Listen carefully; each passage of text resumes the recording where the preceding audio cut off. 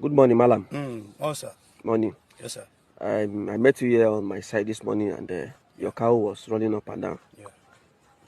We are afraid of you people. Yeah. Now, we are very, very much afraid of you people. Yeah. In this situation now that you see that many Hausas, now not like you, Yeah. you in this environment now, we know you very well. Yeah. We know if anything happens here, we know where to come and meet you. Yeah. But all these people that are coming, that you people are inviting to come and join people, Yeah. destroying people's farm. Yeah. Is it a good thing for this country? Thank you for that question. But for my God, I have religion. I am a Muslim. Okay. No any Fulani man where we can call from another place to come and join us so that we will destroy where we are living. Okay. We are not doing that. Okay. But everybody know that. Okay, let me talk my own now. I'm in the FCT. Are you getting me? I'm with you. So they bomb me here. Yes, in Abuja. Here. Yes, okay. I grew here. Okay. I can speak Bugbagi. Okay. From A to Z. Okay. I school with them. So how manage? I will go get another human being from another outside country to come and join me. Okay. To me, make problem where I'm living. Is it possible? It's not possible. It's not good. Eh? It's not good. If I use that way, where to be the difference between me and the animals? Are you serious? I'm telling you. No differences. No differences. It's good that me make I join them, they use grass. Okay.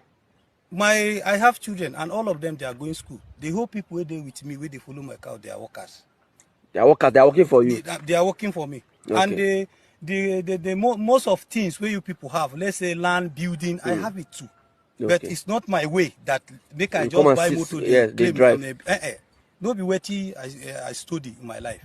Okay. I like this my business. To enter bush. Yes. Okay. To be drive car, begin the do buga. I'm not going that way. Okay. So me now, for this issue, everybody, we have religion, let us fear our God. Okay. This problem is government problem. But you just make a point that these people that they are coming, that is not people that are bringing them, it's government, it's people that go school, and then go bring them. Okay, let me ask you a question. We have border, we will not have border. We get border. Eh? We get border. Through that border. Where are they? If any Fulani, the Fulani way you know for Nigeria, they get difference. Yes. Even for face. Yes. If you look them, you can know them. You have a very good. So from there, why government? I hear that all those custom soldiers, where they are our border. Yeah. Let them stop to allow those kind of nonsense people to come and enter our country and those kind of weapons with arms. Let the government stop to allow all those kind of things where they came from Libya, Niger, Chad. Let that stupid things not be free to enter our Nigeria. Had countries, because of the level of insecurity they had to fence their borders. I know sometimes when you mention, people say, no, it's impossible. Pakistan fenced 1,350 kilometer border with Afghanistan. That was the only time they had peace. Saudi Arabia and Iraq, 1,400 kilometers fenced completely. Can we start thinking of fencing our borders? We have 1,500 kilometers with Niger Republic, 1,900 kilometers with Cameroon. Chad is there. All over us, surrounded by Francophone countries, and the Sahel is heating up. If we don't do anything, when the Sahel falls, it is Nigeria that everybody is interested in. Because they believe Nigeria is huge, Nigeria is big, Nigeria is rich. And that is what we should start thinking about. How do we secure fully and take control of our borders? It is critical for our survival. It is critical for our sovereignty. The same, and it's not all of them are criminal. Not all of them are criminal, because if you know, or maybe if you investigate what is happening or what makes them to take those laws into their hand, some of them sometimes were cheated by so-called Nsakai, and I have to ban completely the Nsakai in my state.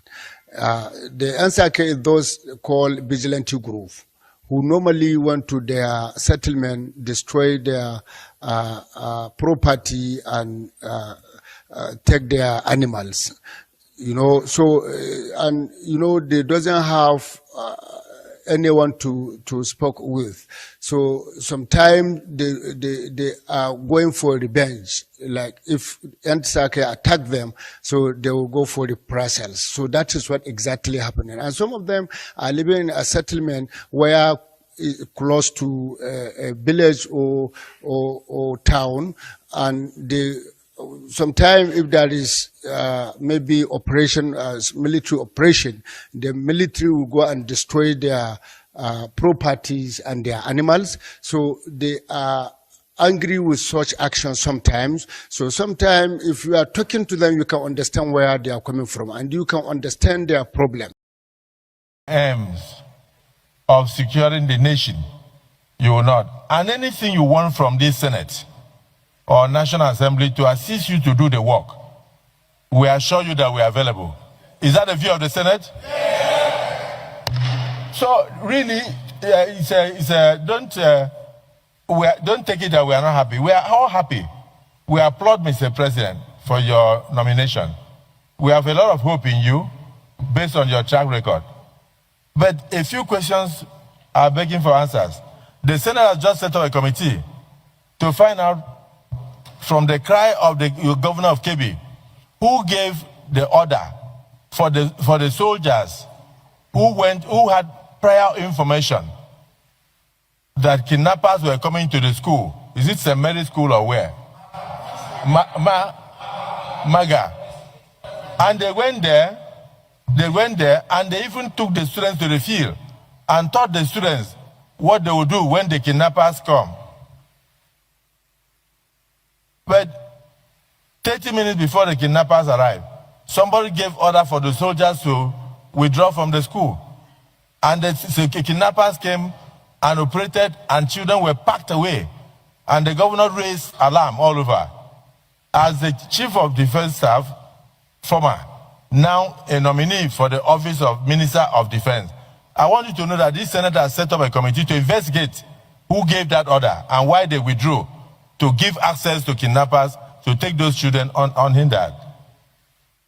It's something that people would like to hear from you.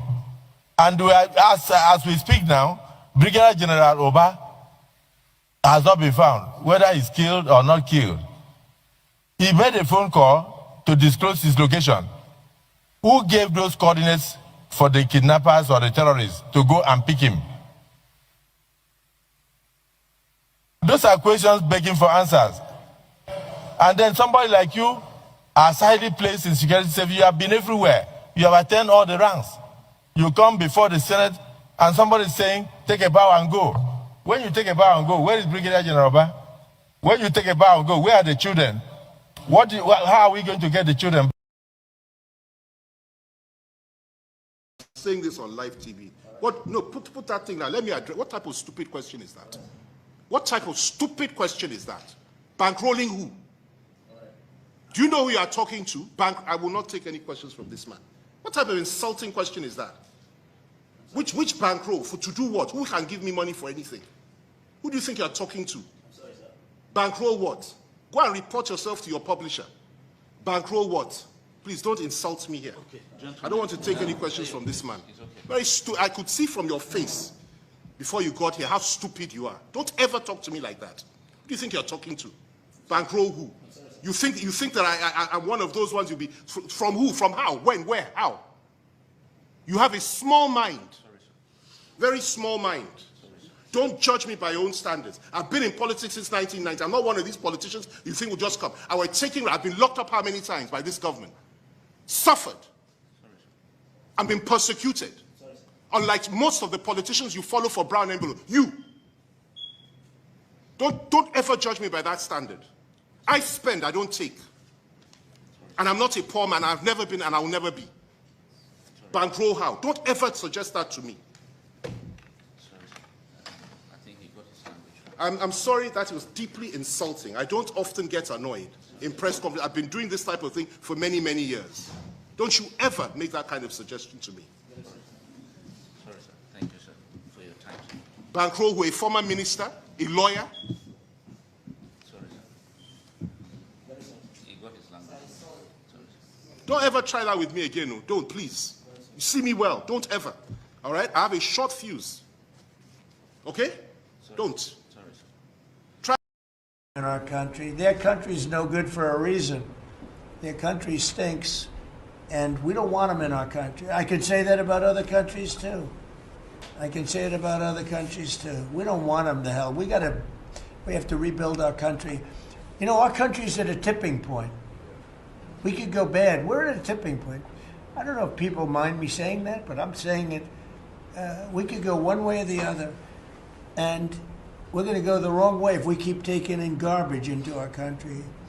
Ilhan Omar is garbage. She's garbage. Her friends are garbage. These aren't people that work. These aren't people that say, let's go, come on, let's make this place great. These are people that do nothing but complain. They complain. And from where they came from, they got nothing. You know, they came from paradise, and they said, this isn't paradise. But when they come from hell, and they complain and do nothing but bitch, we don't want them in our country. Let them go back to where they came from and fix it.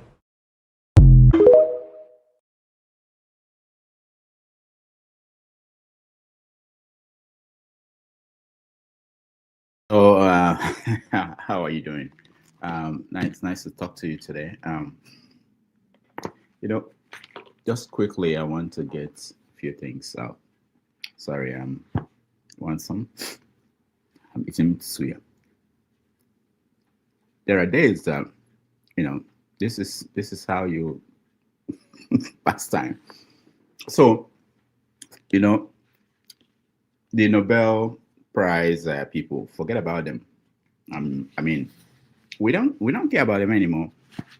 Trump has gotten his own peace prize. You know, this is very important, and this is a lesson for young people. You know, keep doing what you're doing. Somebody will recognize you. Forget about the establishment. Trump finally got his peace prize. So the Nobel Committee, they should carry their behind and go to Somalia. Trump is set. It's all set. Nobody cares about their prize. So, young people, work hard. Don't just stop at one piece, second piece, third piece, you know, stopping one war, to make it up to 8. Make it overwhelming. Whatever war you are fighting, whatever goal you have, make it so overwhelming that people will recognize you for doing that, even if the establishment will not, you know. All right. That's not what I'm here to talk about today. I'm actually interested in talking about the transformation we're seeing in Nigeria. Most people do not acknowledge this. And to some extent, we thank Trump for that. Because since he tweeted out that Nigeria was committing genocide against Christians, Tinubu has stayed home. We didn't know his bots could be at home for that long without developing some. You know, Nigeria is infectious to him, but he's been home and it seems all right. He's been meeting people. Anyway, Trump, because of the pressure that Trump is putting on, sorry, this is so spicy, on Tinubu, he fired the defense minister. Amazing. But that's not the big one. The big one was that after 2.5 years, finally, he got his ambassadors. Yes, he was searching for 2.5 years. Finally, he found the good men and women. Yeah. And one of them is Reno Mokri, for those who do not know him. Welcome to Nigeria. But he is one of the ambassador nominees that Tinubu forwarded their names to the Senate. Reno, if you are lucky, he will be your ambassador if you are abroad in the country where you live. And he has a long history of telling people he didn't like them. So It will be very interesting to watch the dynamics. You know, if you are one of the people from the camp that Reno didn't care about, and he's representing you in the country where you live, good luck. Running to the embassy to say, please help me. I need something, you know. Reno will be like, who brought you to who brought you to Somalia? I think maybe they're sending him to Somalia. Who brought you here? What are you doing here? Anyway, also Femi Fani-Kayode is one of the nominees. You know, Femi, the only thing is this, I don't know. They have to be careful in terms of the country they will be sending Femi to. It has to be a country that will not, how do I put this in a very sensitive way? There is no temptation, you know, it's not prone to causing trigger, tempting him, you know, to go back to what he used to be, you know.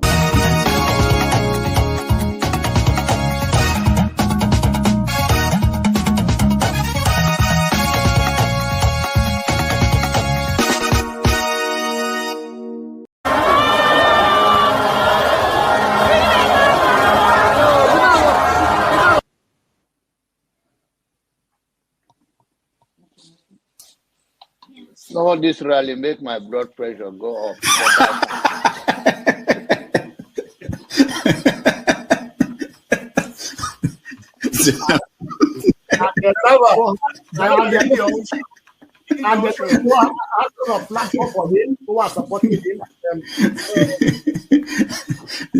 So you should get a filter sometimes, you know, filter your thoughts before you say. I'll continue to take blood pressure medication. Why are you getting high blood pressure, Jonava? Now, I'm not taking medication for myself. I'm taking it for people like Paul and some of you guys that after the January, February something, and then people like Soludo that is a good spoiler. I thank God for his life. He's working for my. And I am ready to die defending Nigeria in whatever way. When it is God's time for us to go, it is you not took my going time to God. You are ready to defend Nigeria. I gave you No, I'm coming. Alexi, hold on. You already started.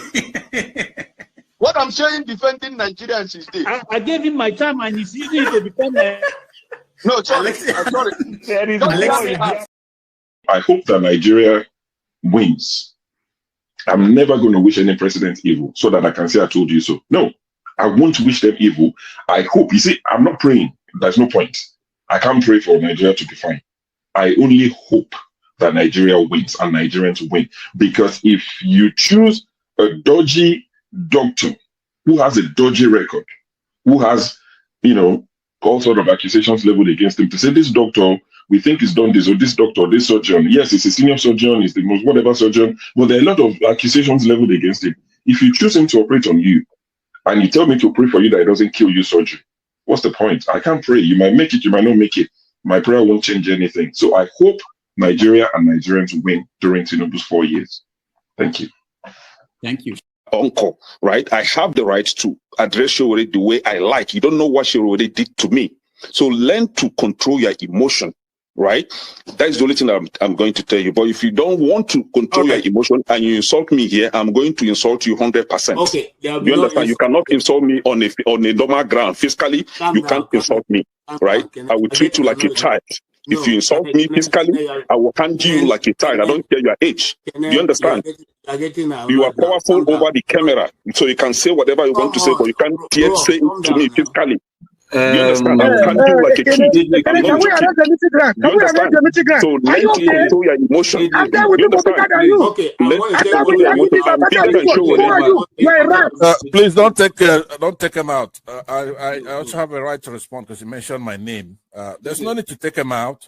All you have to do is to meet them or something. And you're taking too long to admonish them. Comment. What did you say? comment. I know, but he mentioned my name, so I'm asking to respond to him. So when he gets your time, then you make a No. He mentioned my name. If you want to make it rowdy, I will take you out. Take me out, you son of a bitch. Take me out. You think you're a big boy because you're moderating. Take him out, please. Hello, come on, don't use such word now. Don't forget, that state is now an oil producing state. So they now have derivation, if you are not aware. So if you want to speak for anybody, please do not defend a Kalata like a Yabelo. Please do not. Okay, let me respond to him. 1 second. Do not defend a Kalata like a Yabelo. Do not. All right, thank you, Mohammed. The people of that state. Can I respond to him? No. Then go to hell. Rudolph, go to hell. All right.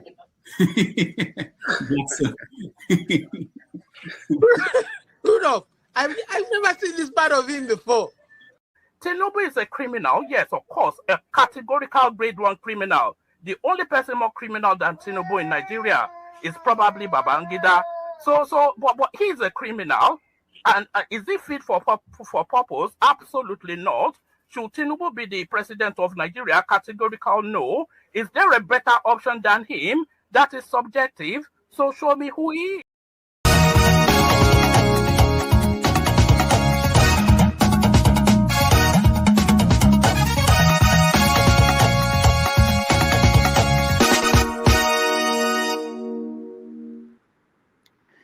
Thank you, everybody. Welcome to the show. It's Saturday, December the 6th, 2025. It's a beautiful day here in New York City. We are coming to you live from New York City. Thank you for joining us. We appreciate you.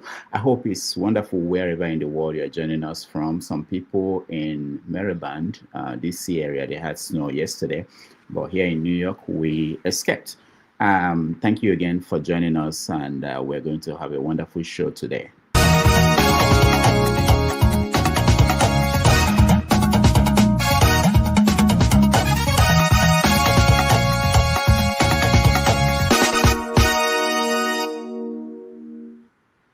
All right, like some of you know, in DC there was a peace deal signed between Congo and Rwanda. Hopefully Trump was the man that made it happen, and they hope that this will bring an end to the conflict in the Democratic Republic of Congo. It's been going on for many, many years. Hopefully it's not going to be like the one in Gaza between Israel and Hamas. Hopefully this one will stick and save the lives of so many people. In Nigeria, we have a new defense minister. His name is retired Christopher Musa. Most of you know him as former defense chief that was fired, maybe sent home a few weeks ago. He's back as the minister, and the former minister was sent home on health grounds. We hope that this will be a change, a transformation in the way they say it in Nigeria, the defense architecture of Nigeria. Essentially, they hope that they will have new strategy to deal with issues in insecurity in Nigeria. The other story in the news was ministers. So ministers are on one side, and then we have ambassadors. Finally, after 2.5 years, President Bola Ahmed Tinubu announces nominees for the positions of ambassadors and sent them to the Senate. There were batches of those names. Some of them were controversial, and people have been talking about them, what it meant, when you choose someone like Rena Makori, what are you saying to the country when you choose someone like Femi Fani-Kayode? We discussed that and gave your views on these nominees and what that would mean for countries around the world, and whether the Senate will actually approve them to head to those countries as ambassadors. So many other issues in the news, but we will start. We were late. I want to thank those that came in to step in for me and for KJ last week. Chim was here on Sunday for 90 Minutes Africa, and Forefathers did 11 hours or 12 hours last Saturday. We thank them for stepping in. We had Thanksgiving holiday for those of us in the New York or Nigerian American region of the world. We had a break. So thank you again for staying with us, and we will start the show properly. We have people in the studio. If you want to be brought in, please turn on your camera and we will bring you in.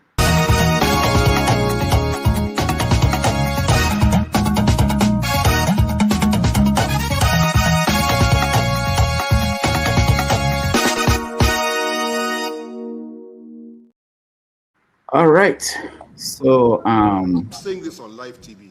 What? No, put that thing now. Let me address. What type of stupid? All right. I don't know who brought Femi again. Thank you so much, OC. OC, thank you so much for being here. Mr. James, thank you so much. We're hearing noise. James, I think it's from you. Let's see. Yeah, James is from you. I assume you are talking to me, but I cannot. The line is not clear over here. I don't know what is over there. Yeah, James is from your own end. Maybe you can log out and come back in. Okay. Is the line clear? No, James is not clear from the end.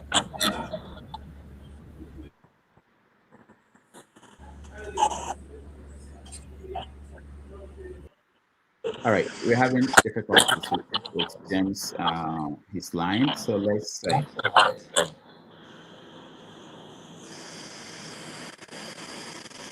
Otsi, can you hear me? Yes, I can. Okay, we're still getting echo from somewhere. Sure, welcome to the show.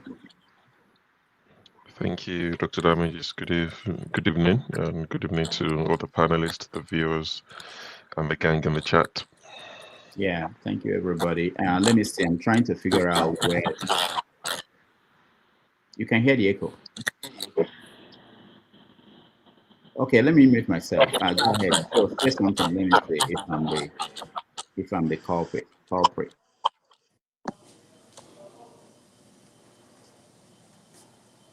Okay, let's check that. OC, can you say something just to check if it's... Yes. Yeah, can you hear me? Yeah, clearly. Okay. Just a little bit of 1 second. Let's see. Okay, Dr. Damage, you can come back. Let's have a quick chat and see if it's better. Yeah. Can you hear me? I can hear you. Okay. I think I muted OC just now. So let me unmute him and let's see if it changes anything. Okay. Yeah, it's OC. It's OC, yeah. All right. That's for you. Go and show mommy. I just want to make sure that it's not. So let's see if James is. James, can you say something? I can hear you now, but not very well. It's okay. You may go ahead. Never mind. Okay. All right. James, you can try and come back. There's noise at your end, but not the echo. Echo is from OC.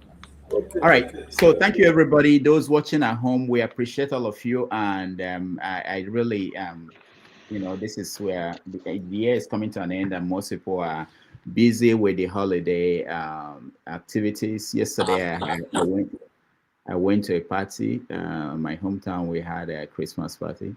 I wanted to show you guys where I was dancing, but the music was copyrighted, so we have to do something before we show that. But it was nice, and I know that a lot of people are going through things like that this period. Again, thank you for having the time to join us as we talk about issues in the news. Let me start with you, Revolution. Thank you so much for being here. Let me start with you, Show. I've been busy with so many things. I haven't followed the news as much as I should. What has been going on? What are we missing in the topics we mentioned? Well, you're not missing much. I'll just read out a few things that I saw. Probably not worth discussing. I mean, not that we shouldn't discuss them, but they're not big enough to discuss as standalone. But just to read out a few headlines. Senator Akpabio sues Senator Natasha for defamation, 200 billion naira lawsuit. So, yeah, so Akpabio sued Natasha, so that drama hasn't ended. We also have court summons Wike in 40 billion defamation suit filed by Tounges-Ekong, the River State politician. So Wike was sued. We also have Wike sacks the FCT IRS, Inland Revenue Service chairman. The guy, was only recently honored by his staff, saying that he's showing exemplary leadership. So maybe Wike is jealous. I don't know what the issue is, but Wike just fired him after the guy's staff said he was doing a really good job. In River State, I think 16, don't quote me on the numbers, of their lawmakers defected to APC. Wike said he wasn't informed. He doesn't know anything about it. That one is that one. What else do we have here? Supreme Court, no, Nedinwuko, nobody cares. Gunmen kidnapped 2 Chinese nationals from construction site in Kwara. So China might also be sending their own troops to match American soldiers on ground, since 2 of their nationals were kidnapped in Kwara at a construction site. Also, Daniel Bwala was on a radio station and he managed to blame Starlink. So if anybody has Elon Musk number, they should tell him that Daniel Bwala said Nigeria cannot trace the kidnappers because they're using Starlink. That if they were using MTN or one of those Nigerian providers, they would have been able to track them. So he said Starlink is what they're using, and that is why nobody can track them, because Starlink is not registered in Nigeria. Okwebolo, the educated illiterate, he managed to rope in APC. Not rope in APC, I think he just said what we all knew. He said that kidnapping is being carried out in Nigeria so that they can use that as an excuse to get rid of Tinubu. He said what they did in 2015, they are trying to do it again. He said that is exactly what they used to get rid of Jonathan. So now you're wondering who's that person? I mean, what party benefited from that in 2015? If you're saying that that is what they did to get rid of Jonathan, wait, Monaco, you know this. Come on, G. I'll come back to you. Sorry, I'll come back to you in a minute. Go. Sorry. So he said that this kidnapping is being done to get rid of Tinubu. He also said if Tinubu doesn't win Edo State, he would resign as governor. If Tinubu doesn't win Edo State in 2027, he would resign as governor. And I think with the ambassadorial list, the 3rd batch, they included the Ibom guy, the guy that was the sole administrator in River State. He has been included. So that list is just a way of paying back all the political allies. If they are good or not, I don't know. And I hope that the countries they are sending them to would also vet them and probably reject a few of them.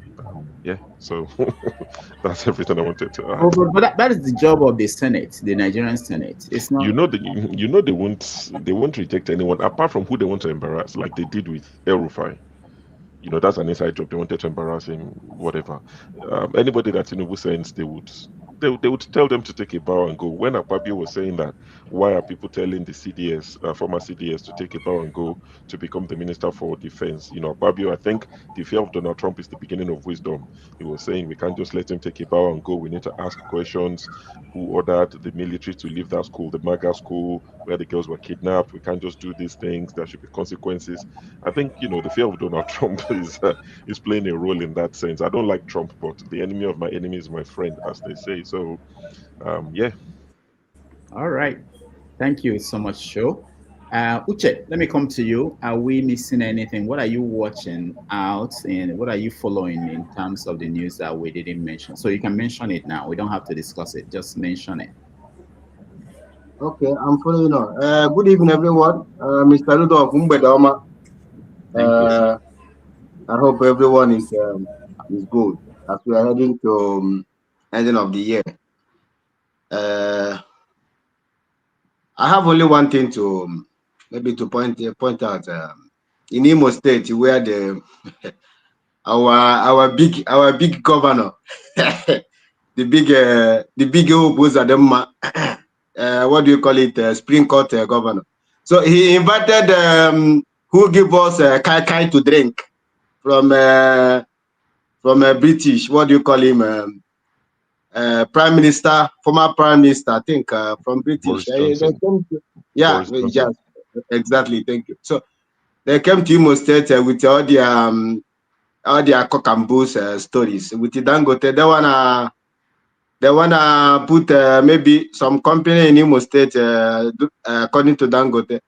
And the bro Justin was telling us he bring what do you call it? What is the name of that wine? So when Nigerian whiskey, exactly. So when Nigeria gave him doctors and a reasonable things contributing in their country. Crude oil and gas. Exactly. Nigerians are giving him a better thing. So he's giving us a whiskey to drink like weekend. So that is the only thing I can point out. Many things happen in Nigeria. Maybe another person can contribute. We are now drunkards. Whiskey.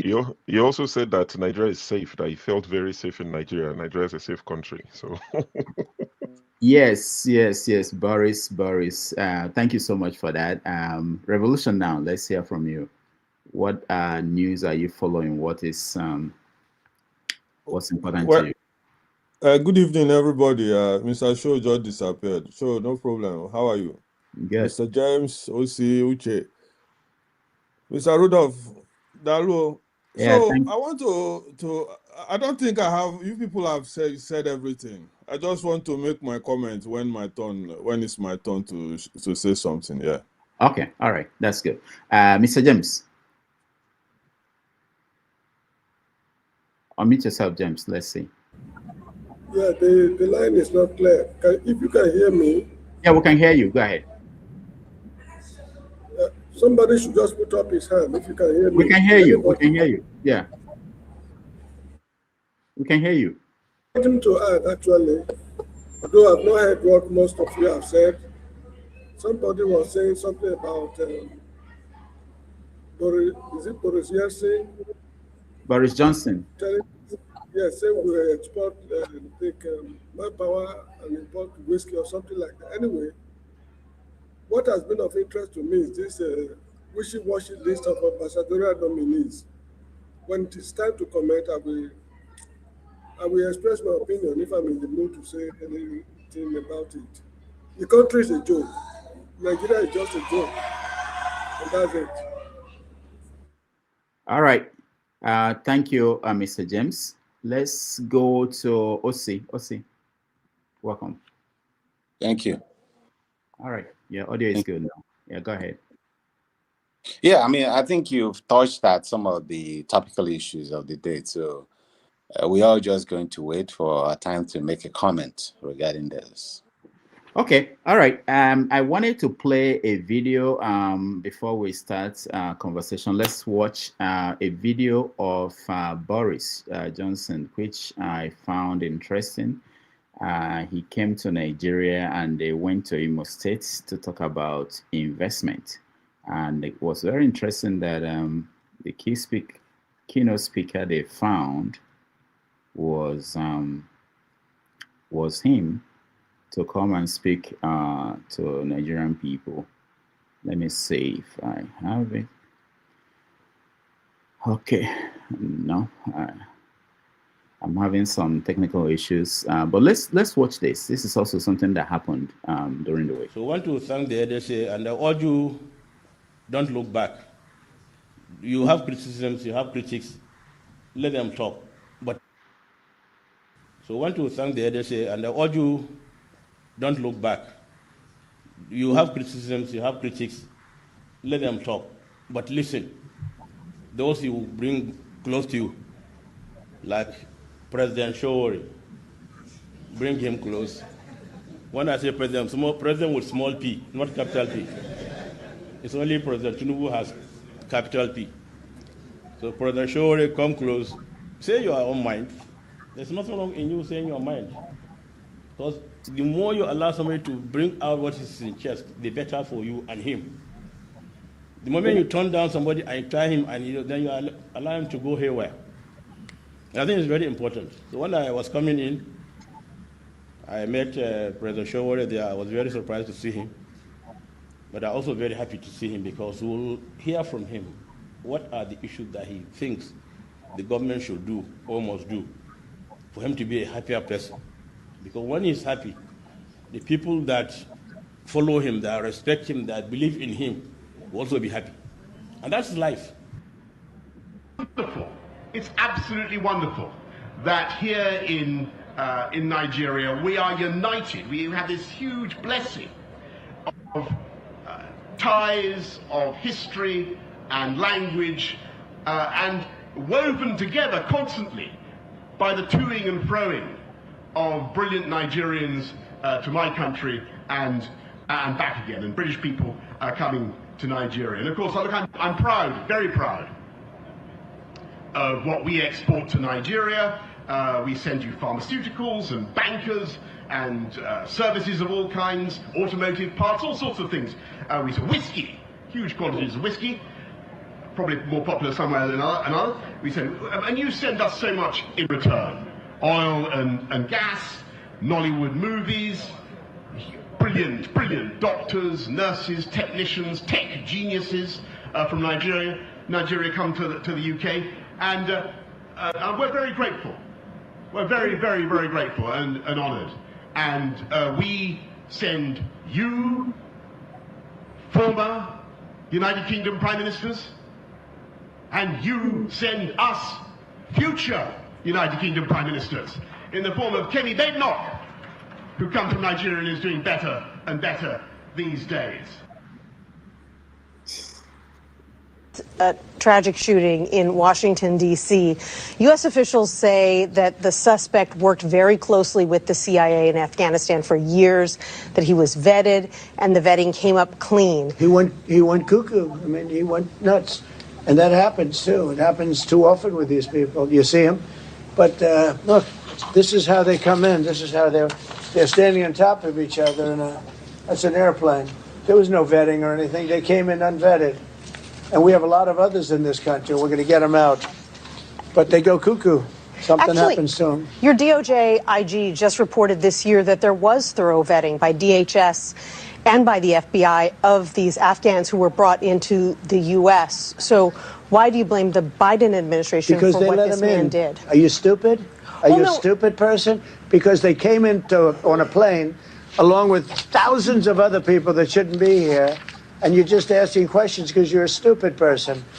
And all right, welcome back, everybody. You know, my initial intention was after playing Femi Fani-Kayode, I will play Trump, calling reporters stupid, so that you can see two of them side by side. But that's how the world we are living in today, and we want to start our conversation by picking on one topic. And the first topic I think we should all discuss is something that we don't tend to spend time on. Congo, Democratic Republic of Congo. It's very important that Africans should realize that it's the most important country in Africa, both by landmass, both by the potential of that country as what could have been a food basket of Africa. Also, because the conflicts in Congo has been going on for many years, and we are seeing a little bit of that in other parts of Africa now. So whatever is going on in Burkina Faso, in Nigeria, in other countries where there are resources, is a replay of what is happening and has been going on in Congo, which is that the international communities are interested in the resources, and as a result, they don't mind making sure that that country is destabilized so that they can continue to exploit it.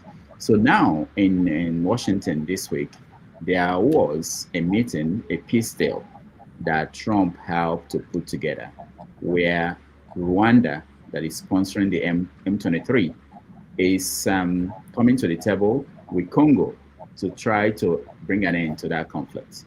So let me get your views about that, and then we go to other topics. We'll come to Nigeria and their favorite topics like Trump and what he's doing. And also there's this news that people didn't take it as a serious thing.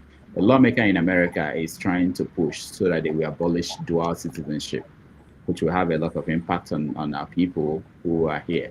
But let's talk about Congo quickly. Trump leads Rwanda and Congo on a peace deal that was signed in Washington, D.C. Mr. James, are you hopeful? Yeah, if you are hearing me clearly, I'm not hearing you very well. You were saying something about Congo. Yes. And the peace deal, yes. The peace deal, from the look of things, is just a piece of paper, because the signatories did not even shake, they did not exchange handshakes at the end of the deal. They did it for certain important reasons. And you know, Trump or America cannot do anything for free. They've already fleeced up, and they've got what they want from Africa and what they hope to get. That is the essence of the peace deal.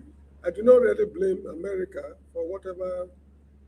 I mean, these are opportunities for them to get themselves well organized in dominating the world. Let me put it that way. If Nigeria were to be a responsible country that it used to be, foreigners will not come to Africa to settle this kind of problems. We were able to settle the problem in Zimbabwe. There's no time for me to go into the history now. In South Africa, what's it called, Mozambique, Angola, Guinea-Bissau, Namibia. We did all we could to resolve the issues in these countries. And of late, Liberia, Sierra Leone, and the Gambia, and even in Guinea-Bissau, we still have 177 troops there, but we are no longer what we used to be. This is why Donald Trump is stepping in. Nigeria was not in a position to do these things while Ghana was championing the cause during the days of Kwame Nkrumah. It's a spectacular. Ghana happened to, should I say, We all appreciate Ghana it. failed. Ghana failed. That's why Nigeria was able to take over. Nigeria has fallen. Another African country should take over. It can be Egypt, it can be South Africa, or any other country. Because from the look of things, from now till 50 years' time, Nigeria cannot get out of the present mess we are into. So that is how I see it. The road ahead is still very, very rough. According to late Jimmy Cliff, that's a man we did not mention. Jimmy Cliff died, I think last week or so. Cliff said it's got a hard road, I think a hard road to travel or something. He sang a song which he titled Hard Road to Travel. We've got a very hard road to travel as Africans before we can get ourselves well organized. Nigeria is finished. Nigeria is expired. In our lifetime, we cannot resolve the problems we have to enable us play the kind of role we played in the past. So that is the little I've got to say. Thank you very much. Thank you, James. Revolution now. I hope We you had heard me you. clearly. Yeah, we had you, James. Thank you. Revolution. Yeah. What do you make of peace in Congo? Good evening one more time to everybody. You see, like I always say, I know most of you will not agree on my own opinion about African politics and the people of Africa. And sometimes those of you who are very highly educated will say that Trump is going there for his own interest, or that anybody who wants to step in to help Africa, if it's from Europe or whatever, they say, oh, they're getting involved because of the minerals or what they are going to get. This is where I get it. I find it difficult, with educated Nigerians. You understand me? Because if we look deep, I'm a man who has spent a lot of my money and my time studying Nigeria, Africans, and Nigeria in particular. We are not easy people. You understand? So the problem in Congo, I have a lot of Congo friends who we work together. Sometimes I speak to them. Why are you people fighting? What is the problem in Congo? You will find out the excuses they give you is exactly the excuse we have in Nigeria. You understand me? Tribe and all those type of things. You know what I mean? Or one person will say, oh, it's my turn, I have to rule. And somebody will say, no, it's my tribe to rule. And then when somebody steps in because of the killing, and when they do this thing they are doing, Dr. Damages, you find that it's only the poor people who are suffering. You understand what I'm saying? The people who are fighting this war, taking all the minerals and everything that doesn't trickle down to the poor Congolese. Here in Sweden that I live, most Africans who are giving refugees are Congolese. Most, apart from Somalians, and the rest are Congolese. It will be difficult for you to find a Nigerian who successfully obtain a refugee status here. So, to round up, Doctor, we should appreciate when people like Donald Trump steps into Africa, because Africa is a shithole. We only defend. Sorry, I don't know if it's me or. No, it's not you. Go ahead. Go ahead. Yeah, we only defend our pride. Oh, we don't want to be colonized again. We let them leave us to solve our problem and this and that. Like what is happening in Nigeria, Trump want to intervene. You see people coming. Oh, we don't want it. They start giving us excuse. They went to here, they failed there, they went there. These excuses, they give it to us so that they will continue doing this evil to the poor Africans. So for me, it's a welcome development. I just pray that these brothers, you saw them, like Mr. James said, I had it also. They did not even handshake of, okay, you know what I mean now? Well, okay, make una take sand, make una just settle this matter. Shake hand, okay. They refused to even do it in presence of everybody there. They refused to shake hands. So I don't know. For me, Trump is doing he's the greatest of all time, of course, which I agree. Good in capital letter. We should appreciate what that man is doing, whether you like him, whether he calls somebody stupid, who is asked. Of course, many people used to ask stupid questions, and if they are so stupid, Trump don't care about anybody. He will tell you are stupid. You are asking me stupid question, and you are stupid. These are the type of leaders me privately appreciate, because we cannot always, like Nigeria. I say we have that our problem. What do they call it? Now, so they do a syndrome. Oh, boy, no talk that kind of thing. No. You go spoil something. No, just try to pretend. No, he doesn't pretend. What he's doing in Congo. In fact, I was shocked to hear it even. I was just listening on the BBC. Suddenly, I heard that Trump was able to negotiate a peace deal among the warring fractions in Congo. Let us appreciate that, brother. Please. That's my view. Thank you, Doctor. All right. Thank you so much. Uche, let me come to you. Do you appreciate Trump for his efforts in the Congo, trying to... Okay. Good evening once again, everyone. I have a little to contribute about the issue of Mr. Donald Trump. I think we have to find out something. This is not only affecting Nigerians, it's affecting Africans in general. Because the reason why I'm saying this is that we are talking of peace. Yes, Mr. Donald Trump trying to make this peace. If you are not capable to solve your problem, I think someone behind should come in. In our language, in Igbo, they said,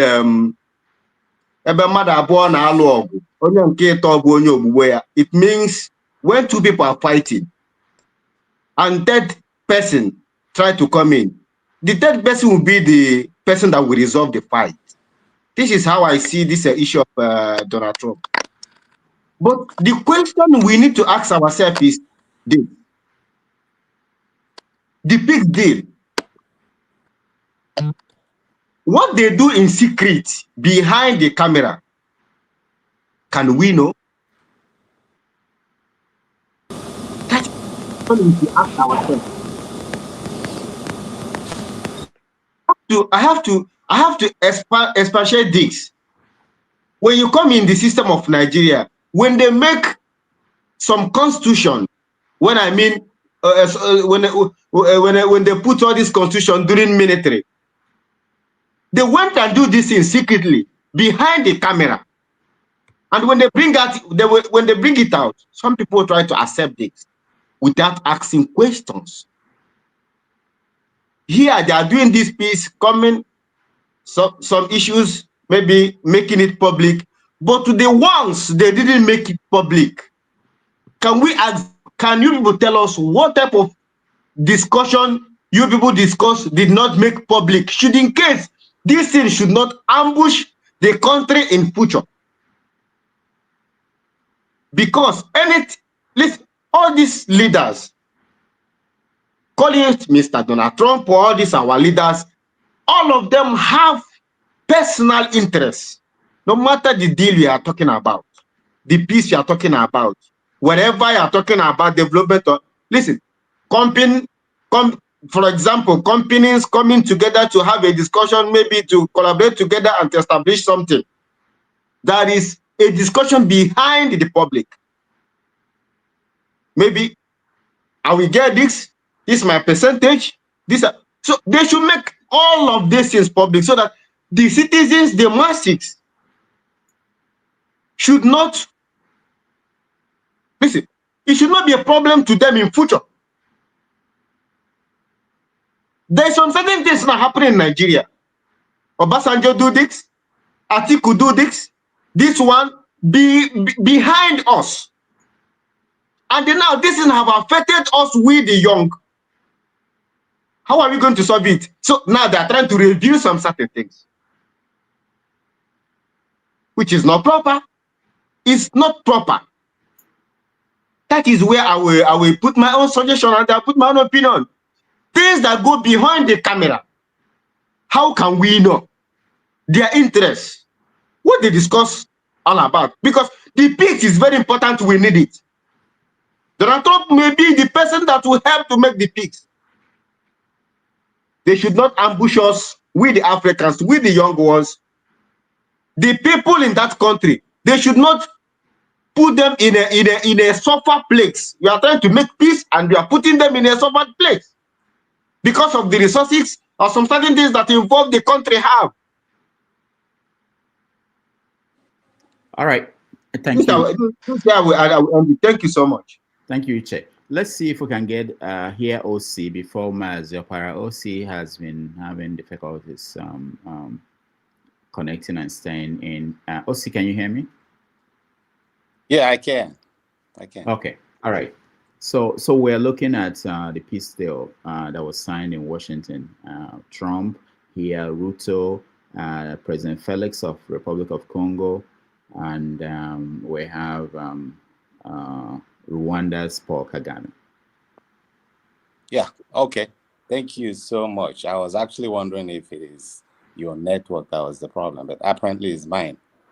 You know, it's very interesting to see somebody who is a president who is preparing to invade another country using all kinds of flimsy excuses, turning around to bring two other parties together in the name of making peace so that people don't die. I think it's a huge irony.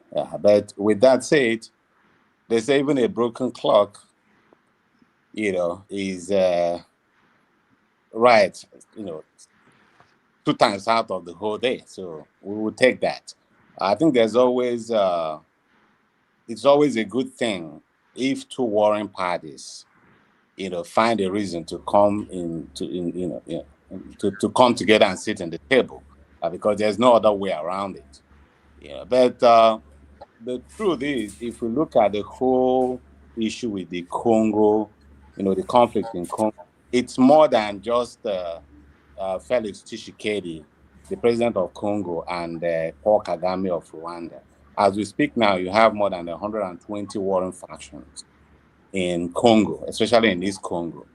I think a big part of it is what they call resource cost.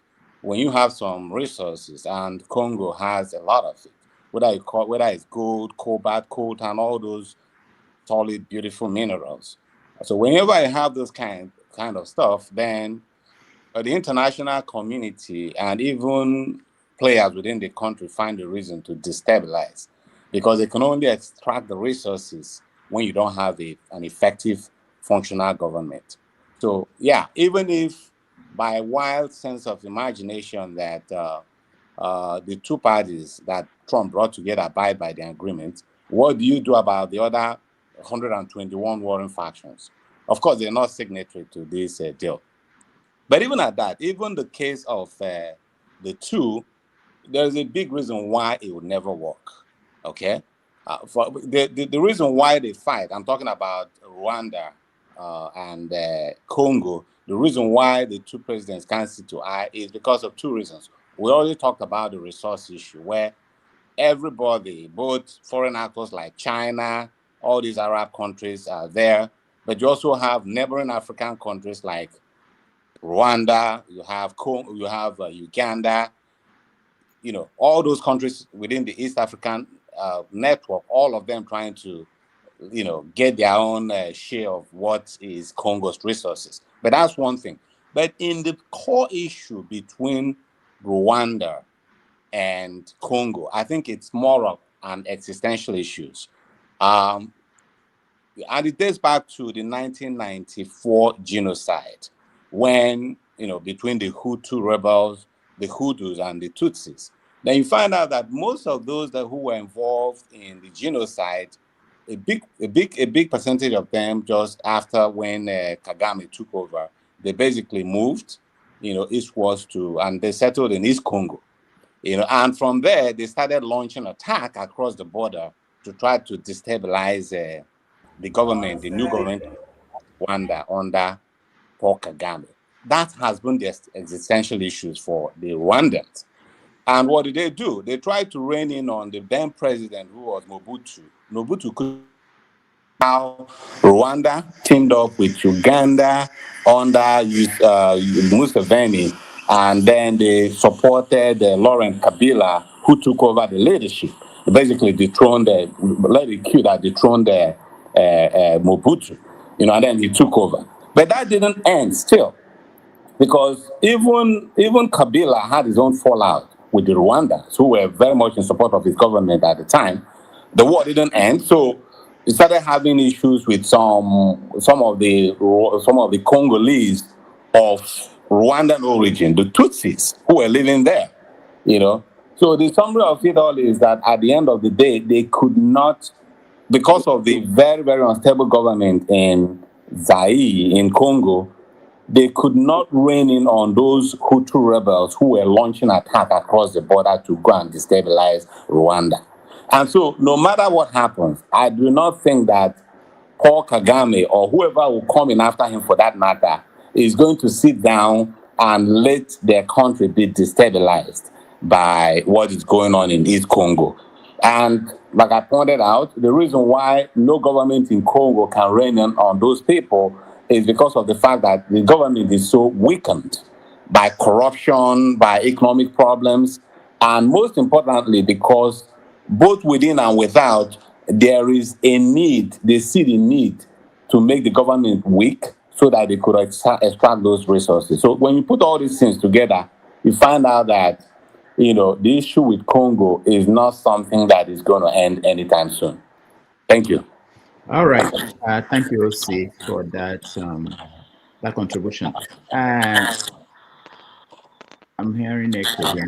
Let me go to Mazi Opara. Go ahead, Mazi.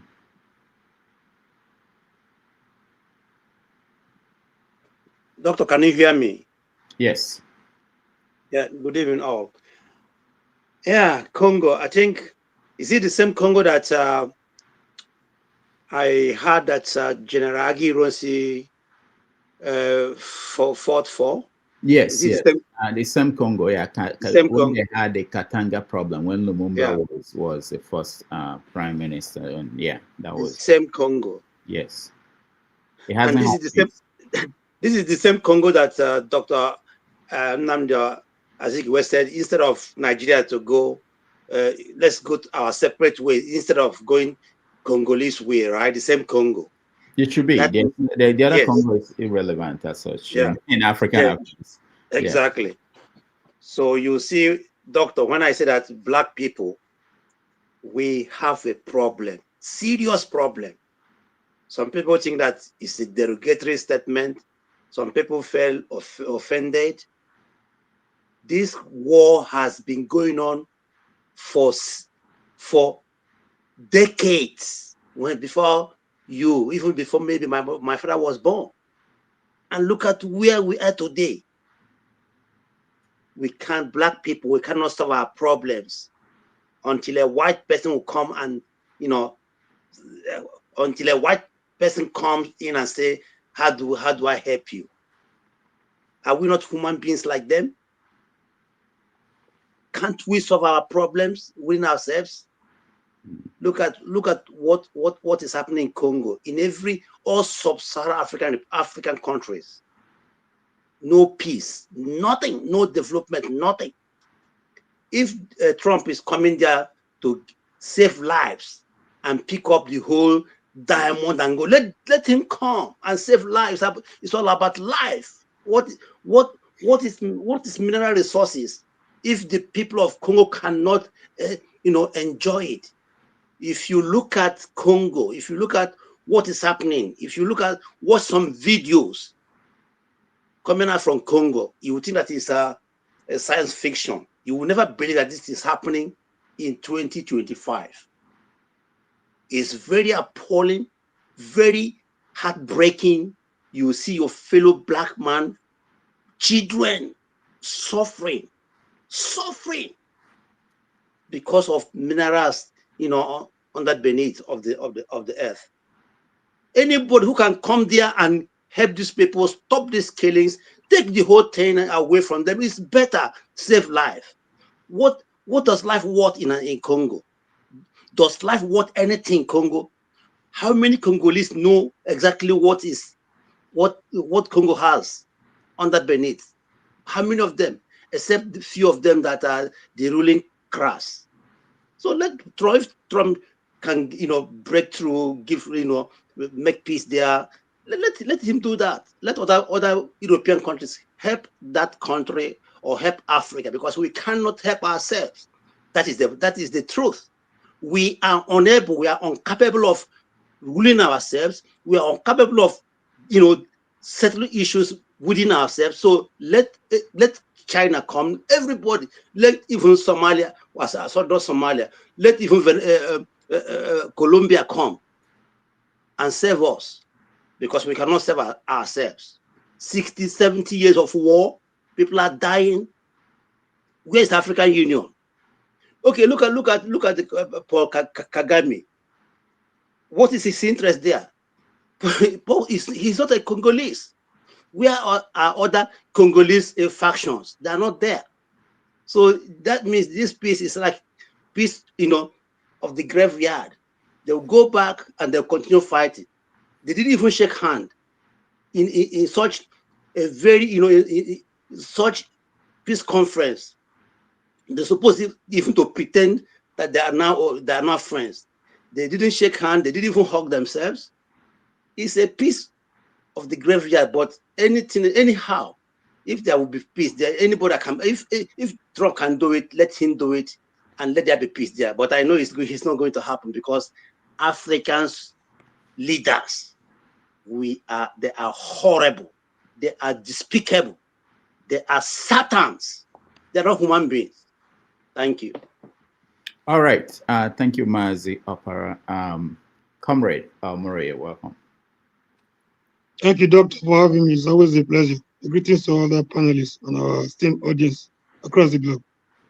We're talking about Congo, and Mr. James suggested that, in the past, Nigeria will have played the role that Donald Trump is now playing, which is making peace for two African countries and the rebels who are fighting inside. But now that Nigeria is not in that position, maybe another African country should have taken over that role, and not American president. What do you take of? What's your take on the making of this peace deal and whether it will stand? Yeah, peace is a necessity. You cannot have talk of development without peace in the region. But I don't believe in the peace of the graveyard when we lost our voices. We have to be careful the way things are going. This is a new colonial era. It's shameful where if at this time we're still working for those that didn't mean well for us in the past, if we think now they're coming to help us, I think it's a big shame. And we have to be very careful. It's not coming to make peace. Everybody knows who Donald Trump is. It's all about their interests. It's all about what they can get. The last time he was making statements, negotiating a certain percentage of what they have. For some people to come out to say it doesn't matter, it matters. We need peace. I know people are pushed to the wall. I know people are angry. I know people want peace to reign at all. Be careful about what you call for.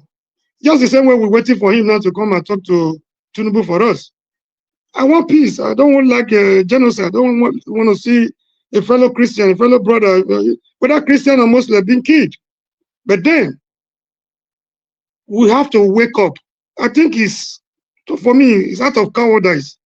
Each time everybody come to when it's Donald Trump coming, like the question of modulation asked the other time. What if he doesn't come? And what if he comes within 2 or 3 years? He's able to get whatever he wants to get out of the system, and he's not coming back again. What if he leaves? So enough of this act of cowardice.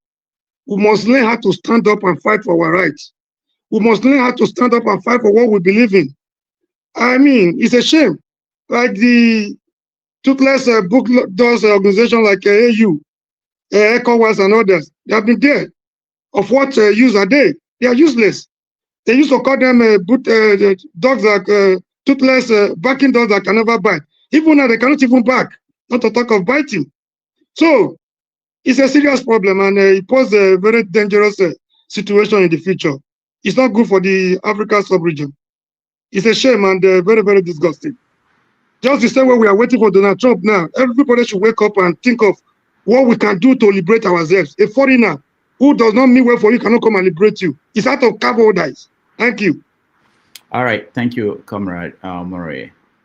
Chris, welcome to the show. Yeah, good evening. Sorry, I just want to be quick. You know, the reason I actually came in because I was listening at the background is when the Congo issue came up.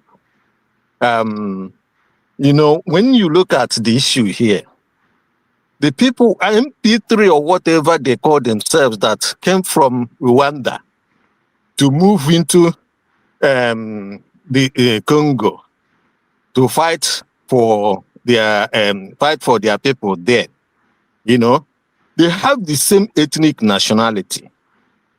I think they said that they are Tutsis or something, or they're one of those ethnic nationality. So the problem of Africa has always been this cross-country ethnic nationalities. This issue will not go away because until those people that are in Congo, whose ethnicity are somewhere in Rwanda, yes, feel that they are, you know, they are, as long as they feel that they are marginalized, they will want their brothers in Rwanda to come and help them out in Congo. And this is exactly the kind of war that is going on in Russia. And the issue of Russia being in Ukraine, you know, I just want to give an example with Europe. Because Europe, in 1845, in Germany, Westphalian Conference, realized the futility of one ethnicity trying to dominate the other ethnicity. So they agreed that every ethnicity should be encouraged to become a state nation. You know, so when you come to Europe today, you will see what small ethnic nationality they are. Just even if they are 900,000, they want to become one ethnic nationality. They want to be so. Even here in UK, there's even a talk about the unification of Ireland. You know, so these things is something that intellectuals in Africa needs to understand. There is a power in that nationality. There is because it is cultural, it is socio-cultural, it is linguistic. It's about language. It's also about the ancestry. So if you look at it, if you go today, when Tinubu want to invade Niger, why did the Hausas in the north say he couldn't invade them? Because the people they are going to invade their houses. So we should understand this, and until they start to understanding this as the problem of Africa and try to redo what the Europeans did in Western Berlin, you know, we are not going anywhere. So that's what I'm trying to suggest here. Thank you, and a fruitful discussion, because I want to go out now. All right. Thank you. Thank you so much, Chris. Dexter, welcome to the show. This conversation about the Berlin Conference, it's an expansion of this conversation, like Chris was talking about, 1884 to 85, and whether Africa can actually move forward without going back to resolve the fallout from that conference. Because if you look at the Tutsis in Congo and the Hutus, you find them in Congo, you find them in Rwanda. And because in Rwanda, Paul Kagame, who is Tutsi, is in charge.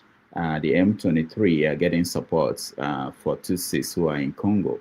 And you can go across Africa and see the borders drawn by Europeans and the conflict that are coming out of that decision. How is it going to be resolved? Because like some people pointed out, until that is actually dealt with, most African states as structured today is not stable. Go ahead. Thank you, Dr. Damages. Good evening to everybody. Good morning to everybody. Good afternoon to everybody. And I think everybody should just click the like button, guys, and watch it. You know, the way I see it, the question is, when we Africans come of age, okay? When we come of age and decide to do what is right for ourselves, as much as, yes, we know there was a Berlin conference, but the idea of that Berlin conference was the Europeans were tired of fighting each other. They said, okay, let's not fight each other again. Let's go somewhere else. Let's take this war somewhere else. Let's not do it among ourselves. You know, there's this land the Portuguese have discovered. Let's go and exploit. Anybody that gets there first, whatever, you take your own, and then you get resources there. But the Africa has gone so much far ahead of colonization. We can always talk about the scars, but it's just like you are a patient. You had an injury. There was a scar. There was a big injury. There was a big cut. But now they've treated you. You can't now keep on saying the reason why you're not making progress is because of the scar. You know, it's either you don't want the injuries to heal. You know, it's like, what will it take? Like, what is the value of peace to an African? That's the question. What is the value of peace to an African? Is it because of the fight for resources? And one thing we should realize, Africans have a lot of people that have gone intellectuals. The biggest resource that anybody can have is the resource between your 2 ears. That's the biggest resource. And I think that is one of the things Africans have not decided to harness. And one of the reasons we have not decided to harness it because we don't empower, we don't think that human capacity development is the way to go. You know, human development index is 0 on our radar. We're always thinking, oh, there's resources this person wants to come and take. That resource that is a raw material, without brains, it cannot be transformed. It's just like crude oil. Crude oil can be, you have a lot of byproducts from crude oil by the time you refine it. But if you don't have the intellect to refine it, it just remains crude oil and the value is low. So one of the things we've missed in Africa is value addition. We don't really think of value addition, and that is one of the reasons why the conflicts have kept on going on. The conflicts are always increasing because the Africans don't think of value addition. What we're thinking of, they are taking this 19, let me go and take it. You look at the man that is making money. Oh, that man is taking all my money. But you don't realize that if you do value addition on another thing, you will even get more money. But we don't think that way. And so we start fighting over limited resources, you know. And if we keep on looking back to say, oh, it's these people, it's those people, we will not solve the problem. Also, like I also question the ideology of, oh, let us not, this man wants to come and take our resources. Look, you have proven that you cannot even solve the problem. Gone are the days of ECOMOG, the days where Nigeria was international, that Nigeria could step into countries and say, okay, look, we'll settle this thing. First of all, we don't have that because we don't have integrity anymore. You know, if your leadership doesn't have integrity, then nobody will respect you outside. I mean, the Nigerian this thing cannot in any way. The Nigerian government doesn't have the moral anymore to go into any country and say, do these things the right way. I think it was Femi Falana that was saying the Gambia, when there was Yahya Jammeh, the guy that wanted to stay in power. Yeah. When he decided that he would stay in power, all that happened was that they sent Nigerian Air Force to fly over his palace. And he left. Sao Tome and Principe, when they organized the coup, Obasanjo told them, go back. He stole that man back. We settled things in Liberia, Sierra Leone, but the moment you lose the moral class, the moral integrity, which Nigeria has completely lost. Look, the president of Nigeria cannot step in anywhere in Africa and talk. Because people will just look at you that we know. Dexter, when did we lose it and how? We started losing it from 2015. From 2015. In fact, from 2015, we started losing it. Completely lost respect. You know, first of all, you cannot come to power by bringing mayhem. Okay? You cannot be a proponent of terrorism. You cannot be a proponent of mayhem, and then you use that to come to power. And then you think that in the international world, you have the moral class to talk to people. No, you won't. You absolutely have lost it. You know, and that's what the way we didn't see it. Or you go and tell people, it's my turn to rule, you know. No, you don't do that. We have not shown integrity. Unfortunately, what we must realize that, see, by the time the British were leaving Nigeria was a very high-class society. There was a whole lot expected of Nigeria, but gradually we have eroded the values and we have taken it down. And the reason we have done that is within ourselves. Nigeria does not promote meritocracy. They don't promote competition. They don't promote the best people for the job. Across every facet of our society, across every facet. And you see, when that rot started, it started from 1970. And unfortunately, like I always say, it's like a cancer. You know, it's like a monster. The day you are feeding the monster, maybe you are the one giving the monster milk. The monster won't bite you. It will be happy that you are feeding it. But when the monster grows above that milk and now wants to eat meat, the day it cannot eat meat, you will become part of the meat it needs to eat. And that is what has happened to Nigeria. The monster we have been cuddling with gradually, that monster is now eating into the fabric of the Nigerians everywhere. The people that thought that they had it will eat everybody. It's going to go round. So until we can settle that within our own locality as Nigeria, if Nigeria can find peace, equity, fairness, and justice within itself, that will be the blueprint for the whole of Africa. But unfortunately, one of the problems we have in Nigeria is this. Because of tribal, you see, I always tell people, Dr. Damages, one of the best things that the Europeans have done for themselves, the ability to write the truth as it is, irrespective of whose ox is God. Donald Trump is in power. Somebody will write a book about Donald Trump and write the bad things he did. They will write the bad things that Bill Clinton did. It doesn't stop them from saying the good things. They will write it and people will read it and say, yes, that is what it was. You understand? But in Africa, it's not that way. The moment your person is in power, let me give you a typical example. The Yorubas hold Awolowo. He's very high regarded. I'm sorry if I like Yoruba people. But if I say this, they'll get touched. But this is the truth. The Yorubas hold Awolowo in very high regard. But would they be able to accept the truth of what he did? will they be able to accept the truth that telling people that they should come, that people that had 1 million pounds, that they should take 20 pounds? Would they be, is that a just and fair? Is that something to be proud of? If you look at it, but are we going to tell the stories? There are parts of Nigeria that people don't want you to tell the story. And until we are ready to allow people to tell the stories as it is. Chimamanda wrote a book. The Nigerian, when they were doing the movie, the Nigerian, is it NBC? They censored the movie. They don't want the stories to be told. We don't want to hear the truth. Now, until we are ready to hear the truth, no matter whose ox is God, no matter how painful it is, that is when we will move forward. But in Africa, you don't want that. What we want is that, like I tell people, when you take over, if you take over example, you might say Google is doing very well now. But the truth about it is that Google itself has liabilities.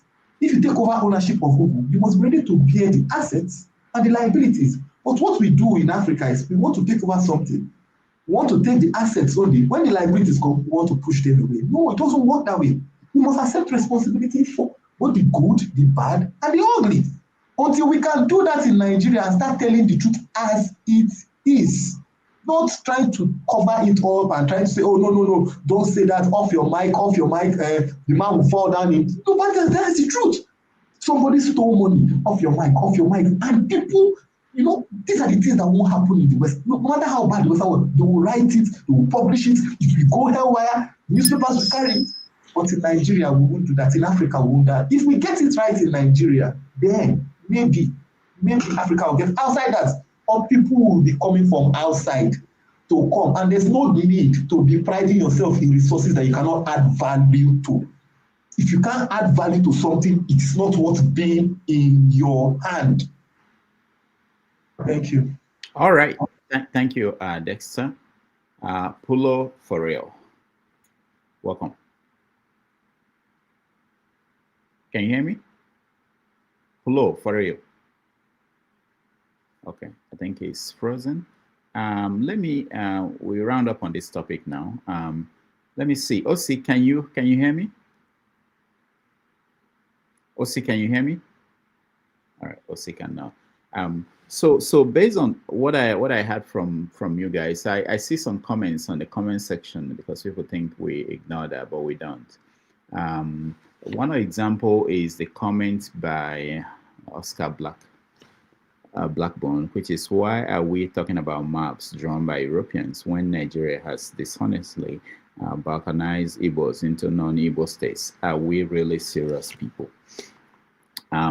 So that debate has always... Pulo, can you hear me? Yes, I can hear you. Can you hear me? Okay, yeah, go ahead. Let's hear your contribution.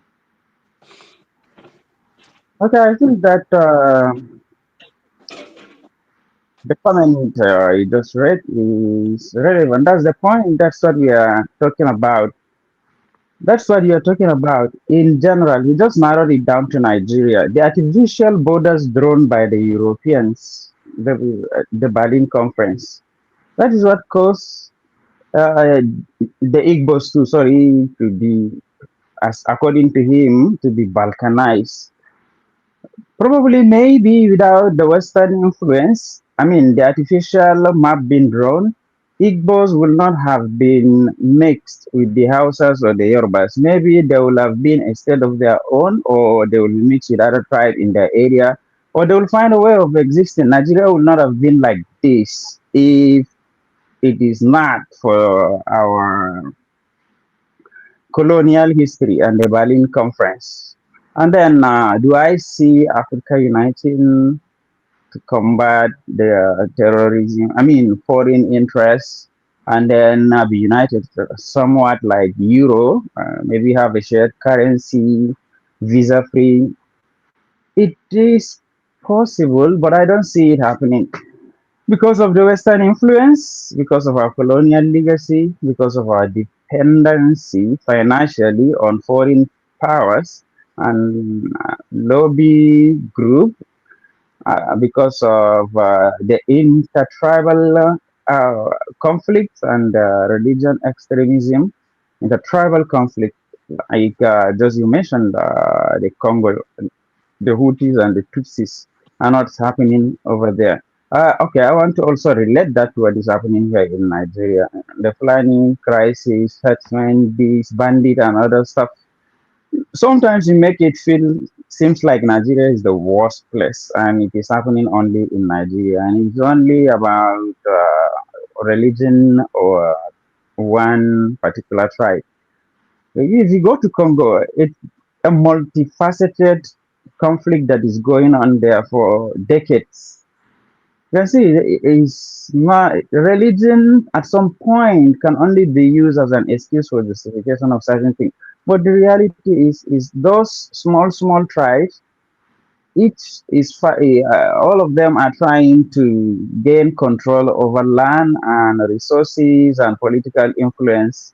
Whoever happen to have power will try to get a revenge, and the cycle continues.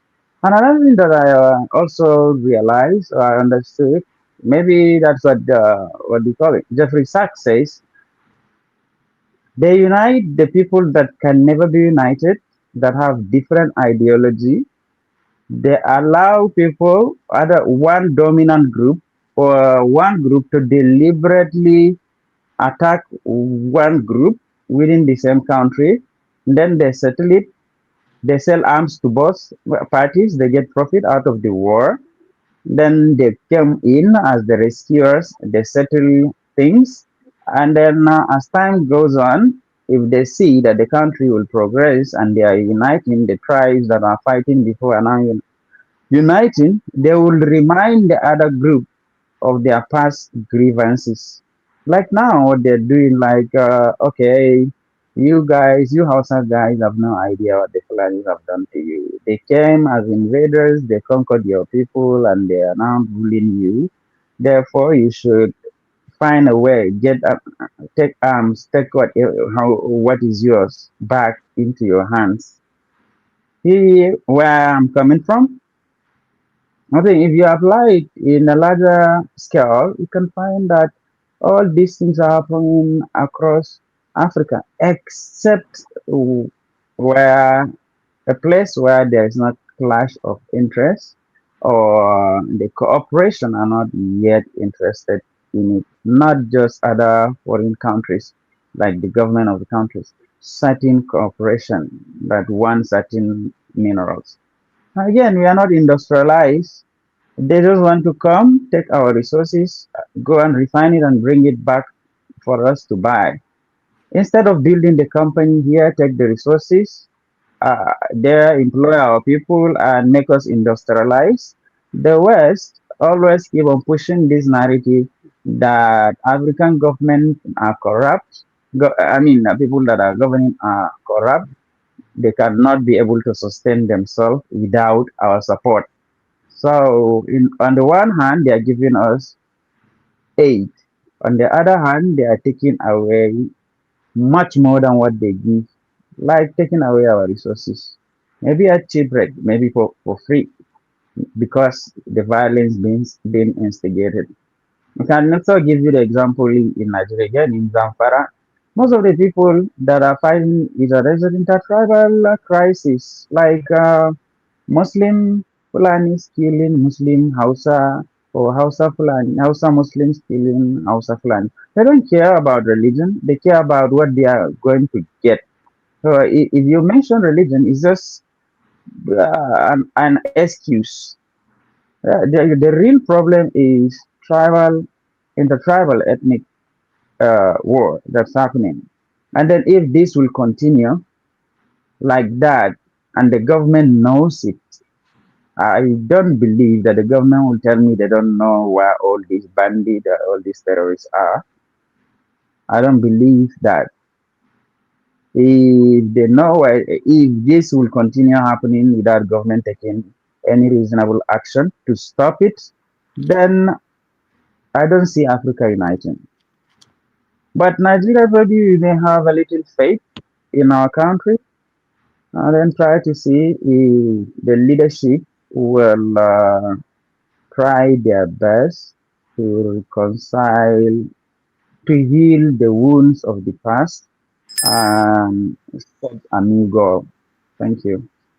All right, thank you so much. Let me bring in OC maybe to round up this topic for us. You had views from different sides, including solutions, which has always been when people meet, like they are meeting this year to talk about this conference on Berlin conference and where Africa can take back the continent, or if they need to redraw the maps. Because we see, despite the fact that some people want to dismiss it, that everything goes back to the structure that we've been given, and we run with it. When someone says that the Nigerian border should be closed, which is what the minister, which is the next topic we're going to talk about, the new minister for defense, is saying that we should find a way to close the border and fence it so that people don't just walk in. There are people who believe that anybody should be able to walk in from West Africa. So give us your final thoughts on the Congo issue and whether this will be a way out. Go ahead. You're muted, Osi.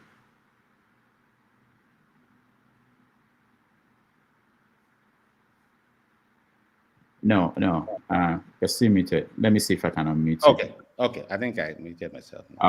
Okay. So I heard, I've been timing in and out but I think I have a more stable network now. I'm using my laptop now. So just a little bit of what the last speaker spoke about. Paul for real. I appreciate all the things he said. The part I wanted to just touch on is what she talked about, the fact that like the issues happening in Zamfara has nothing to do with religion, is most of the time just criminals being criminals and trying to, lay their hands on resources, which is true. But I also want to project it on the broader issue of Christian genocide and all those. And I'm not going to spend time on that.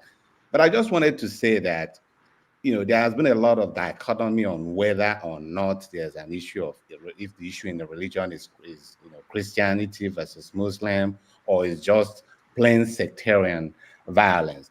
Now, what I want to say is that there could be two truths all lying side by side. That is to say that somebody's right to say it's not enough to just frame Nigerian issues as that of Muslims trying to exterminate Christians. But we also have to acknowledge that there is a faction of the issues we have in Nigeria which has to do with the fact that Christians are being targeted. When I say that, you have to look at the fact that Boko Haram came into existence. Boko Haram, then the later faction, the ISWAP, whether you call it Ansaru, Lakrawa, and all of them, they have a different mandate, and that is to Islamize Nigeria.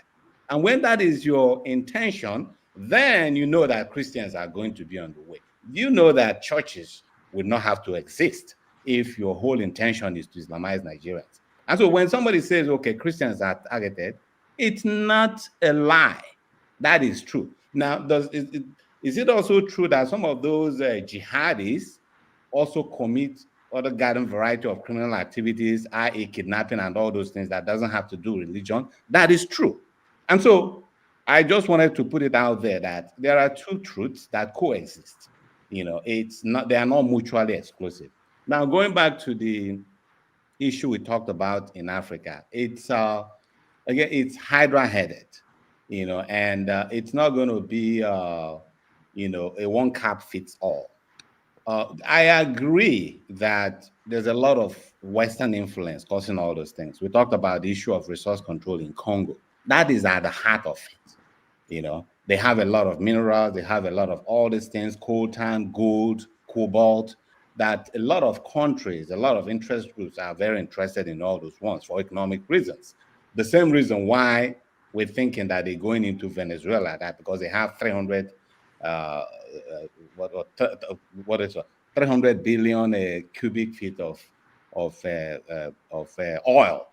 So it's all about, most of the time, all these wars are most of the time they are instigated by just the need to control the resources. So yes, we can't play down on the Western influence, but I also don't feel very comfortable in the idea that, there is an infantile approach to all these things, in the sense that it's always like Africa is one child that, can't just help itself. We are just sitting down there and all these foreigners are doing all these things to us. But we also have to remember that the same thing, the same way, the colonialists came to Africa and did all the things they did, was the same way they did to India. The same way they did to most of the countries, or maybe not China, but they've also done some things in China. Yet all these people were able to rise above these things and get ahead, And so when all we do is sit down and not do the proper introspection and said, okay, we know we have enemies, if that's what you want to call them. We know we have enemies, but there is a path. We have this agency. We have to have this agency whereby we are not just pawns in their chessboard. There are things that we can do to ourselves, because we talk about neocolonialism. It's both the prospect that these people will come, they have to find a way of getting to our rulers, our presidents, and the rest of them, offer them very, very lucrative things. These folks who are running Africa down know that these guys are not coming to do something good to you. But for them, it's okay if the deal will personally enrich them at the expense of the generality of the people. So when we as Africans start to take things into our hands and know that whether we rise or fall, it's all dependent on our hands. For the generality of the people, yes, it's difficult to have that benevolent ruler who will just come and do all the things right. What makes a lot of people do the right thing, whether it's in the US, UK, or everywhere, is because they know that actions have consequences. We have not been blessed with revolutionary leaders who are altruistic, who wants to do the right thing so that the continent will rise. But it's also our fault as a people that we let these people thrive. The things that we've been experiencing things that is worse than what precipitated the Arab Springs. Yet you don't see all those kinds of things happening in Africa. Whenever we have one ruler who's doing all kinds of things, we all cowed and sit down in the comfort of our homes and complain about it, but don't do anything to affect the change. So it has to be a triumvirate. While we have to continue appealing to those people to stay off so that we can, be in charge of our destiny, we have to do our own hard work by making sure that we try to elect good leaders. And if we end up with bad leaders, we have to rise up and fight and make sure that we change them and the system that they propagate. Thanks. All right. Thank you so much, Dr. Osi. KJ, welcome. Thank you so much, Dr. Damages, and I really appreciate you and all the people who have spoken. I think I will start from where the last speaker stopped, and he had done a lot of, not giving us an understanding of what it is. So I would not like to go back into Congo. All I would like to just say about Congo is that the only reason why visitors come into your territory to try to settle you and your brother, because if you both or three of you or four of you, how many you are, have failed to be able to do that. If you are all being able to be in peace and understand that you are brothers and share the patronage that you have, nobody will come and help you to divide the land. And I give an example, typical example of the Igbo land. When your father passes away and you people in your family cannot be able to decide on how things should be done, in other words, your inheritance from your father, the village head, or the village elders will come together and make sure that those things are shared equally, or the way it should go. They will read out the tradition for you and how it should go. That continues to exist in Igbo land even till tomorrow. So that is why the foreigners come in. I can never blame the foreigners for coming into Africa to take whatever they want to take, because we provide the opportunity for such to occur. We are not the only ones with mineral around the world. Africa is not only where mineral is found. But as long as we continuously to try to outweigh, outbeat, outsmart, and write policies that are favoring a particular sect of the people, we will always have this problem. like the one we have now in Congo, for which another person from another region is going to tell us how we should govern ourselves. And if you go back to the Bible, I'm a scholar of the Bible, I love the Bible. Israel dwelt so long in Egypt that they didn't even know how to be able to defecate and keep it clean. That when God took them out of Egypt, he had to tell them how to now be human beings again, how not to covet your brother's wife or brother's goods, how to, when you want to defecate, you go outside of the camp, do that, and cover sand over it. See, these things we can't overemphasize it. And that is how the world will continuously to look at Africa as our inability to govern ourselves. The truth is that what caused that is not because we don't know what is right. It's because we are always trying to outsmart other people. If you go back to history, and if you, the third speaker earlier on said, right from the creation of Nigeria, a particular man said this is going to be the inheritance of our forefather, Usman Dan Fodio. Okay, if you want me, I can read out the very quotation, or even send it to you to put it up there so everybody can see it. He said this Nigeria, this new nation, will be the inheritance, our inheritance. Consequently, whatever is going now, no matter how you want to frame it, because that's what they're good at, framing things to deceive the very gullible ones, the purpose and the reason is that they want that statement to come to pass. Okay? You cannot tell me, and just like a friend of mine called me yesterday, I was saying, you can't tell me that you have gone to Sokoto and saw 3 people there, carrying out genocide against a particular people and occupying it. Is there anywhere it's done? You can't tell me that I've seen Igbo people. By the way, the Igbos have always remained in where we have always been. And if we want to say we want to take territories that belongs to all that Igbo people dwell, then we should go to Gabon, Equatorial Guinea, and take it over. We should go to Gabon and take it over because we have large Igbo tribes there. We should go to Brazil. We should go to Jamaica and take it over. We should go to Haiti and take it over because we have a large collection of Igbos there. We should say those people are our brothers also, so they should give space for us to come in. This is the lies that we are told in Nigeria, which is even more annoying because you said to us, in the first place, these guys doing this evil are not Nigerians. Then you started saying, make peace with your neighbors. They started saying, these are Nigerians. The issue is about land. Is because, no, the issue is not about land. It's about occupation. It's about taking over. It's about running over the whole place and taking it as your inheritance. That must be said with vehemency so that everybody knows what it is. It is when people decide to, try to dance. I'm not trying to be politically correct. Okay? In the playing politics with the life of people. Okay? That is the bane of African problem because we see the truth. We refuse to say the truth. I remember once I was my father before he passed to be with the Lord. One of the chiefs came to our house. I was telling my father, who is my father's good friend, said, when we leave, what is going to happen in this Nigeria?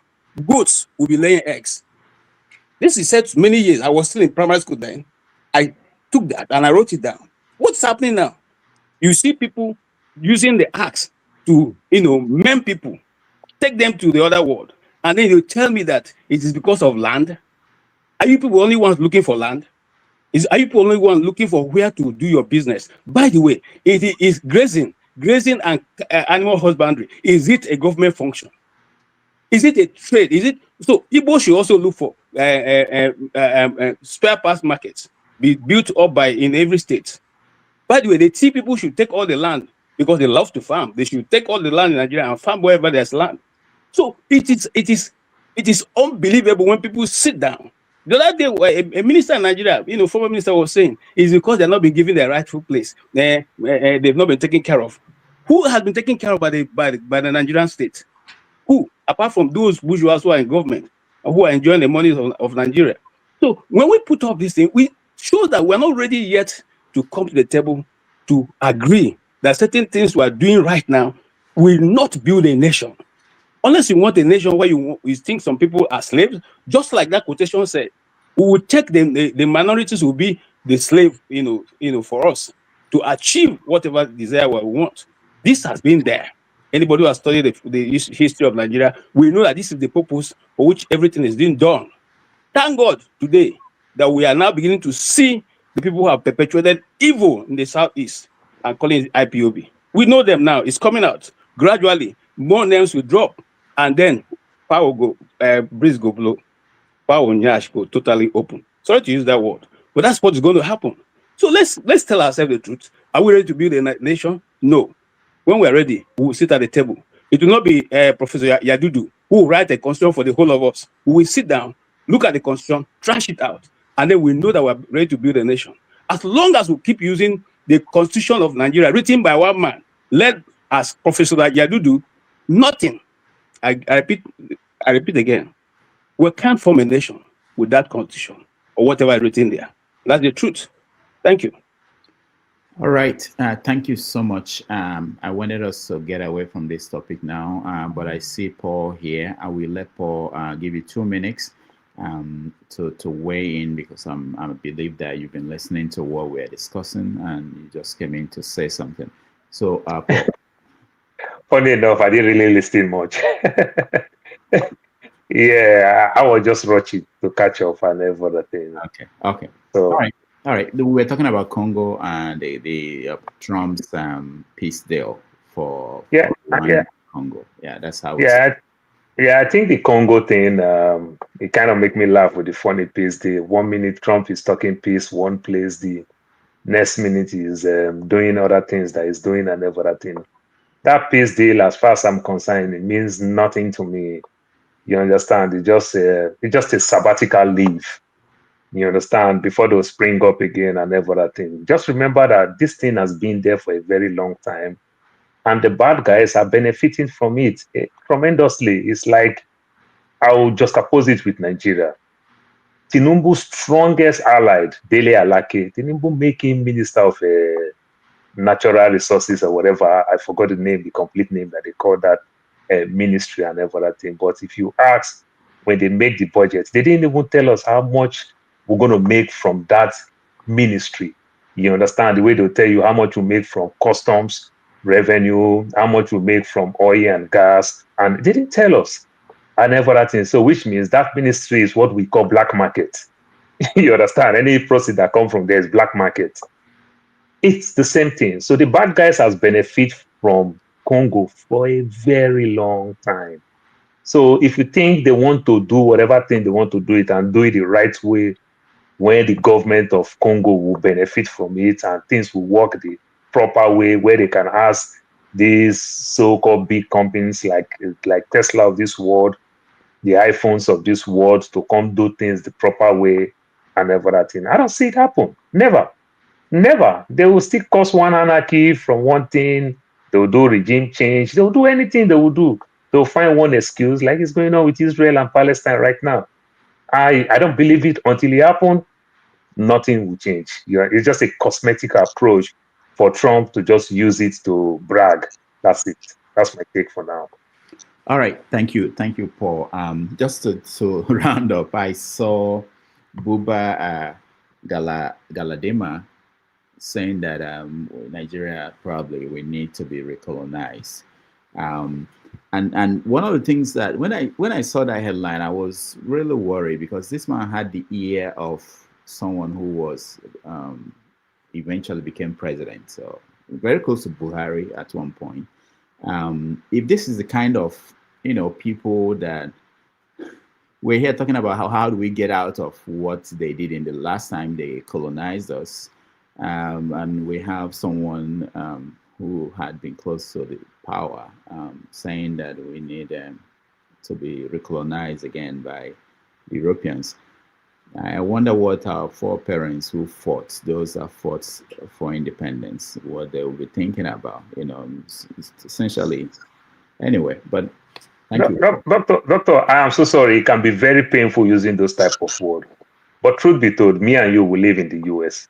When you look Puerto Rico, and when you look some other countries around there, say, for example, the Guatemala, Honduras of this world, and you look at Puerto Rico, if I want to mess with some of my Puerto Rican friends, say to you, you will never vote for president. You understand how fun it is. They live better than some other places. When you look some of all those small islands, like where our elder Ike live and everything that the Dutch control and everything. To some extent, they live better than the so-called people that, oh, we don't have our own country, one person is controlling you from afar and everything. They live better than us. To some extent, by the day, we keep failing ourselves. You talk about our Navy today. Tompolo bring peace in the Niger Delta region. You understand? That's what they still call it ex-militants.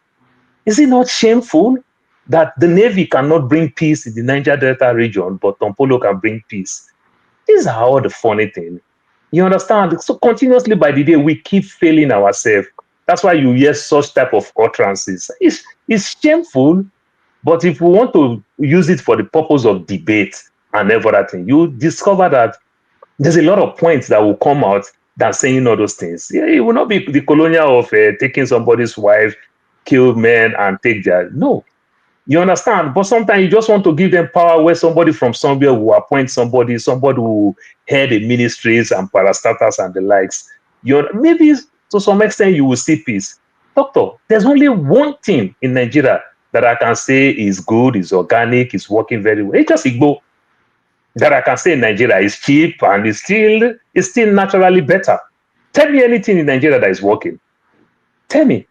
Apart from maybe prostitution that they upgrade to another sector they call hookup. Nothing is working in Nigeria. Let's tell ourselves the truth. So if somebody talk like this, they may be coming from the place of pain. That's why they say it. But to some extent, it's just so shameful that we can't even govern ourselves. Doctor, you're from the Southeast. Look the way they tell you every day. They say, oh, Igbo people is Igbo problem. Like Yoruba people is not Yoruba problem. Like Urobo people is not Urobo problem. Like Fulani problem is not Fulani problem. Like Hausa problem is not Hausa problem. You understand? When you just oppose this thing, go around every aspect of our life in that country, nothing is basically working. If you hear Nigeria do well, anywhere will leave the shores of Nigeria to do well. I hate it. Okonjo-Iweala has been in the US for almost 40 years. She was forced to be a US citizen to be the DG of a World Trade Organization. I'm telling you, it's so painful. That's my take. All right, thank you. So let me just add a bit. You see, Paul, what you said may be correct, but you see, the same man who made that statement that Rudolph referring to said the reason why they brought Buhari into government was for the purpose of the Fulanis. Is that nationality? Is that nationalism? Is that national thinking? Is that forward thinking?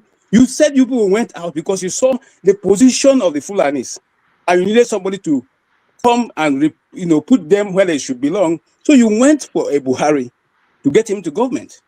So at the end of the day, what was the reason?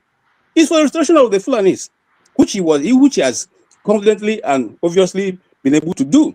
So if you look at it, like Paul, where I'm coming from is that all the actions are built towards not nationality, not nationhood, not building, but trying to better the plight of those people who have found themselves in a position of authority. And until we sit down and say, we all are equal, whether you are Tiv, you are Idoma, you are Igala, Agatu, whatever you are, no matter how little you guys are, you have the same right as those who are 100 million or whatever.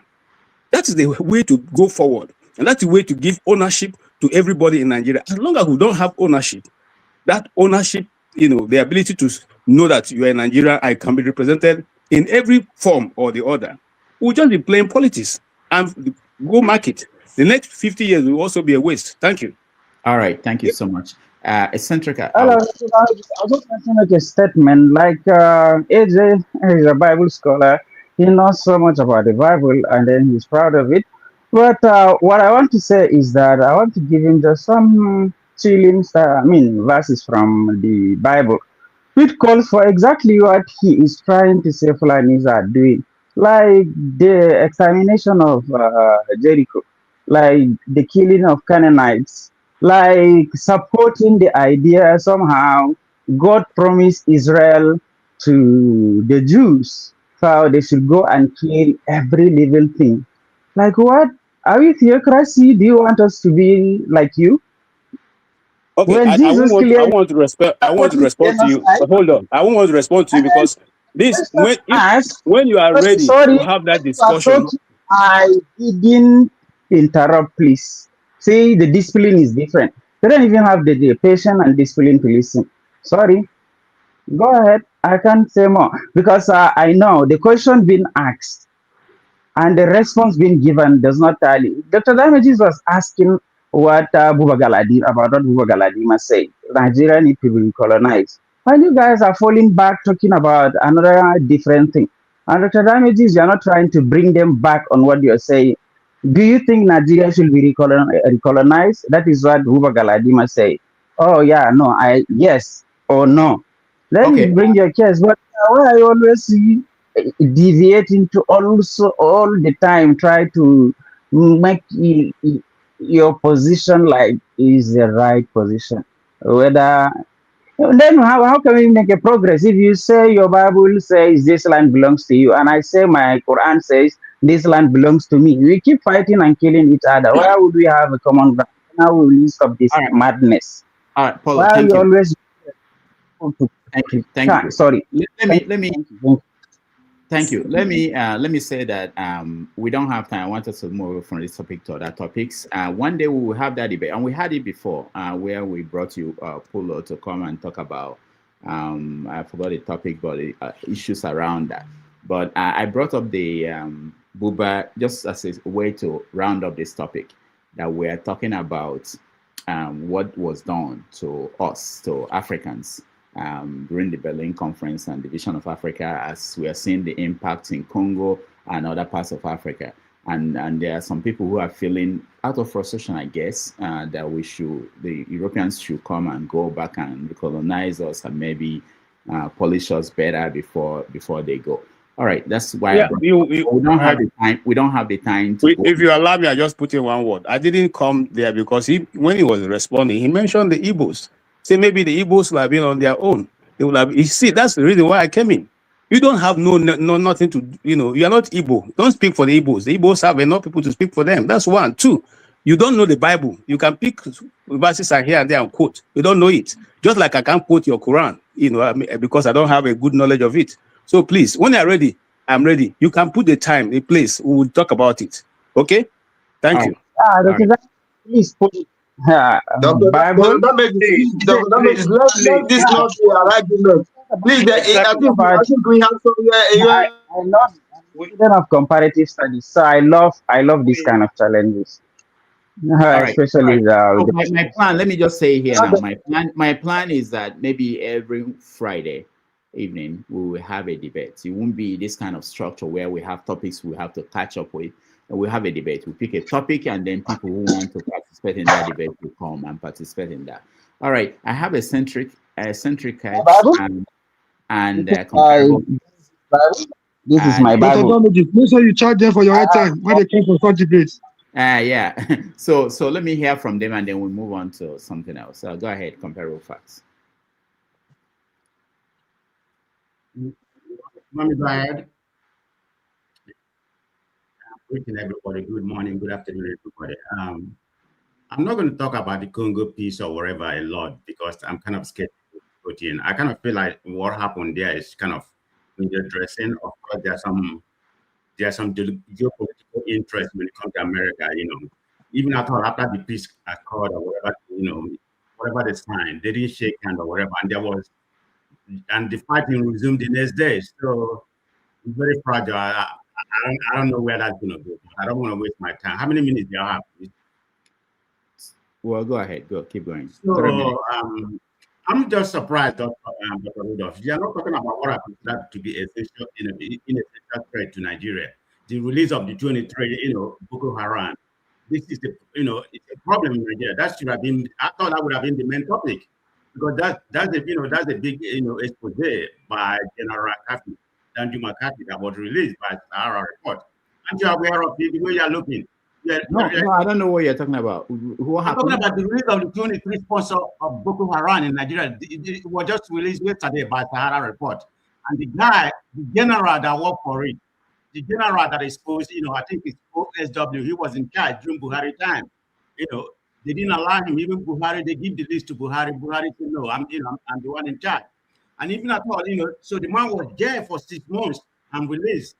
After he came out, he wrote to our present president. Go and read it. I don't know why. I believe some people here are aware of it. Anyway, they gave he gave the he write to Tinubu about what actually happened to help him and everything. Tinubu kept mum, and this was in 2023, in June 2023, when Tinubu just pressed him in. So the point I'm trying to make, all these things they're talking about, it's kind of window dressing. It's not going to happen until they can recruit 100, people in the military. It's not going to happen until you get the sponsor of Boko Haram. What they're doing right now is just a sentence. The name just came out, yeah, that's the guy that was in charge of food. Go and read Sahara report. That has been the talking point in Nigeria, but I'm sorry, not surprised, you're not talking about it.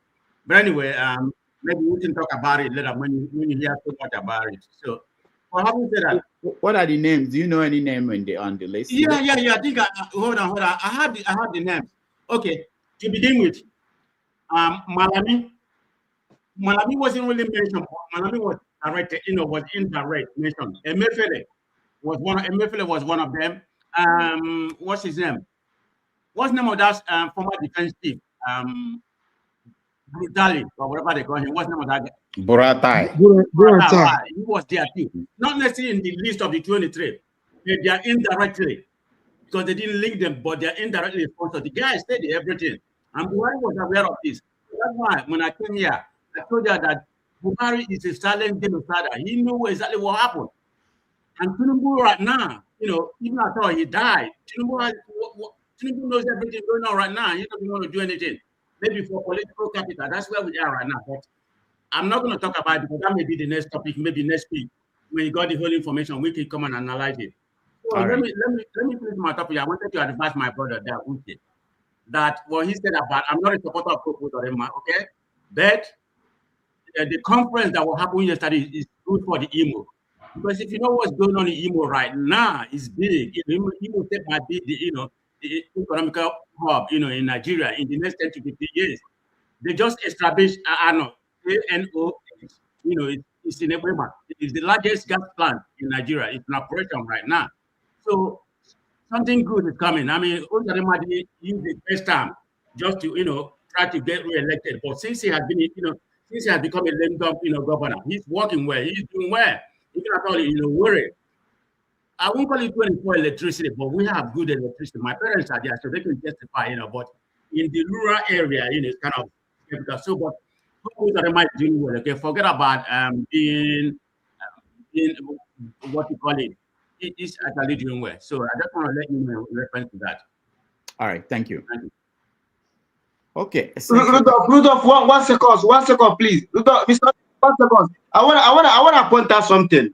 Based on our brother that make this point, Hope Uzodinma is doing well. Let me point out something. And today's date, mark today's date. And we come back here in the next 2-3 years and tell you this plan, first of all, it will not work. This Dangote coming to put so thing in Imo State, it will not work. Do you know why?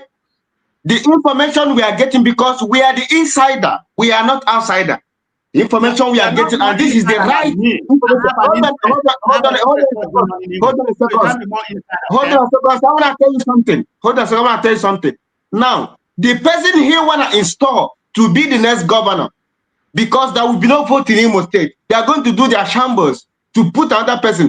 That person is going to continue and tell us Dangote is coming to do this, Dangote is coming to do that. The former governor, being Opus of them that goes out, have putting this in place. So let me tell you something. We have big and larger prominent people that will put to this system. We have it in Abia State now, giving us giving Abia State 24 hours electricity. Why not bring the same man to come and invest? We have a lot of people in Alibo. We will invest in this. But you are bringing Dangote to come and employ the Fulanis so that they will not be pushed out. They try to bring them in. This is how we analyze this, and we are going to review this in next 2-3 years for me to tell you what I'm telling is the right thing, because we know what is coming in Imo State. Thank you. Maybe I will explain this better. I have name of the 23 sponsors. No, that's okay. That's okay. Comparable facts. Okay. We'll talk about that. Okay. We have to move, guys. We have to move. Yeah. But if you're allowed, I just put in one word for. No. KJ, no. Please. No, Is it? Yeah, eccentric cast. Go ahead. Sorry, we've been keeping you all waiting for a long time. Man, everybody want to put in one word. One word, yeah, and one word or two. I got to put in one word. Yeah, that's funny. So here's the thing. I think what's going on in Nigeria is kind of similar to what happened in the United States of America, right? When there were economic problems in America during the Jim Crow era, right? They blamed the black people for it, and everyone hated black people, right? So it's always like that. Like the majority always got to find someone to scapegoat. Right now in Nigeria, it's the Fulanis. That's the biggest scapegoat. But the problem is really the economic problem. But the thing is, a lot of us lack critical analysis to actually look. I mean, it's pretty simple stuff, right? If you look at the economic situation in Nigeria, it's affecting everyone. Fulani, Hausa, whichever region you're from, you are being affected by the economic situation in the country. But the thing is, like, we like to dispose our anger, right? Because we cannot reach the authority, so we dispose it on the ordinary people, right? People talk about, cattle herders, whatever, like what the hell? They are working class people like you, what I'm saying? Why are they the problem? Like you got the elite class whose policies are creating the problem in Nigeria. Like they remove all the social programs that were supposed to be, supposed to help ordinary people in a situation like this. They remove all the social programs. You know what I mean? That's the core issue right there. Now instead of blaming a whole ethnic group of people, it's the same thing. Like it's the same thing the fascist people do. Fascists do it. In Germany, they did the same thing. When Germany was going through economic problems, they blamed African Germans. As a matter of fact, they were the first victims of the Nazis before they focused on the Jews, right? The African Germans. Most of them were castrated, right? They were sterilized. They were the first victims. They were the first people that were put in a concentration camp. Look it up on your internet. Now you see that, and humans do that a lot. You know what I'm saying? And it's not unique. It's not a unique thing. When white people do it, like currently, right now, with the economic situation in America, the alt-right and the fascist right are blaming Africans. They are blaming the immigrants. First it was like the immigrants from the South America. Now it's the Africans. He's focusing on the Somalians, right? It's going to go around. It's going to go around. After they're done with all the minorities, it's going to be black people. After that, they're going to find another minority to focus on. This is, it is not even complex. It's not a complex issue right here. It's economic problem. Once you deal with that economic issue, you've solved all the problems because they're all connected to that, right? They're all connected, right? And the person that was saying that Europeans should come in and colonize us, I mean, that's crazy, right? Because Europeans are the ones that created a problem in the Sahel region by deposing Gaddafi. It was the deposition of Gaddafi. Actually, they murdered Gaddafi, a foreign leader, a leader of a foreign country, a sovereign country, right? Remember, the Europeans are the ones that created the United Nations to protect themselves, from the likes of Hitler, right? But they're still behaving like Hitler. They formed their NATO and bully countries in the global south, right? They are behaving like Hitler. You know what I'm saying? They deposed Gaddafi, and all the arms in that region flew into the terrorists in the Sahel region. And guess what? The North, it's part of the Sahel region. Believe it or not, it's all connected, right? So these guys are coming in, wreaking havoc over there.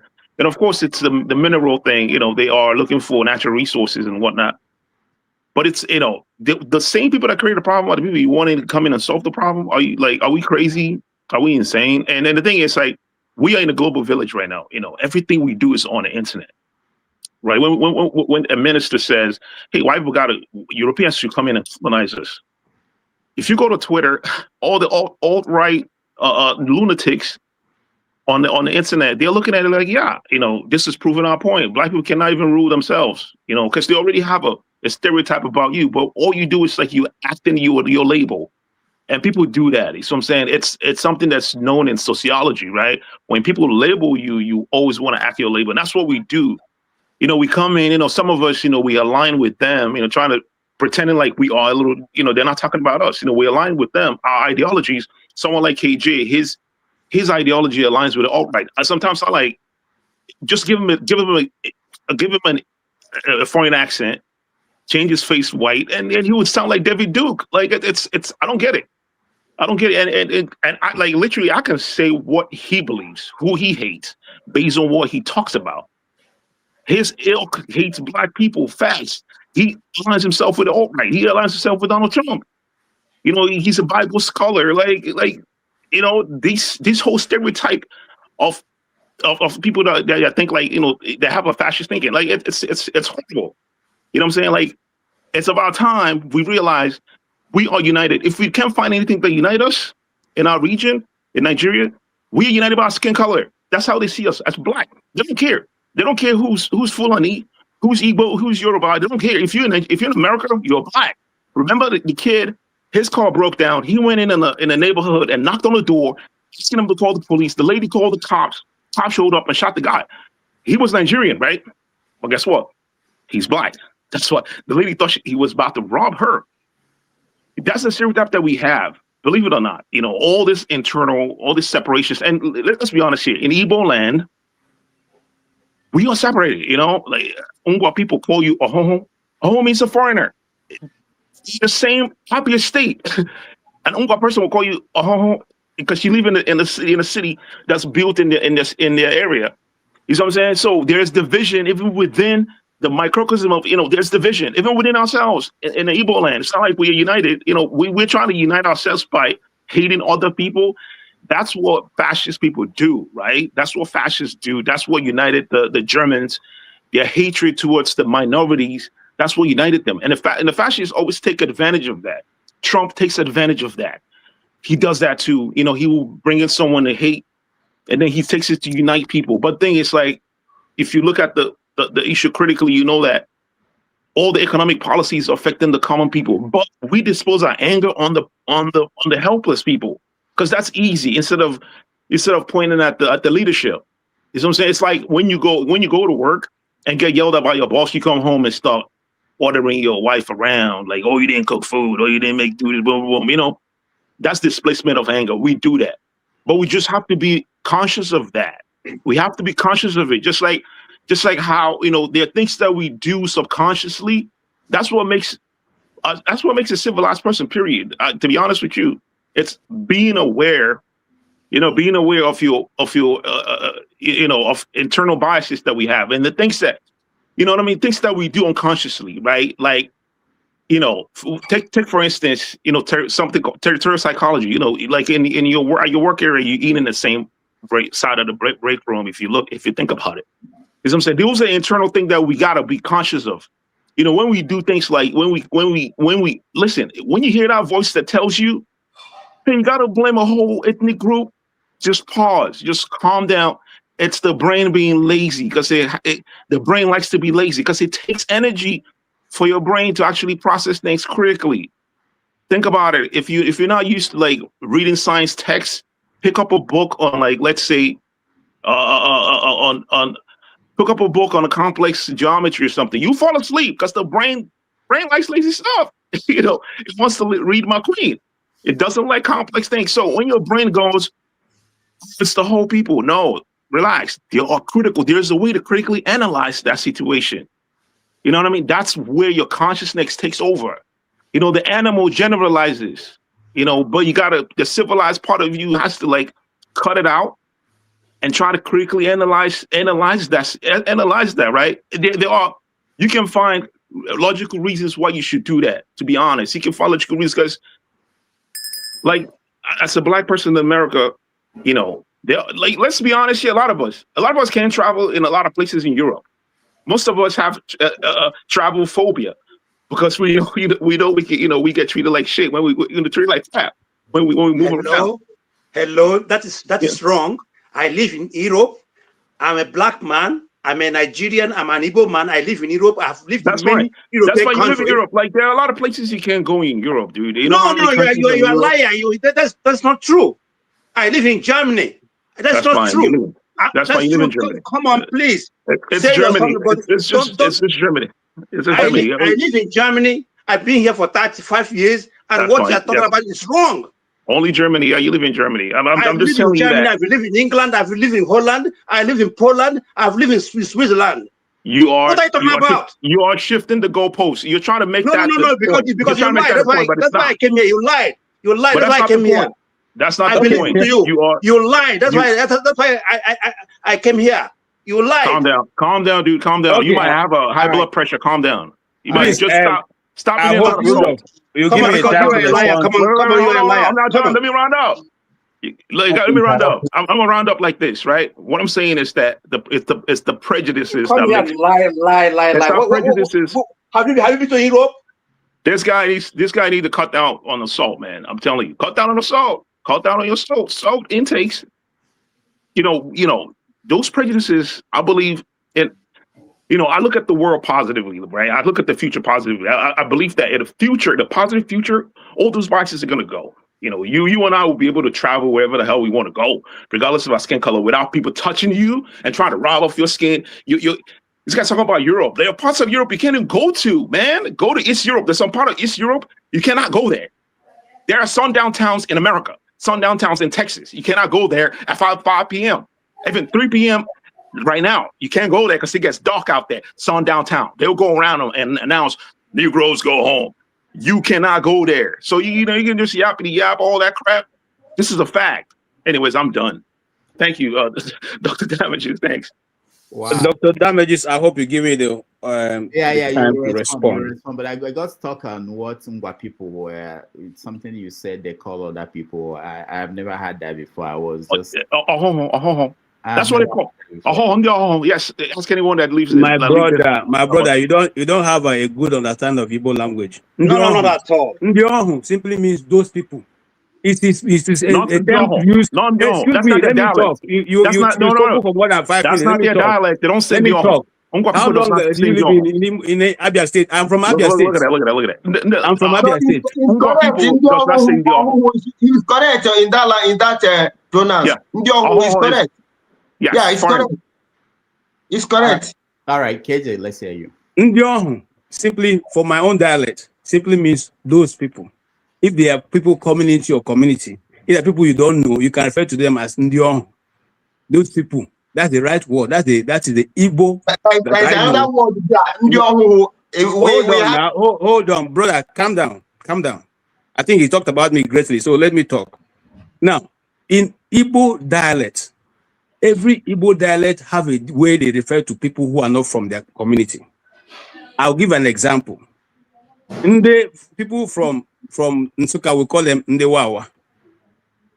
People from Owerri will have a name for them. People from my place, they even have a name for them.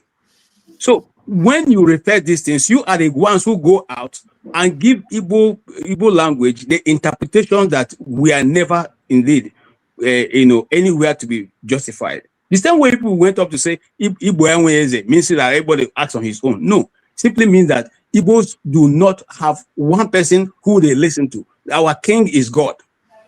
And so everybody in their community have a set of people that regulate what goes on in that community, and they are elected. Anyway, I don't want to go into that because I'm not here to give Igbo lecture. I just want to let you know that, my brother, you have, I'm trying not to use the kind of terms that you use because I'm not, I properly brought up Igbo guy. Okay, you can decide to pander to any person or set of persons or tribe that you want. It's okay. But don't generalize it to look as that is the Igbo worldview. That is not our worldview. The Igbos, let me even tell you something, Dr. Rudolph. Recently, I was reading a book that said the Igbos have dwelled in the Southeast for in fact, before the beginning of Abraham. I'm still trying to research to find out whether that is really true. But the guy gave a very, very outlaid information on how that is. Having said that, there was a sculpture was discovered in Igbo land, which was dated about 40,000 years ago. So if that is the truth, it means that that location is being where the Igbos have dwelt. No matter what you call them, they have been going and coming. That is a different journey, that discussion. But I want to let you know, eccentricans, you seem to be a Holy Spirit, because only the Holy Spirit knows what a man is thinking. I can tell you what exactly the person is thinking at the time. Well, I didn't read about you in the Bible. Or the other, I see eccentricans anyway. So your assumptions, in fact, let me go further to say, philosophy said assumption is the what? Is I've lost this thing now. But your assumptions are totally wrong. Okay? You're assuming things that and giving yourself authority that you don't possess. All right? The truth has remained. You do not know Nigerian history. You may have been told about it. You may want to pander to other people. But we who have lived in Nigeria, I, particular Igbo, mother, father, have lived in the north. I have worked in the north for more than 25 years. And I work in majority of the places that they are talking about. You don't know the custom or the tradition better than me. Okay? So whatever your insinuations are, okay, assumption is the lowest form of intelligence. Your intelligence or assumption means nothing. It doesn't equate to becoming what it is on the ground. So you can go ahead. We have many of you in Igbo land. Those are the ones who keep saying a lot of things about the Igbos. At the end, all Chineke in the coming days ahead. Okay, you'll be ashamed of what position you have taken in the days ahead, because those things will be played right at your face. All right, and let me even tell you finally, eventually, when it comes to all said and done, they will not tell that you are the one who has stood in their side. Okay, so I know that very well, and I'll leave it at that. Thank you. All right. That's been a very interesting conversation. There are more people coming in, but at this point, we are going to take a break. When we come back, we're going to talk about the new ministers, the new ambassadors, what you make of that, and then we take the rants, and I will take my leave. Thank you all. Let's take a break. We'll be right back.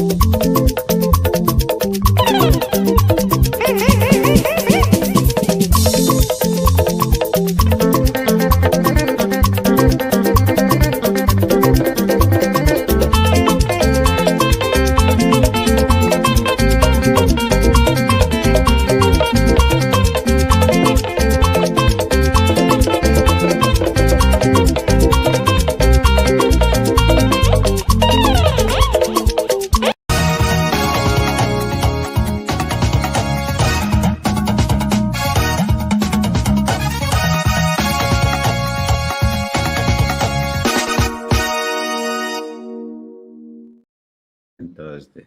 You start working Thursday? Mm-hmm. Who approaches you to work with him? Would you? Huh? It will never happen. Okay, which one? Well, oh yeah, about that. Which of the scenarios? Him approaching you or you accepting to work with him? Oh my gosh, I don't want to betray privilege. Right. Somebody from Bola Tinubu's camp has already reached out to me, and I told the person that, look, it cannot happen. I can't do it. It's just against my principles. I'm not. Some people can do that. It's not in my DNA. I can't do it. It's never going to happen. It's never going to happen. I wish Bola Tinubu well if he eventually is sworn in and then the courts uphold his victory. But I can never work with him. All right. Welcome back, everybody. Thank you for spending your evening with us. There's someone who has this. Yeah. Can you? I don't know who that is. I'm trying to find out. Can you turn off your radio? All right. So thank you so much for joining us. Tomorrow on 90 Minutes Africa, we are going to have Fela's son, Seun Kuti, joining us to talk about carrying on the legacy of Fela, politics, activism in Nigeria, a country that has refused to change, continues to baffle most people. Tomorrow at 6:30 p.m. Nigerian time, that will be 12:30 p.m. here in New York City. So if you can join us, that will be wonderful. All right. So at this point, Dr. Damage, you are very big, man. How did you get Ransom to come to this platform? Hey, you are good, man. Yeah. All right. Thank you. So for now, I want us to quickly touch on two things together. You can take any part of that conversation. One is the firing of the Minister for Defense. Please, can you mute yourself, everybody, unless you are called to speak? I don't know where the sound is coming from.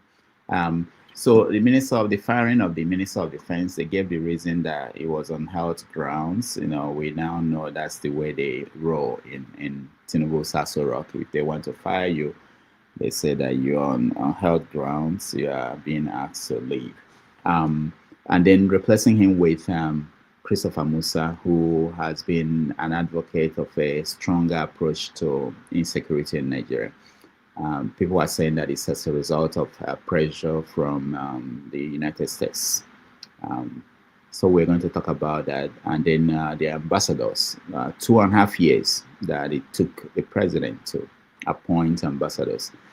And some of the names we got were people like Fani Kayode, Reno Mokri, and people are beginning to wonder, why did it take 2 years, 2.5 years to find these people? They've always been there.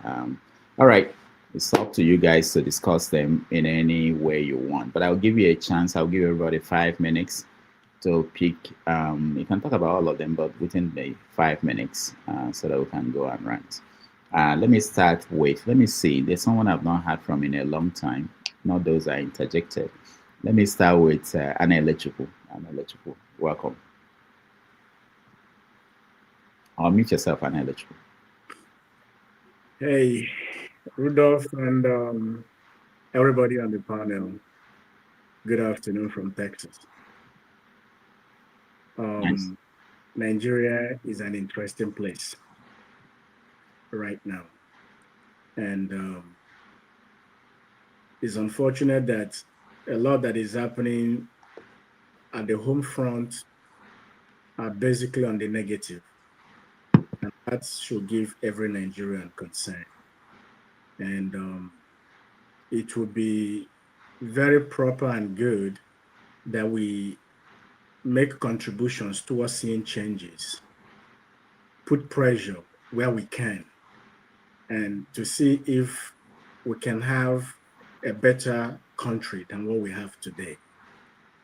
I want to believe that if every one of us is asked a question, the Nigeria of today, is it the Nigeria of your dreams? I doubt if anybody will say yes, except maybe if you have been allocated an oil well by Tinubu, or you're one of the beneficiaries of some of those big projects they have, especially the ones that don't have a bid, like like the Coastal Road. You know, it's an open check. Generally, the problem we have in Nigeria is the same problem we have in all African countries. And the truth of the matter is that the problem is ourselves. I want to appeal to every African. Let us look inwards and begin to address the issues and problems we created. Even if it is the colonial masters that have created the problems, let us solve them. It is our homelands. It is on us. And when we have a need or where we can have incapacities, then we seek help. Let us be honest enough to seek help when the help can't. It is not enough to go and borrow money from China, borrow money from World Bank. All you want is to get money to embezzle, but not to seek for help for solutions that can solve our problems. We are ravaged by several tensions. Nigeria is facing it, Congo is facing it. Just opposite. Use Nigeria as an example to understand what is going on in Congo. That's exactly what it is. It's just the difference is location. One group is dominating the other group, and the group that is being dominated say no, I no go agree. It's just what is happening. And this is dishonesty on our people not to understand that it is not appropriate and it is not human to subdue and subjugate your fellow human. If we blame the white people, they colonized us, they subjugate us, they mistreat us, why then do we do the same thing? We complain about them with ourselves. That's on the end. Now, the ministerial list. Ambassadors. The ambassadors, sorry. Yeah, on the ambassadors. Is this happening to see that the best we can select to represent us in foreign countries are the characters Tinubu has presented? So if Tinubu could submit this list, contemplate it, or his advisors will contemplate this list, Reno Mokri, Femi Fani-Kayode, Yakubu Mahmood, Okezi Ikpeazu, Ogwani,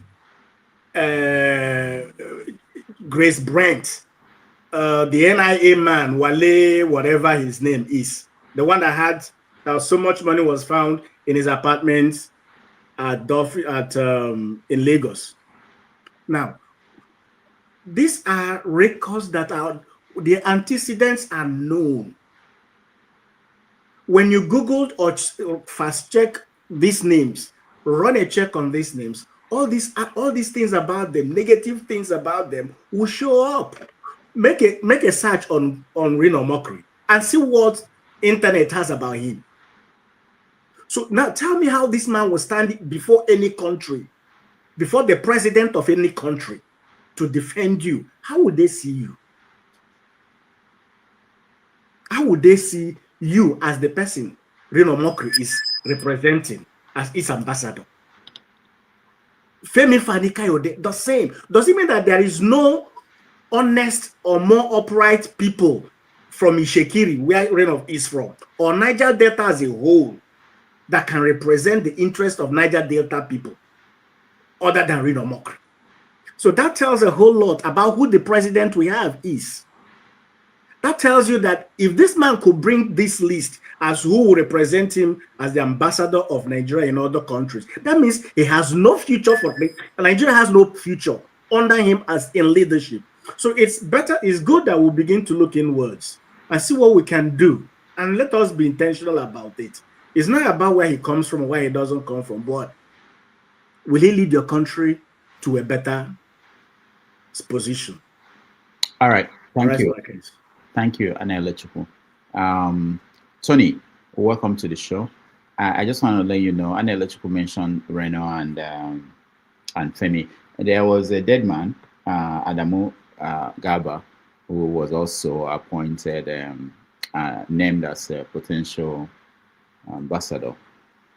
So when you're talking about Czech, obviously nobody called him to see how he's doing and whether he's willing to go to Afghanistan to represent Nigeria. Go ahead, Tony. Greetings, Dr. Damages. Greetings, everyone, and those who are listening. Ambassadorial list. I think, first of all, from the little I know, this list is not entirely drawn by the president. That's not usually how it goes.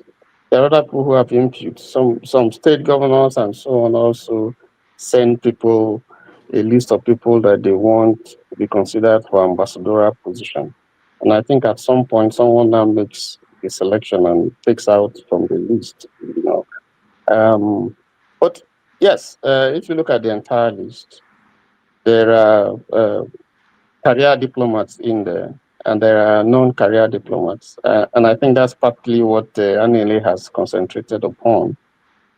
Yes, it is true that there are some characters there that appear to be rewarded for periods of insanity that they had engaged themselves in trying to defend a government that is totally bereft of any modicum of decency. If you look at the list, you will see some people who have beaten their mothers, beat up their mother. You will see some people who have been on drugs, and some have been rehabilitated. You have seen some people who have been very, very, they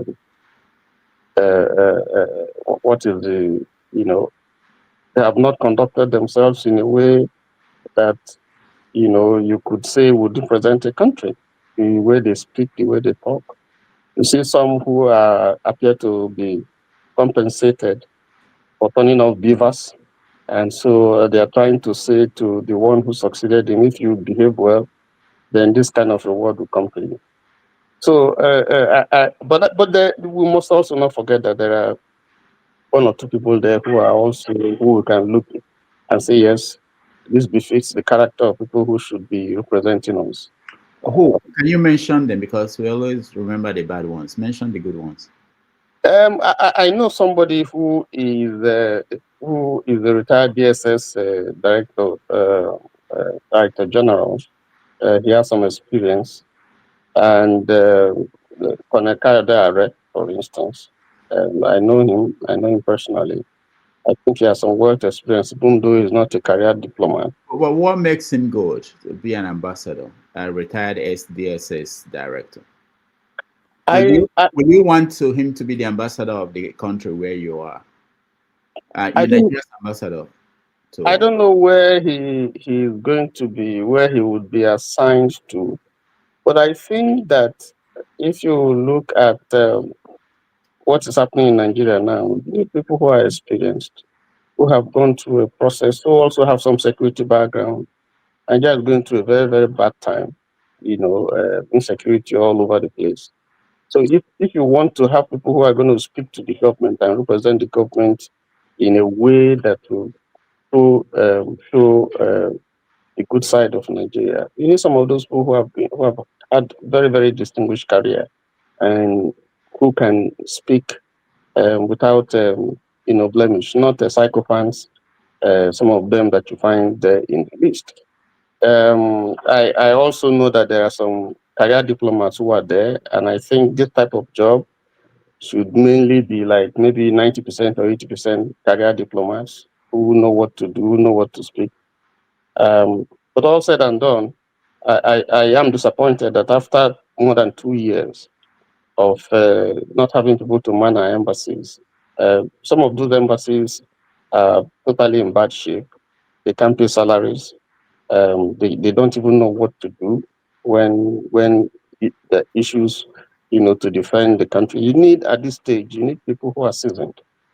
You need people who can sit down and discuss with their foreign counterparts and portray Nigeria in a light that is befitting for what Nigeria is. Not some of those people that you see there who are just being patronized for speaking something that the government wants them to speak and not necessarily what is right or true.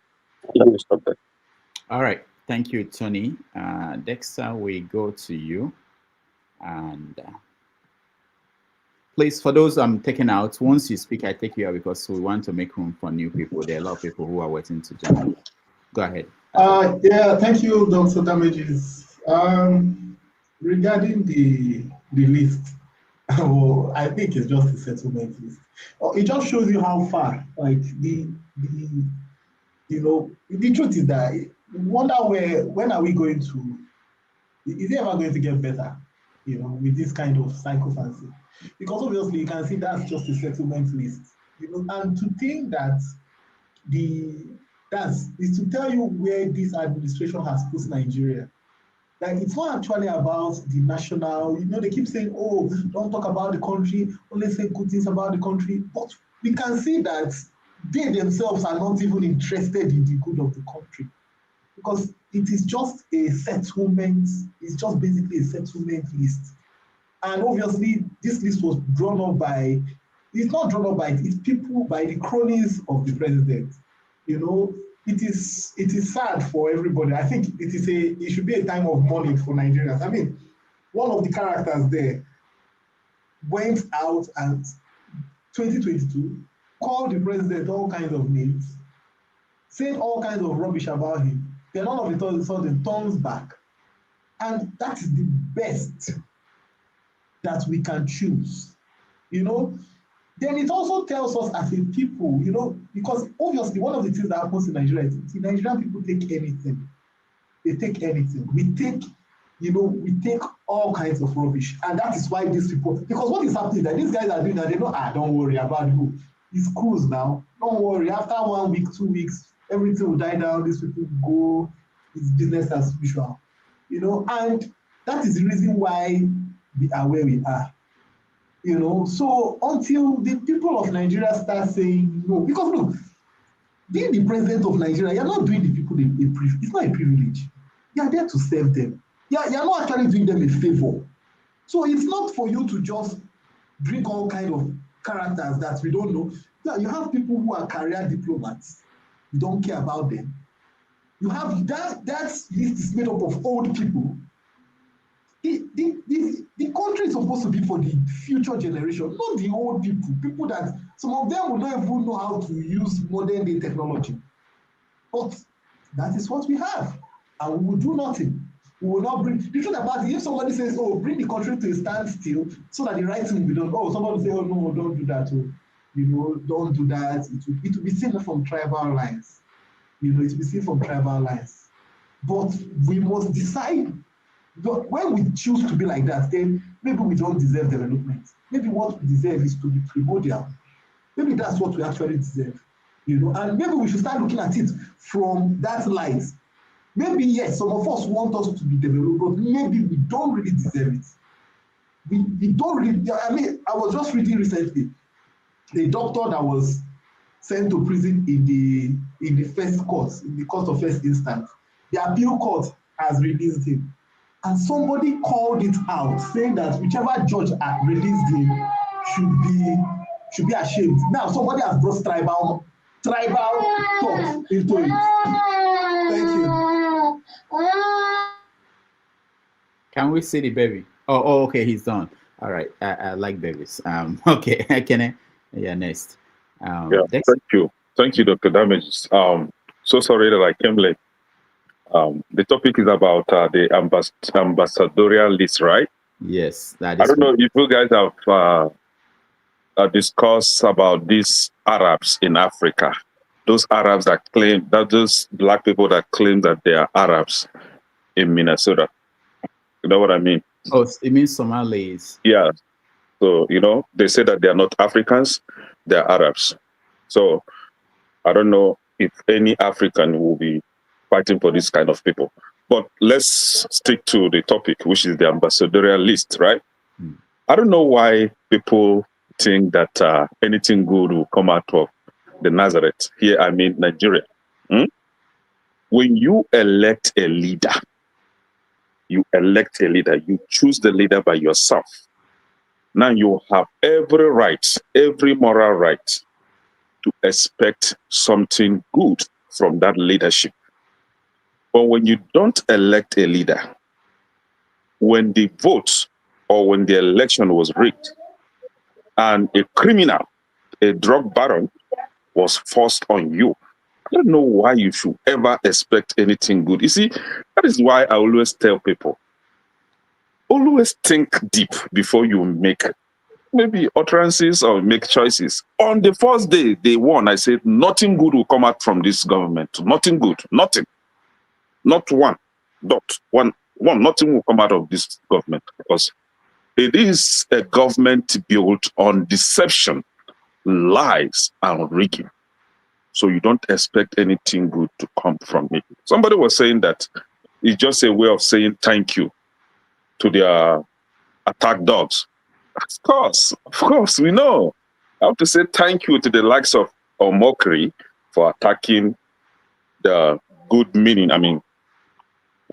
citizens of the country, those that actually meant well for the country. You have to say thank you to somebody like Ojus Okalo by nominating his daughter.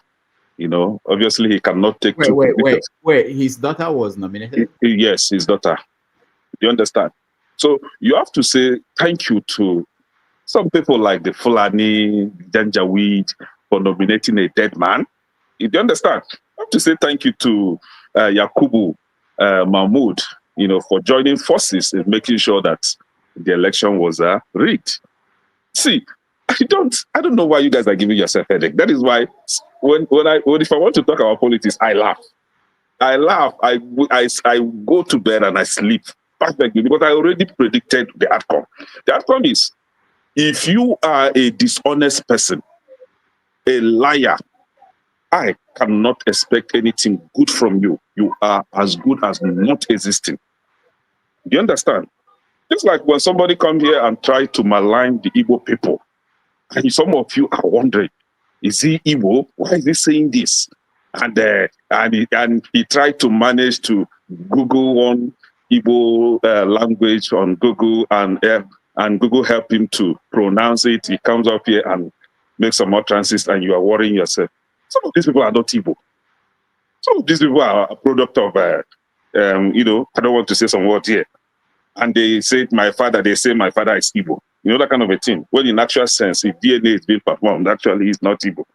You know. But the thing is, for the ambassadorial list, it is what it is. And the question you should be asking yourself is, what is the economic importance? Or maybe not just economic importance. What is the importance, generally, the importance of having these embassies?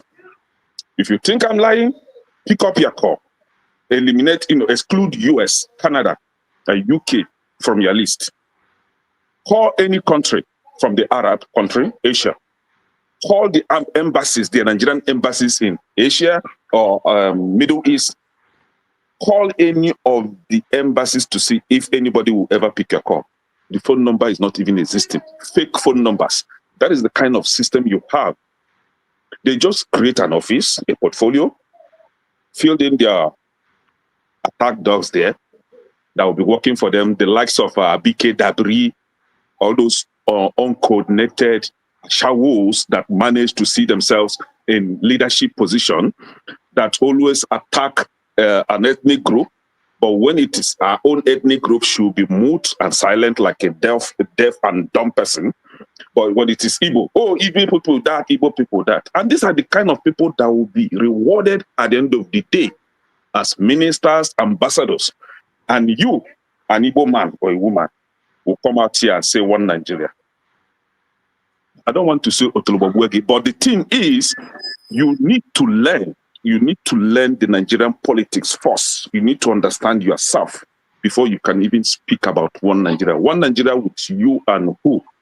I was telling somebody yesterday that if you actually want the likes of Kene to start talking about one Nigeria, you have to make sure that there is peace and progress in Nigeria.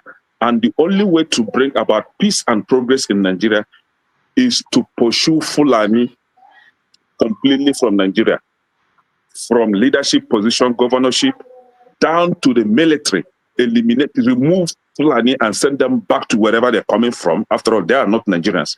This is the only way you usher in some relative peace and progress in Nigeria. Other than that, you're wasting your time. The country has been captured by these people. You cannot do anything. No amount of protest is going to change it. The only way to change it is do me, I do you. Those things that rattle the government, give it to them. If it is calling for secession that rattles them, give it to them in double dose. That's the only way they will leave you alone. Other than that, you're wasting your time. All right, thank you, Kenneth. Let me just say, for those watching, please like the video, share. It helps to get this conversation we're having. Even those in the panel, get this conversation we're having to get to other people, which is what we want. Righteous Man, welcome to the show. You have 5 minutes. Yeah, good evening, Dr. and all the panelists and those that are in the comment section. My greetings from Lagos, Nigeria. The experience here is not too good. In fact, I was on my way heading to East this evening, but the motor I paid for, and when I got to their park, I was told that they have postponed today's journey, that the signal they got on the way was very bad and they can't allow their driver to be on the way. Last time I traveled, I moved from Owerri to Lagos by night and it was beautiful, but I said, okay, let me give it a try today again. And they said, no, by tomorrow they will, either we collect your money you paid back or you wait till tomorrow. So that's the situation of things right now. Though I don't know whether that is a general outcome of people who move on night transport today, but this particular transport company refused their drivers to move this night. So, and there are some videos trending online where those who moved during the week were hijacked on the way, whether their driver shot dead and the rest of it. Somebody sent me that video today. So it's very terrible. What we're facing here in Nigeria is very, very terrible, you know. Quite unfortunate what is going on in a beautiful country that should be the envy of the whole world. Back to the issue on ground, you see, I will sound a little bit different from what I normally present. Because sometimes we have to sit down and make some calculations as human beings. You calculate and check whether you're making progress or you're not making progress. But if you want to live in denial, assuming or pretending that all is well, when the whole world is saying that all is not well with you, the truth is that I shouldn't blame Donald Trump, who looked at everything that is happening in this country and said, that disgraceful country. I mean, nobody should blame him because he has the statistics and the data and information about this country more than us that are Nigerians. For the war ended 1970. I think it should be 50-something years now, 55 years thereabout. And two dominant tribes or two dominant regions in Nigeria have been piloting the affairs of this country since 1970 till today. And we could see their leadership where it has taken Nigeria to. These two dominant tribes or regions in Nigeria claim that they hold power, they are more educated, more intelligent, they occupy the best position militarily, administrative-wise, they are the best. They have ruled Nigeria and managed the affairs of this country for 55 years, and Nigeria is gone. Gone! Nigeria is gone. And these two tribes cannot sit down and say, no, the rest of the regions and tribes in this country have left the leadership of this country and the management of this country in our hands. And we have managed it for 55 years. Okay, let us make a change. Yet, these two particular region and tribe still want to continue in leadership of this country. Look at Naira today. How much was Mercedes-Benz? We're buying it at 60,000, 70,000. How much is it today? Sienna vehicle that I was bringing from the US here, selling at Beggar, after clearing and everything, I will sell at 1,250,000. Sienna today, 0708, is between 11 million to 12 million against 1.2 million. And these people have not thought it wise that they need to step down and give a break. They have ruled Nigeria. They have messed up this country. And it pains me because I love this country. And I know the sacrifices I've made for this country. It pains me so much. These people should sit down and let another tribe pilot the affairs of this country and let us see how it will go. They claim they're more educated, more intelligent. Their education and intelligence have never led Nigeria to any good thing, any good position. Insecurity everywhere. Look at the ambassadorial appointments and nomination. Is it not a mockery? Does it depict, does it show the credibility of the Nigerian institution and leadership recruitment? Does it? You picked Agberos and make them ambassadors to represent the most populous black nation on earth. People that have questionable characters. And tomorrow you say, they understand politics more than the Southeast. For 55 years, you understood politics more than the Southeast, and you have ruled this country, managed the affairs of this country, and today we are begging. No country wants to receive. Travel to Benin Republic here, the moment they see that you are from Nigeria, the way they will treat you, in fact, you will regret ever presenting the green passport. Just Benin here, Semen. It is quite unfortunate. I'm not actually happy. We are in the period of Christmas. Nothing is happening. Go everywhere is dry. And these people are rolling out buses and horses for campaign for 2027 when the citizens are dying in hunger, insecurity. I mean, I don't know. It is well. Thank you, Rudolph. Thank you, righteous man. We haven't started ranting, but it looks like you started ahead of others. Ike, welcome to the show. Good afternoon. Good evening, good morning, everybody. My brother, righteous man, why are you still going night bus, my brother? Do you think it's safer for you to travel by night than morning? Dr. Damages, you have not even given opportunity to others have, Oh, yeah. So I'm so sorry, Concerns. You used to forget. I don't know. Really. Yeah, I think I'm sorry. I'll come Oh, to see, you. more than 2 times. I've not even said anything. I'll come to you next. Go ahead, Ike.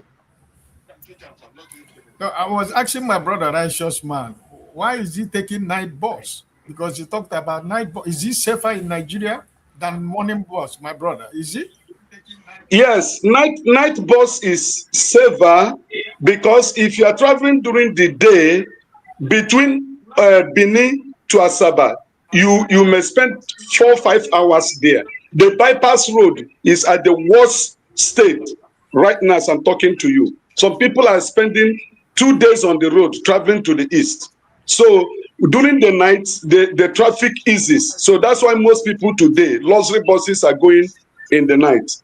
But what of security? The traffic eases. So that's why most people today, luxury buses are going in the night. Yeah, but the security, I took night bus when I was returning from Owerri to Lagos, and there was no problem. But today it was a different signal that we are getting, and it's just terrible. Okay, thank you. May the Lord keep our Nigerian brothers and sisters in Nigeria, because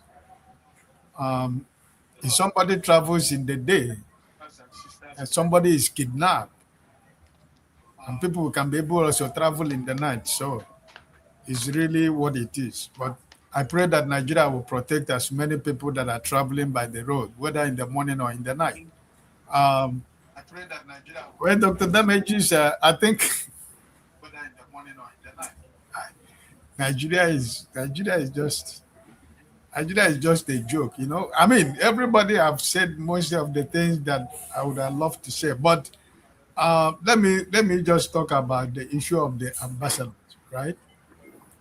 I just like Ekene said, like Brother Ekene said about Nigerian embassies around the world. I must tell you, I don't know all of us here, but I tell you that I think my greatest hobby in life is traveling. I've traveled so many parts of the world. And what Brother Ekene is telling you is true. My hobby is traveling. And when you travel, you will discover what Brother Kenneth is saying. Even the American story, the New York, even you live in New York, even your embassy, is it consulate you have in New York, or is it the embassy you have in New York? Even the one they have here in New York. So it's funny. But what it shows is that how deep down Nigeria has fallen. The country is already inside the grave. They have covered it with red sand. Now they are covering it with stone. They have covered Nigeria with stone on the grave. That is the level we have gone. And you as a Nigerian, Dr. Damages, you are an academician who travels or give lectures or maybe through online, or you travel to give lectures to students. How do you feel when you tell people that you're Nigerian, and let's say, for example, they send Donald Moghery to New York as your ambassador in America, and you go to somewhere, you travel somewhere, they say, who is the ambassador? You say it's Donald Moghery, or you say it's those ones that you say, okay, the former governor of Enugu State, Ugwuanyi, or you say that is Azu, the former governor of Abia State, is your ambassador. It is what it is. Nigeria is, all these new things, all these few events that we saw for the past 2-3 weeks now were just a tweet of Donald Trump that have pushed this government to a certain place where they are trying to, is it 5 minutes already? Okay. Yeah, I think let's keep watching. All right. Thank you, Ike. Concerns, you're next. I'm I'm sorry about that. Unmute yourself, concerns. I will keep my own watch also to see whether when I reach 5 minutes. You don't I have trust it me. here. You don't trust Dr. me. Damagis, thank you for the opportunity and thank you all the whole panelists. First of all, I want to concur with what Ekene said earlier. Ekene said you can't allow such a person to rule you and expect good thing. It's only that high BP will continue to destroy people. When they continue to talk, see what is happening in Nigeria today, and they start looking whether good thing can come from Nigeria. There's not good thing that will come from Nigeria. We already said it many times. You see, the man is very trickish. First, he have to give up, settle his people, the Yorubas, so that they cannot protest, because they are the one who are so vocal, who know how to protest. Now he settled them. Now from there he can do whatever he like, using everybody like a rag. Then he left the Fulanis to continue to do their terrorism. That's wickedness. You know that these people are terrorists. You put terrorists into your government. So people can die. Yeah, that don't care. Let them die. I continue to rule. You see, that man is very, very wicked. You see, when Donald Trump said what he said, I don't want to talk about the ambassador so much. When Donald Trump said what he said, I know what they did. This kidnapping they made on the Muslim school girls, I think they staged it. They staged it to look like it's not only Christians are being kidnapped, it's also Muslims are being kidnapped. Because for long, have you seen Muslims in such a manner in a school like this being kidnapped? Nothing happened to them. Within some few days, they bring them back. That will show you how wicked these people are. To study it, to say that no, we are this is the same thing. It's happening everywhere. It's happening everywhere. Today, Kuka and all the rest, Kuka that people respect, because I stopped respecting that man the day he was making bad day last 2 years when this Tinubu and I think the vice president, they went and gave him gift. From there he changed complete. When Buhari was there, he was talking, but immediately they gave him that gift. When he did his bad day, he changed complete. So that's how the kind of country we have. Today, this man have destroyed. I pity for the people of South, because all the resources from Nigeria, most of the from Nigeria come from the South. But they don't destroy that place. The first state is in Kwankwe, and the seaport in this thing, Wari, and all they cannot work. Lagos is people in the southwesterners don't want that seaport to work, so that they will lose. So that's the kind of country we have. It's wickedness everywhere, injustice. Nothing is going on. The new defense minister, this defense minister was there. Wasn't he there last 2 years and last 3 years? All the whole nonsense were happening. What did he do? He didn't do anything. Is it now that he's going to do something? He will not. It will be seen the same story. Now they are the one controlling the financiers. Let us see how many financiers will be put into book. Well, let us see who will go to court. Who would they go to on trial? He can never do anything. You see the same story. They are going to continue. You see the country. But I see what this one said. What is that? This prime minister, the former prime minister from Britain. He came and said Nigeria is in too much security is in Nigeria. And in Arise News, that's the only thing Abati we see. Abati say yes, he concur with the man that everywhere is peaceful. That the security in Nigeria is very good. Let that man, because the man wanted to bulletproof all security are with him. Today, Abati, whatever Abati only says is only. I don't want to talk about the genocide in Nigeria. There's a genocide against the Christians. There's people are dying in Nigeria. Only his focus is that he wants to support our Tinubu. Or whatever Tinubu does is good for Abati. And whatever Tinubu does is good for that Arise. Most of the Arise News, this thing, I think they are propaganda now. That Arise News are propaganda. Last week, what that lady waking what's that this thing they did what trending today? That lady went up and bring a story of a random lady who was talking about Nandekano. A random lady who was destroying Nandekano. That was what that lady can bring out. But all the whole people, even the lawyers who are saying that this judge was bad and this judge, they don't want those people. Whenever the people are saying that the judgment was bad, you see, the right news will tell them, okay, it's okay, it's okay, it's okay. They will stop it. So they have become Arise News have become have become a propaganda of the government. The other, you see, there's Arise News. They are the one that used to wear this every time. There was one day he was interviewing one guy. And that guy was a radical. He was he was interviewing him immediately. Their judgment, and that guy was telling him, "This is not the right judgment. This that you know what." That interview is supposed to be 30 minutes. But that guy stopped me at 15 minutes. Because the guy was telling that man the truth. Then he stopped him. So I think we people supposed to be that even since for a week now. For a week now, almost 2 weeks now. Rufai is not in Rufai been on leave. You can see that place, that Arise News and so it's no more listening anymore. It's like a child playing these days. They don't bring out any good thing anymore. The analysts have been in shambles. They don't talk anything good anymore.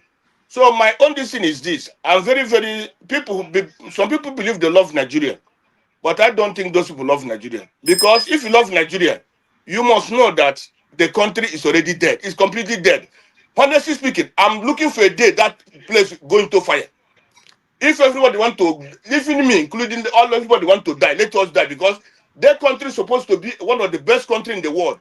With the kind of people that God created in that country, oh yeah, with the kind of people God created in that country, but now today is in shambles.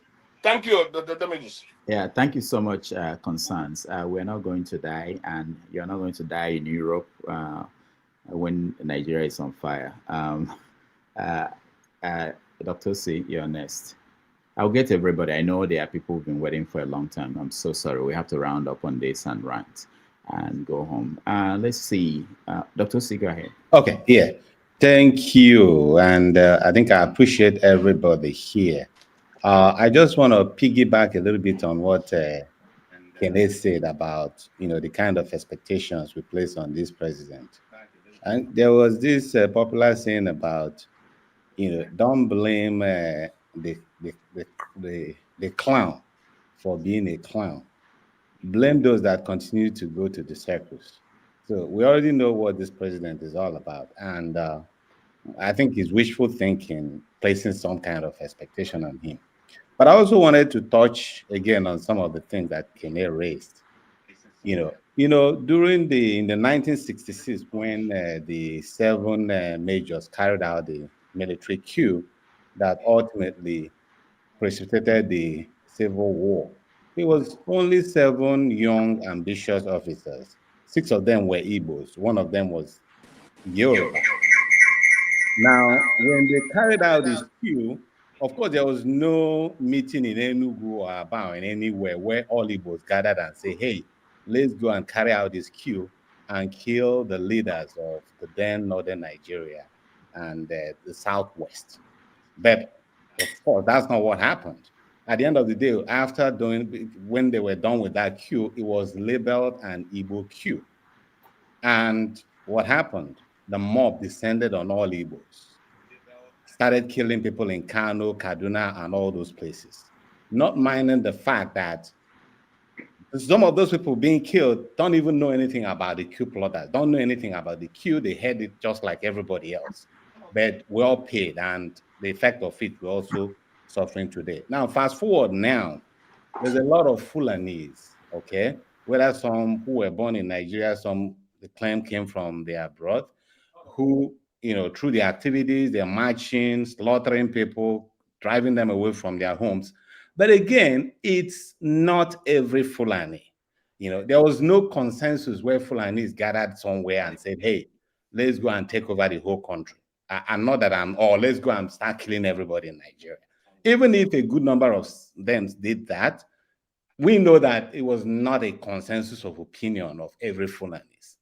And so, Kene, when you say something like the only way we can have peace in Nigeria is driving away all the Fulanis, then you're just making the same mistake that those people that killed our people during the war did exactly the same.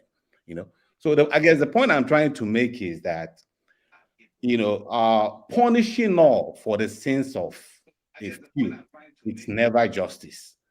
Scapegoating and profiling has never helped. The same way that we're here in this country, and then there are some white folks who just the mere fact that you're Black, they've already condemned you and labeled you. But we know that all Black people are not the same, neither are all white people. So I just wanted to make that point. Then the other thing is, for us, and then I'm talking about the Igbos now, we can agree and disagree on a whole lot of issues. But one thing we should not do is starting to question anybody's Igbo-ness just because we don't like their viewpoints or the way they come about issues.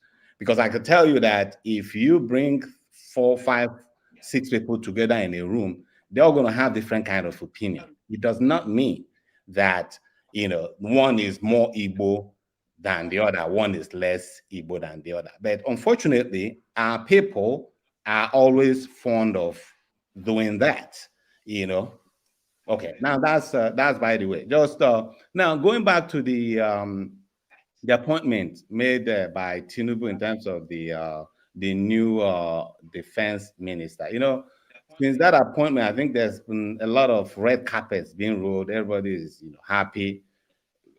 I think it's a good thing because, for one, we have a career military officer now, retired, who is basically a square peg in a square hole, unlike the current Minister of State, Matawale, who, from what we understand, his own credential is just a school teacher, So, for one, at least that's a square peg in a square hole.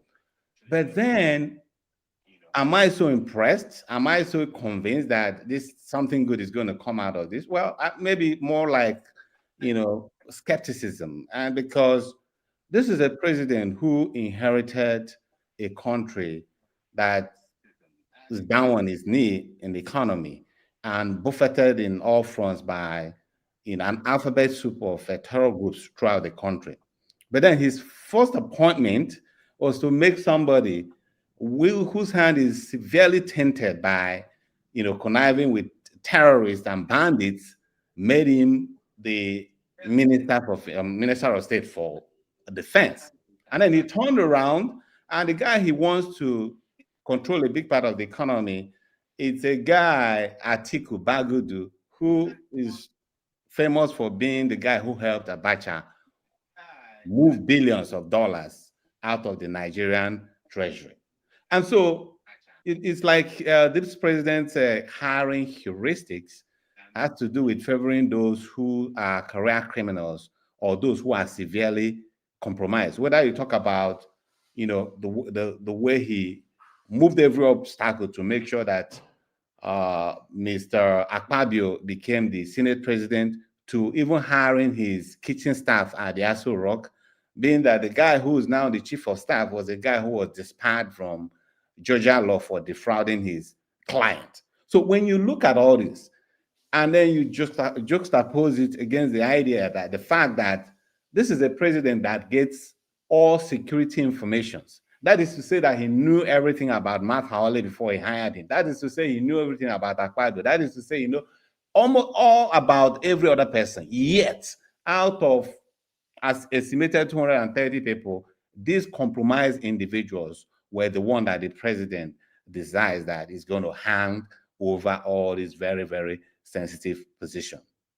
So, like I said, it's difficult to wake a man who is pretending to be asleep. He knows exactly what he's doing. And we can all say that topping his priorities is the politics of survival and whatever that means to him. It has nothing to do with, fighting terrorism. Otherwise, I think the first thing we have to start from, if the interview that the other guy alluded to was this guy called retired General Kefi, who was given a position to oversee tracking those sponsors of terror during Buhari's regime. They ended up arresting 20 individuals, and put them in some of custody as they carry out further investigations. But from what he described, through the action of Malami and the rest of them, they basically came one day and got him arrested, and put him in jail for like 64 days.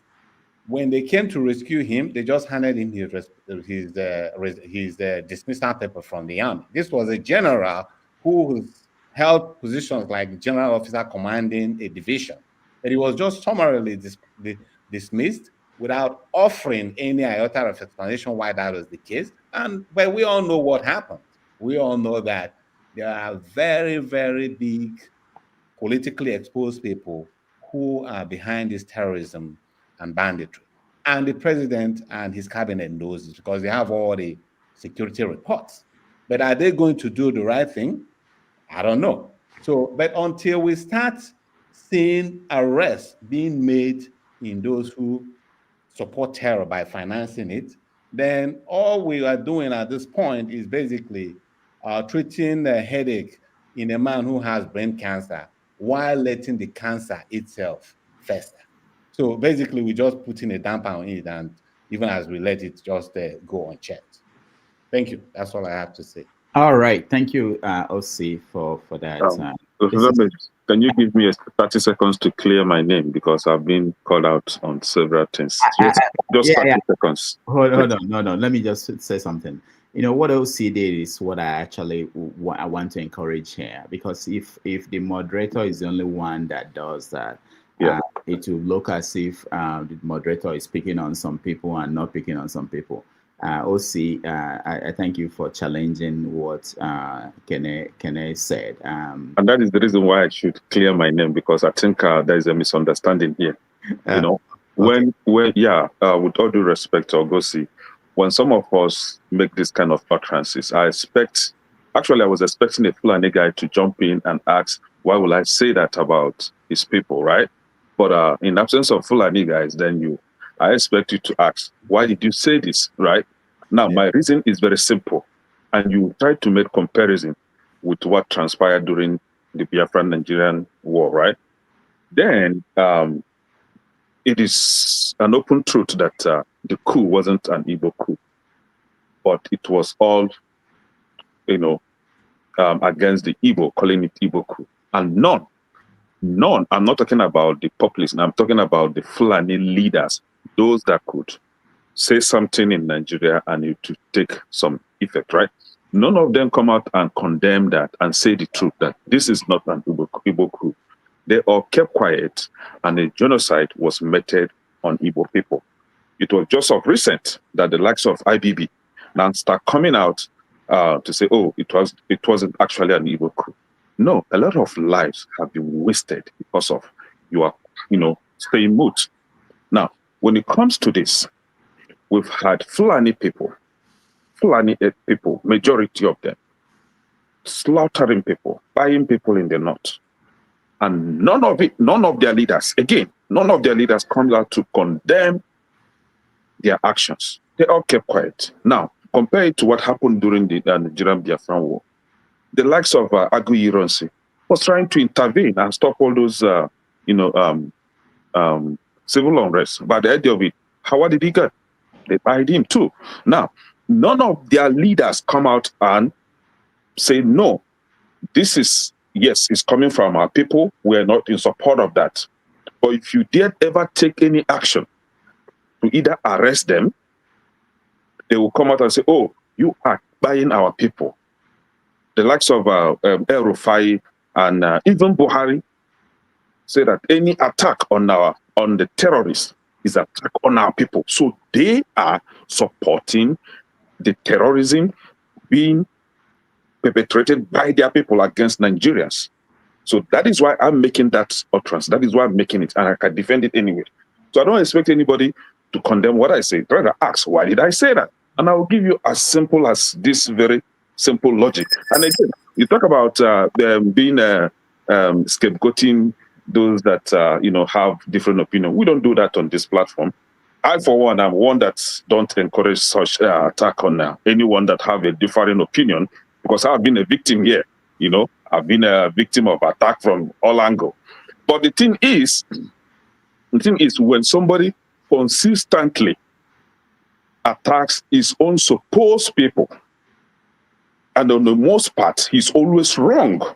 He always come out with half information to attack his own people. Even when his own people are the victim, he still attacks them. What do you expect me to say? It's common understanding. What do you expect me to say? Your people are being beaten. They are crying. You still come out and condemn them and join the bullies to insult your people. And that is why we call those people a slave. Do you understand? So that's why we question their true paternity. So it's not really my fault. Yo, Rudolph. It's gonna be my turn though. I've been hammered over here. Can I have my turn? I gotta feed my son. He's hungry. Let me take my turn and then leave. All right, Kenneth, thank you. Let me just point out, I wanted to say something before. On this platform, we have a challenge, and it's unique. And that is that we want everybody to air their view, okay?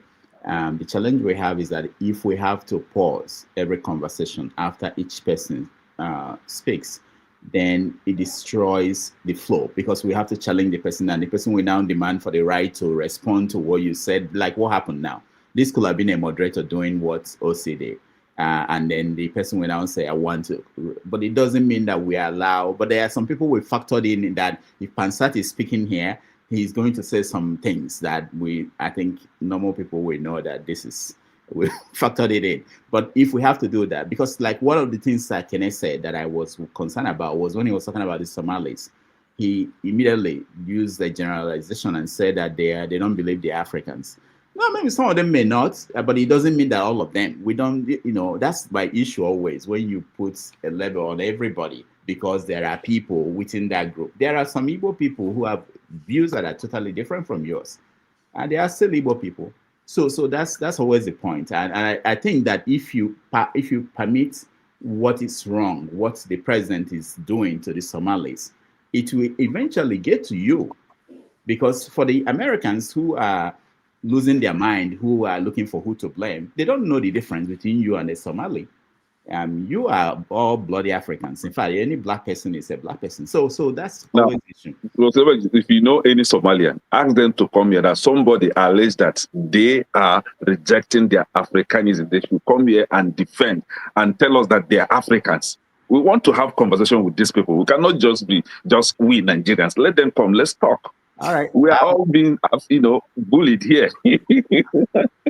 All right. Thank you so much. I just wanted to point that out. But Osi, thank you so much. Let's move on and quickly get to eccentric. Paul. Oh, Paul. Yeah, Paul. I know I brought you up before. Paul will be next. Okay, go ahead. Okay. Eccentrics. All right.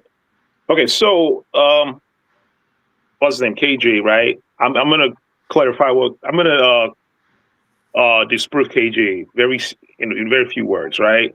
Foreigners in Igbo means Ndimbozo, right? Ndimbozo, and a foreigner is Onyembozo, right? That's what it is. It's simple. Aho, Ndioho, like he said, Ndioho. It kind of tells me something about where he came from. Ndioho. He said Ndioho as foreigner. Ndioho is those people. That's what it is. That's the English translation. Simple. Those people. Ndioho. Ndioho is different. It's totally different, right? It's different ethnic groups in Igbo land. I mean, different. I would say subgroups, right? They have names for other people. You know what I mean? It's something that's known. So I'm not going to waste my time on that. Anyways, in terms of the ambassadorial list, right? This is, this type of political system that we have, right? It creates this type of a fraternity, right? It's a club, right? And you're not part of that club. Those people are the problem, right? Tinubu, all he did was he hired the people in his political party. The people that he goes to club with. I'm pretty sure when he goes out, when they go to their parties, where they get all the, all the young women, all that stuff. Those are the people that are invited, and they talk like normal. These are normal people like us. They talk like we do. They sound different from them. We look at them like they're some kind of aliens. Politicians are like us. Like they think the way we think. Actually, they think the way we think. It's a club. This is their own internal nepotism. That's what you're seeing. It's their own internal nepotism, and we all do nepotisms. Let's be honest here. You will have your brother hired at your job quickly. Like if you have the opportunity, you have him hired at your job over somebody else. You know what I mean? That's internal nepotism, right? That system is a problem. You know what I mean? In order for you to fix that problem, you have to fix the system. If you're complaining about all the elements of that system, you're not going to solve the core issue. You're only pointing out, what comes with that problem. You're complaining about the functions, the outputs of the function. You're not complaining about the core issue. You know what I'm saying? That's what we need to do. If we fix the political system, all that problem will be gone. You know what I mean? We just got to debate on that. debate on the proper system that would eliminate all these problems. Problem that, this political fraternity thing that's going on. Anyways, another thing I have to talk about is when I dissuade people from generalizing, right? I'm coming from a class solidarity point of view, right? My political leaning is socialism, right? I'm not a Democrat, I'm not a Republican. I lean socialist, right? Democrats can feel the socialist leader, like the mayor of Seattle, right? She's she kind of leans socialist. So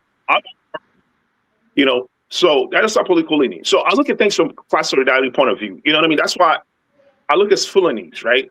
Ordinary Fulani people as part of my class. They are, I have class solidarity with them. Their elites might be doing some crazy, there are crazy people in their culture, just like there are in other cultures, right? We're not going to generalize all of them and call them bad names and just put them in this generalized point of view. And the thing is, let's be honest here. What we are doing is creating a fertile ground for a fascist to emerge. And I would not be shocked if Nigeria elects a fascist that's going to come in and go, hey, I know the problem. It's the Fulani's the problem. Give me your vote. I'm going to deal with this problem. That's how you elect fascists. That's how Trump came around, right? Trump is kind of like fascist-like, right? But look at the history of fascists, how fascists emerge. It's usually when there is an economic problem, you know what I mean? Economic depression, like in Germany. They came in and they blame all the smaller ethnic groups. They blame the Jews, the East Europeans, they blame the black Germans. We are laying the fertile ground for fascists to emerge. And listen, when it happens, you know what I mean? I'm blaming y'all. I'm blaming all y'all that comes out here. Hold on, Eccentric. Yeah, go ahead. Before you go, I just want to, when you were talking before, I didn't, I don't have a lot of energy to interrupt people a lot. But you said, I was thinking in my mind, I hear you, but people are dying. What should be done? You're not, this thing you're saying is economic issue. I understand that. Sure. We have to stop people from dying. What are you going to do about if you care enough that people are misunderstanding this?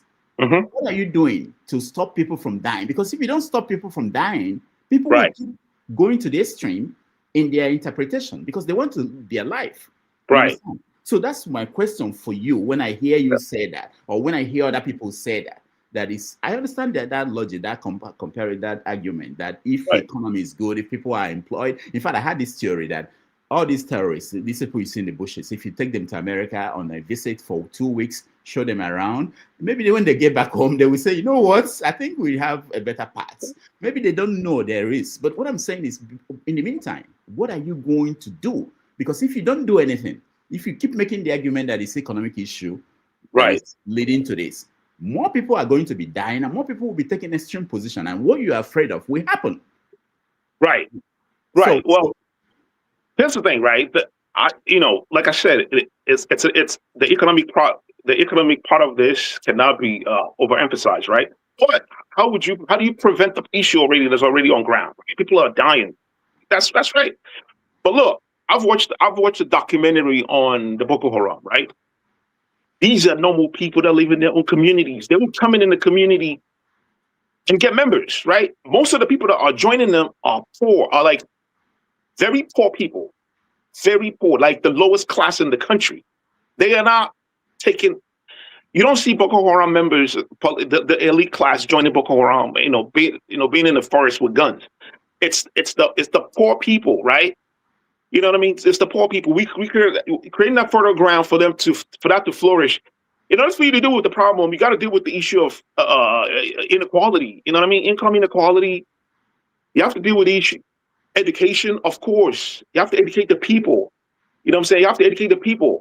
Like most poor people, right? Here's the thing. And if you look at the Nnamdi Kano's group, right? Most of the members, like when you see them, I'm like, I recognize these people. These are dropouts. These are people that drop out from secondary school. They feel like they have no meaning. Their life has no meaning. This is their way of giving their life meaning. And you got to understand one thing about this type of people and like people that do like mass shootings in America. They all look for names. They want to be heard. They want to be seen. This is their way of wanting to be seen and wanting to be heard. And like this, these groups, the terrorists, the Boko Haram, they love this publicity. They love the publicity because they want to be heard. They feel like they're not being heard. No one knows who we are. But look, we are doing something egregious, and we're being heard.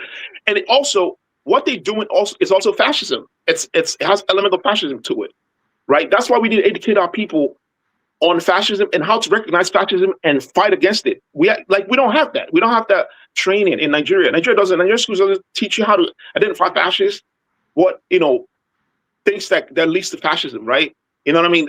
And democracy capitalism creating this type of problem all the time. I mean, democracy creates this type of problem all the time. If you look at many countries, right, where they have, groups like the Boko Haram, people that terrorize other people, it's always in the capitalist system, right? It's always in a system where, there's massive inequality. If you go to Lagos State, right? Lagos is like divided into, there's Lagos Island, and people live like they are it's like New York City. And then you got the main core Lagos. The people they don't even have good roads. They don't even make enough money, right? That right there, you know what I mean? You create a fertile ground for insurgency, for that type of group to emerge. So if you address the economic problem first, you have to address it. Like, we cannot neglect this. Like in Mexico was having this similar problem, but it was, the drug dealers and all that. What did they do? They elected a leader who has a socialist program that's people focused. And what he did was he did things for the people. And look, before I forgot his name. I forgot the name of the previous president. Before the president before him, right? There were massive killing. There were rampant killing everywhere. There were videos of it. Thousands of people were killed in Mexico. They brutal killing. They put on camera to cut their head off. You know what I'm saying? And then he came in. What he did was he addressed the economic problem. That's what he did. That's what he focused on. Address the economic issue. You know what I mean? Like we can go in. Let's just say Nigeria just purchased like millions of drones, 100,000 drones, and just fly them in the forest and kill everything there. You've killed those people, right? Cool, but you never address the problem. Guess what? In the near future, another group is going to arise again because the situation that created it hasn't been addressed, which is the economic situation. Yeah. All right, we have to go. Thank you so much. Sure. We'll have this targeted conversation in depth one day, hopefully. We keep promising. Paul, go ahead. You're next. Thank you, Doctor. My greatest worry for Nigeria. I watch the news. I watch different interviews. The way everybody praise this chief of defense staff, it gets me worried. What kind of people are we? This man get to the highest level of military before they let him go and now bring him back. What is his antecedent? What is his record? What is his record? What did he achieve? You understand? If there's anything I will see from that man, he's supposed to just be the communication person that speaks for the military. Maybe when they bring him for interview, he speak well. That's it. What is his antecedent? He was the chief of army staff. You understand why he was the chief of army staff before he get to all this level from all the head of battalion, this battalion, this battalion. We've been having this problem since 2009. And the problem keep escalating. And he was there. You understand? So what did he achieve that you say somebody achieved something? Today, if the Yoruba people pride themselves very well with education, if the Igbo people pride themselves with education, today you will hear the lives of Okpara and you will hear the lives of Awolowo. You hear somebody like Jakonde and you will see their work on ground. What is his work? You understand? Did it bring anything?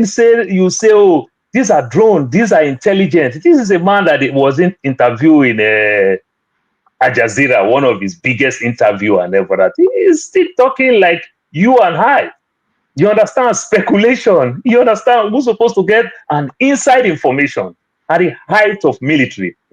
And one thing I like with America, live in America, you see top people in government, when they let them go, when you grant them interview, they'll tell you so many things. This is person who in government didn't say anything. After government didn't say anything, didn't even say how people try to oppress him, bring him down, and everything. He didn't say nothing. So where is all this thing that they're talking like, oh, we are happy that they bring this man, that they bring this man? What did this achieve? What is his antecedents? can't find anything. You understand? And it gets me worried. What kind of people are we? The way we do things, the way we lift people above board. You understand? And these are the things. They just call people when you leave position. You see the media houses. They'll go bring you either statesman, former governor, former this, former that, former president, Obasanjo during his own time. What did Obasanjo achieve? You understand? He himself to perform what we call genocide. You understand? These are the things, and these are the people who bring and everything. We will not grow as a people. You understand? If we cannot shame people when people do wrong. I was watching some movie actress the other day that they shame her online in Kechi Blessing. And she come out and say, oh, the girl that brought my pictures, my this, my that, I did this, I punished the guy, and the girl begged me. If somebody defame you and everything, then the person go privately and beg you, and you come in public and say that I punished the person, that don't work. Don't press for $5 million. Don't press for 5 billion naira. Just ask the person to give you 1 naira. But let the person go in public and apologize. You set what we call deterrent for other people to learn from. But if you didn't do that and everything, I don't see anything change. Well, like my brother Ikede will say, I don't expect anything good that will come from Tinubu. Doctor, the most easiest thing in embassies, we all live abroad. The most easiest thing in embassies to go to your country's embassy to go ask for some small little thing, like renew your passport, to go ask for some small paper. I want to get some inquiry about my kids and everything. Do we get that? I've been to Washington, D.C., I've been to New York and everything. In fact, I've traveled with my Nigerian passport twice, expired. I can't even renew it. You understand? I did NIN, they said it's fake. These are all the funny things. You understand? So when people keep talking that, oh, these are career ambassadors, doctor, everybody that come here and everywhere that say career ambassador, you ask one name, you ask one question. Tell me the person's name, career ambassador name. They don't even know. You understand? Because people just bring certificate, like all of us carry certificates because we are certificate nations. And everything, they say, oh, it's career ambassador. These are all the people. I was in New York, Nigerian embassy in New York. The Muslim people will understand better. They still have kettle where people used to watch their private party there in the restroom. You understand? I went to DC, I see the same thing. I was just laughing. When foreigners come there, they wonder, how do you bring a kettle in the bathroom? God, there are better ways to do things and everything. These people can manage themselves very well. We see the embassies, you see Mexican food truck outside where you go do photocopy of paper. Then they'll tell you that one person get to the level of a director and they now make him ambassador. They'll say it's career ambassador. What kind of career? So we are still lying to ourselves. We lie to ourselves, you know. We like to pride ourselves and everything. We are happy people. Good for us. I like that. But saying all this career, until people perform, that we can see them, that they perform, then we praise them. That's where I want to believe. For example, you talk somebody like Kanu Nwankwo. We see what Kanu Nwankwo did in 1996 in Atlanta. We see how Kanu Nwankwo perform when it comes to football. We see the things he did when he went to Arsenal, even with his health challenge and everything. You can see his record. You understand? You can see Rashidi Yekini record. You can attest to that. You can see Henry Nwosu record. We see the things that they do. Peter Rofai, we can see their record. We can see Jack Onde record. We can talk about Okpara. These other people, you can't talk about them. They just clone the media. You understand? Like the so-called Reno Omokiri, the so-called Daniel Boala. You understand? They move from one media house to media house to media house. So they come to your front, your face all the time and everything. They just become unimagined talk shop people and everything. Then people say, oh, this are what have they achieved in their private life, in public life? What have they achieved? Oh, this man, God, I don't even know what to say. But all I know, if this man cannot understand what is drone, what is intelligent, how do you use intelligence? How do you do things like this? How do you do that? Doctor, to fight Nigeria is easy. For example, how come Tinubu, you understand, they will tell us, Nigerian government will tell us, Buhari tell us the same thing, that these people that are coming, these Niger people that are coming, these Fulani people, they are coming from Chad, they are coming from Niger, they are coming from here. How many minutes will you threaten their own president that you're going to do regime change like Trump is doing here? That they on their own will not even allow their people to go even near the border to leave their country to Nigeria. How many minutes will you do that? Did they do it? No. There's a president in Mexico called Claudia Sheinbaum. When Trump accused the woman over this drug thing, the woman said, do you know why the cartel is strong? Every weapon they carry, they're all American weapon. It is the weapon that make them strong. You understand? When you stop them from getting the weapon, it is easy for me to deal with them. So they do what I call trade by barter. They take weapon, they give your people drugs, and they kill your people. And their weapon also kill my people. You understand? The guns make people get scared. People cannot raise their girl child around Sinaloa, places like that, where they do all this drug, because the cartel can take people's family from them. The parents can't do nothing. It is because of your weapon. And when they give your people, the Americans also drug, he also kill your people. So stop the inflow of weapon, then I can deal with the people who are doing drugs. Because now it is easy for me to deal with the people. Is Buhari doing that? Is the military people that will say this Musa worked 30 years in the military, get to the level of chief of army staff.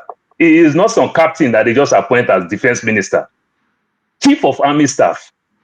What is his antecedent? No documentary, nothing, no history, no nothing. At least we can even talk about somebody like Buhari during the Metasini in the 80s. That Buhari fight during the Metasini. What will you say about this one? Doctor, that's my take for that. Nigeria are still joke. I'm telling you, when I go Nigeria, I just enjoy all those people who no book past me back in the days. Now I get money past them. I just be intimidating them. That's how Nigeria is fun. Period. I'm telling you. All right. Thank you. Thank you, Paul. We have to reduce the time because we have to go. It's about almost 4 hours. Comparable facts. Go ahead. Yeah, I wanted to comment something about eccentric, what he said, but he's not here. He probably listened. I'm only going to make a comment for 30 minutes reference to that. I think he came here, he bring it on the, I'm not questioning his Igbo-ness or whatever. I agree with something that he said. And he made it sound like it's about tribalism. That's the problem we have in Nigeria. No, that's not. I think the more problem we have is politics. I mean, insecurity, hardship, tribalism kind of amplify the situation we have in Nigeria. So it's not about tribalism like you make it to, so it's more than that. It's only politics view. And I wanted to talk something about what Sowolu is doing, Lagos State Governor. I don't know if you heard about what he said, about decongesting the port in Canal land.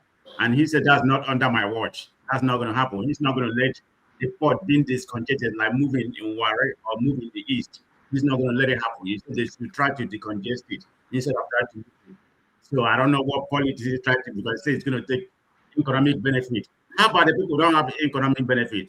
And he's not thinking about, if the congestion is going to help, it's going to help Lagos State. But he said that's not going to, I mean, it was just something that happened last week. I don't know if people are aware of it. So I find that to be very critical coming from him, I don't know why Nigeria will let that happen. So let me go to the present topic. We're talking about the ambassadorial list. I believe it's the president's prerogative to nominate whoever he wants to nominate. But you need to look at it, in a different angle.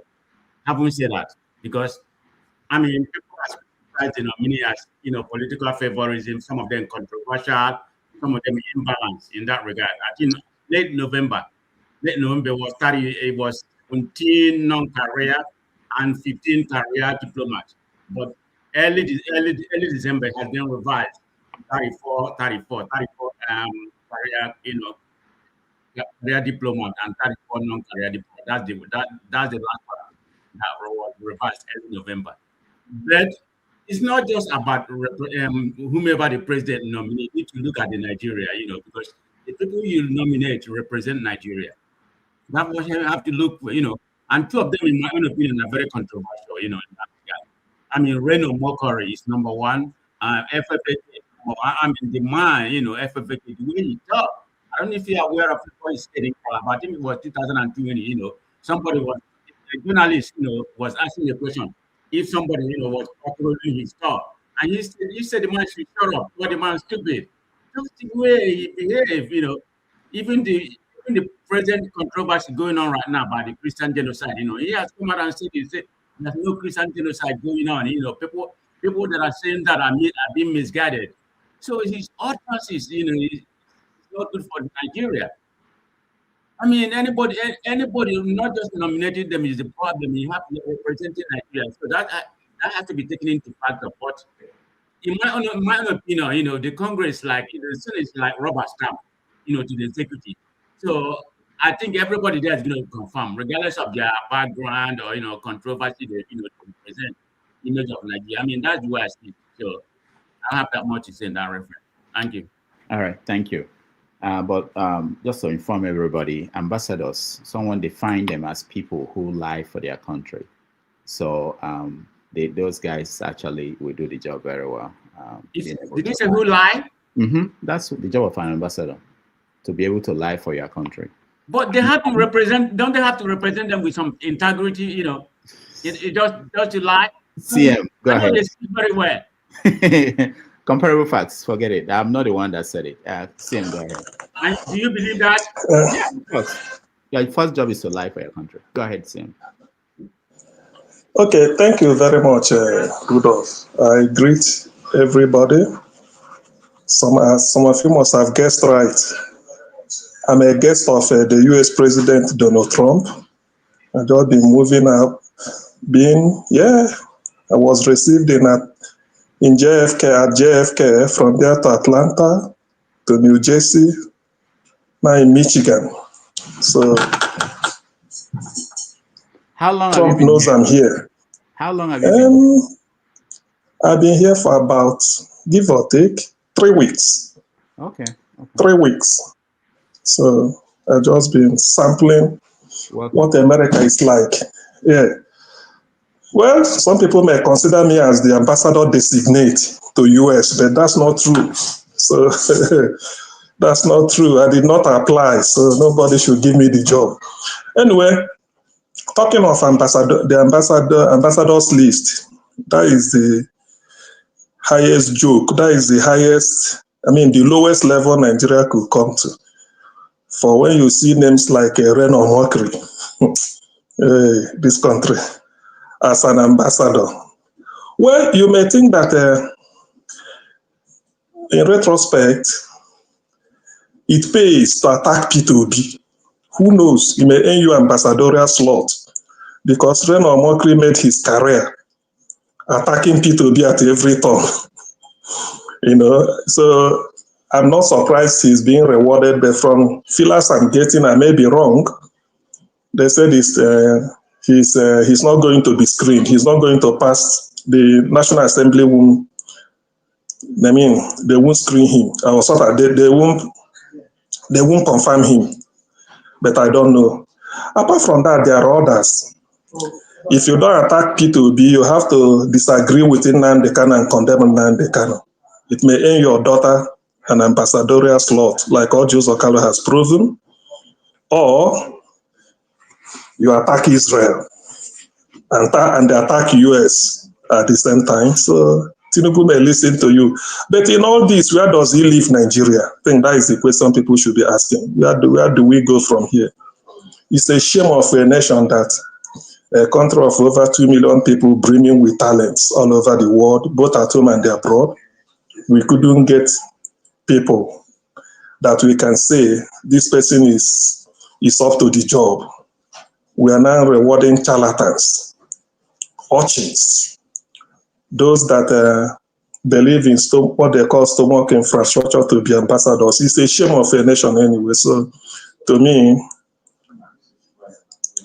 maybe it's just that it's a testament to the caliber, the ability of Tinubu to even handle statecraft. It's a shame. Tinubu is grossly incompetent. Ordinarily, he should have resigned. Is it the insecurity you want to talk about, or his choice of ambassadors? The guy is just a joker. It's a waste of space. If you permit me, it's the worst president ever to occupy Aso Rock is Tinubu. He knows nothing. He hasn't got anything to offer. In every sphere of human activity, the primary aim of government is to defend the people their welfare and their security, Tinubu has failed woefully. He doesn't even know the name to put forward. Look at the person he nominated as former secretary. Is it not Secretary of State for Defense? School certificate, or is it the Defense Secretary said before? School certificate only, which means such a man has never been exposed to the rigors of critical thinking, let alone critical analysis. That is to say, he hasn't got a postgraduate qualification, and yet he's occupying such a post. So that tells you that for Tinubu forged certificate, so you might say in Nigeria it doesn't pay for somebody to be upright or to know exactly what you do with. So it's a shame. Nigeria is in shambles under Tinubu, and they continues to be. Which brings me, then what is the solution? Of course, like I said in the US, I don't know why Trump is wasting time. He should get kicking. Nigerians are waiting for Trump to come and save Nigeria. Forget about all this beer parlor gossip, sovereignty. They can't do it. We'll be Afghanistan, we'll be Libya, we'll be Sudan, we'll be Syria. It's all nonsense. No, who can save Nigeria from themselves? If not Trump, who? That is the question people should ask. If not Trump, if not America, who? Despite the fact that America has sent a warning of what they intend to do, yet Tinubu cannot rein in on the terrorists. Rather, they are even paying them.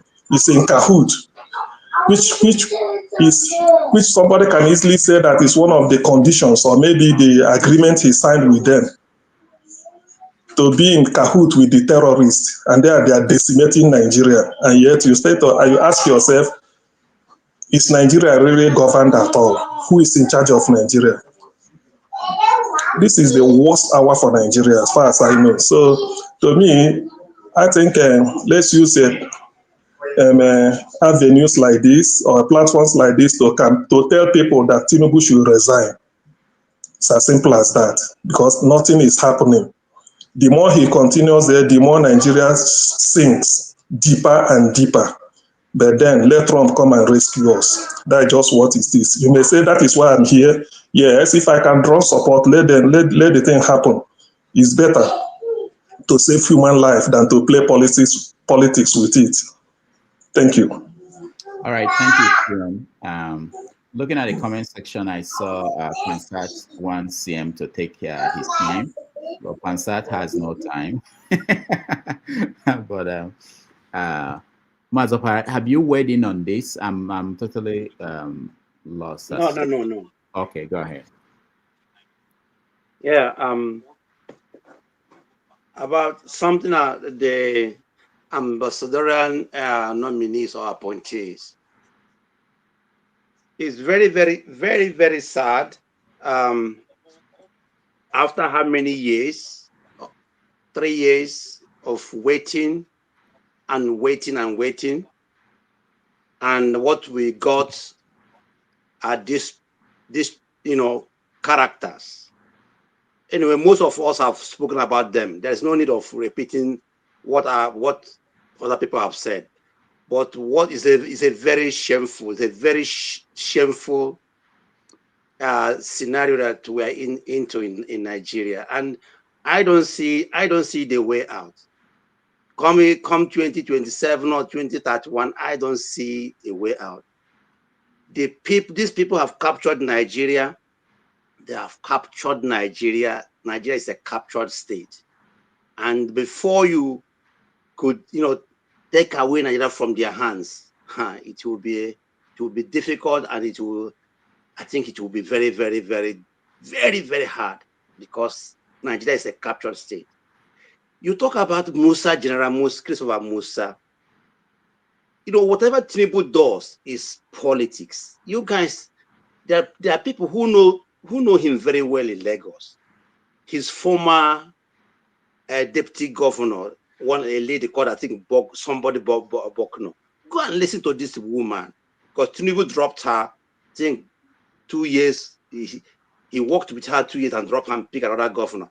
And you know that throughout Tinubu as governor of Lagos State, I think he used about 3 deputy governors.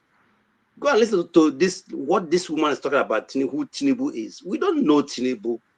If you want to know him again, listen to Jimmy Disu of I think Niger Info, something like that. These are the people that know him. All he does is politics. He doesn't care about you, about Nigeria, about how poor Nigerians are living. Because honestly, Buhari was a saint compared to what is happening in Nigeria now. Buhari was a saint. Nobody you can't doubt it. Buhari was a saint. This man, I don't know where he's taking Nigeria to. Why? Do you know why he chose Christopher Musa after he sacked him, 4 weeks after he sacked him? It's about Kaduna election in 2027. Now, the governor of Kaduna is a Muslim and APC. So for him to get Christian Kadunas now to support in 2027 is making one of their own son, giving him that position, which is very, very, very potential in winning election, controlling the crowd, controlling the security in Nigeria. This guy, that's why they call him master strategist, but he is using it in a very wrong way, in a very crude way, to subjugate Nigerians, to put Nigerians into suffering. You guys, do you know what's happening in Nigeria at all? Do you call Nigeria? Do you call your people at home? Do you know how this guy has destroyed Nigeria? God have mercy. Let's be honest with ourselves. If nothing is done, that country might, I pray, but 2027 might even be too late. Finally, this young man, anyway, maybe rant, I'll talk about him. I mean, I think he has gone, but I'll talk about him. Thank you. All right. I think we have one more person and then the rant, or two. KJ has not weighed in on this, and then 2 Nigers, 1 brain cell. If there's anybody here I'm skipping, let me know. All right, 2 Nigers, 1 brain cell. I thought that came before him. Yeah, we KJ, you have privileges. You have privileges. How you doing, Ruda? Good. Okay, so what do you want us to complain about? The ambassadorial list, or no, not complain. What is your take? No, I'm just being facetious. Okay. For instance, I wanted to know, for those who do not like mockery, or mockery, if you were to be the ambassador in the country where you live, what is your concern? Well, that was what I was gonna. Hold on 1 second, please. I'm sorry. Just want to charge this so don't go dead. I'm sorry, holding up the show. So, 1 brain cell. You don't have light in your house? Are you Nigerian? Yeah, no light, Kenny. Kedu? Good to see you. So, yeah, you too. So, Rudolph, this is what I want to say, okay? And I know once I start talking, a lot of people are going to get angry, but I guess that's the price we got to pay if we really want to see Nigeria go great, and if we really have to, if we really want to speak truth to power. The reason I came on was I noticed most people that complain about the list complain about Renault, and they complain about FFK. And I'll say this. The last speaker that spoke out before me, I think it was CM, said, oh, well, you know, it's because if you want to prop yourself in politics, you got to attack Peter Obi. And that's what Renault basically did. Not true. Renault, when he was with GEJ, if you were online and you used to see how he used to act, he would attack. He was one of the proponents of tribal politics in Nigeria in the last 15 years. He would attack the North, attack Muslims, and guess what? His biggest supporters came from the Southeast because they were GEJ's biggest backers. So most Southeasterners, when you were online, you looked at the people that supported them. Yeah, most are primarily PDP supporters, but majorly from the Southeast. I mean, you could also always see from the names, you could always see it from their pages where they came from. It was easy to deduce these things. And when he was doing it, he was fine and dandy. And this is why I say the Southeast really needs to learn politics, because this is what Nigerians have figured out. And they do it online too. And with my experience of what happens online and how people get the attention of the government, I see at least one or two people that do the same thing. So they know there are certain Nigerians or certain groups of Nigerians seem to be very emotional. They tend to be very sentimental. So when you say something, instead of looking at the logic of it or the evidence in it, boom, it just goes like a baby or a woman. Sentiments, emotional, quick. And this is how they frame their perspective. So when people like Renault were doing it, I don't know how active you were, because I'm not too much on Nigerian Twitter, but I see it. Like I'll really check and start, you know what I mean? I'm active enough to the point that I'm just in the background, just watching and looking at everybody. So if you knew people like Segalink, and you knew people like Demola Rwanda and this guy me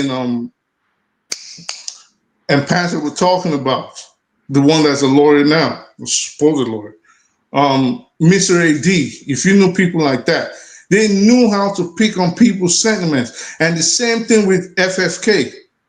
FFK was cool until he started having problems with his Igbo wife. And then he started denigrating people like Ojukwu and talking about, why are you shaking your head? Why are you shaking your head? If I'm not saying anything right, feel free to call it out. So until he started denigrating people like Ojukwu and talking the most disrespectful stuff about Bianca, for years, they supported him. For years, when he would call Tinubu a drug dealer, call Buhari a terrorist, he was fine. But what they didn't recognize was this was their tactic to get attention of the government. The moment they got, it was obvious when they told them, like, listen, pipe down, you're going to get a post, we spoke to Baba or whatever. They switched, started talking all kinds of things about the Southeast, Nnamdi Kanu. Now you guys are seeing it, and then you're upset when you forget that you propped them up. You put them where they are. You're the ones that gave them that post. When the tribalism and the bigotry was in your favor, you guys loved it. Now they're rewarded for the evil that they projected in the land and on the country. You're there shaking your head and rubbing your face and looking in the ceiling upset.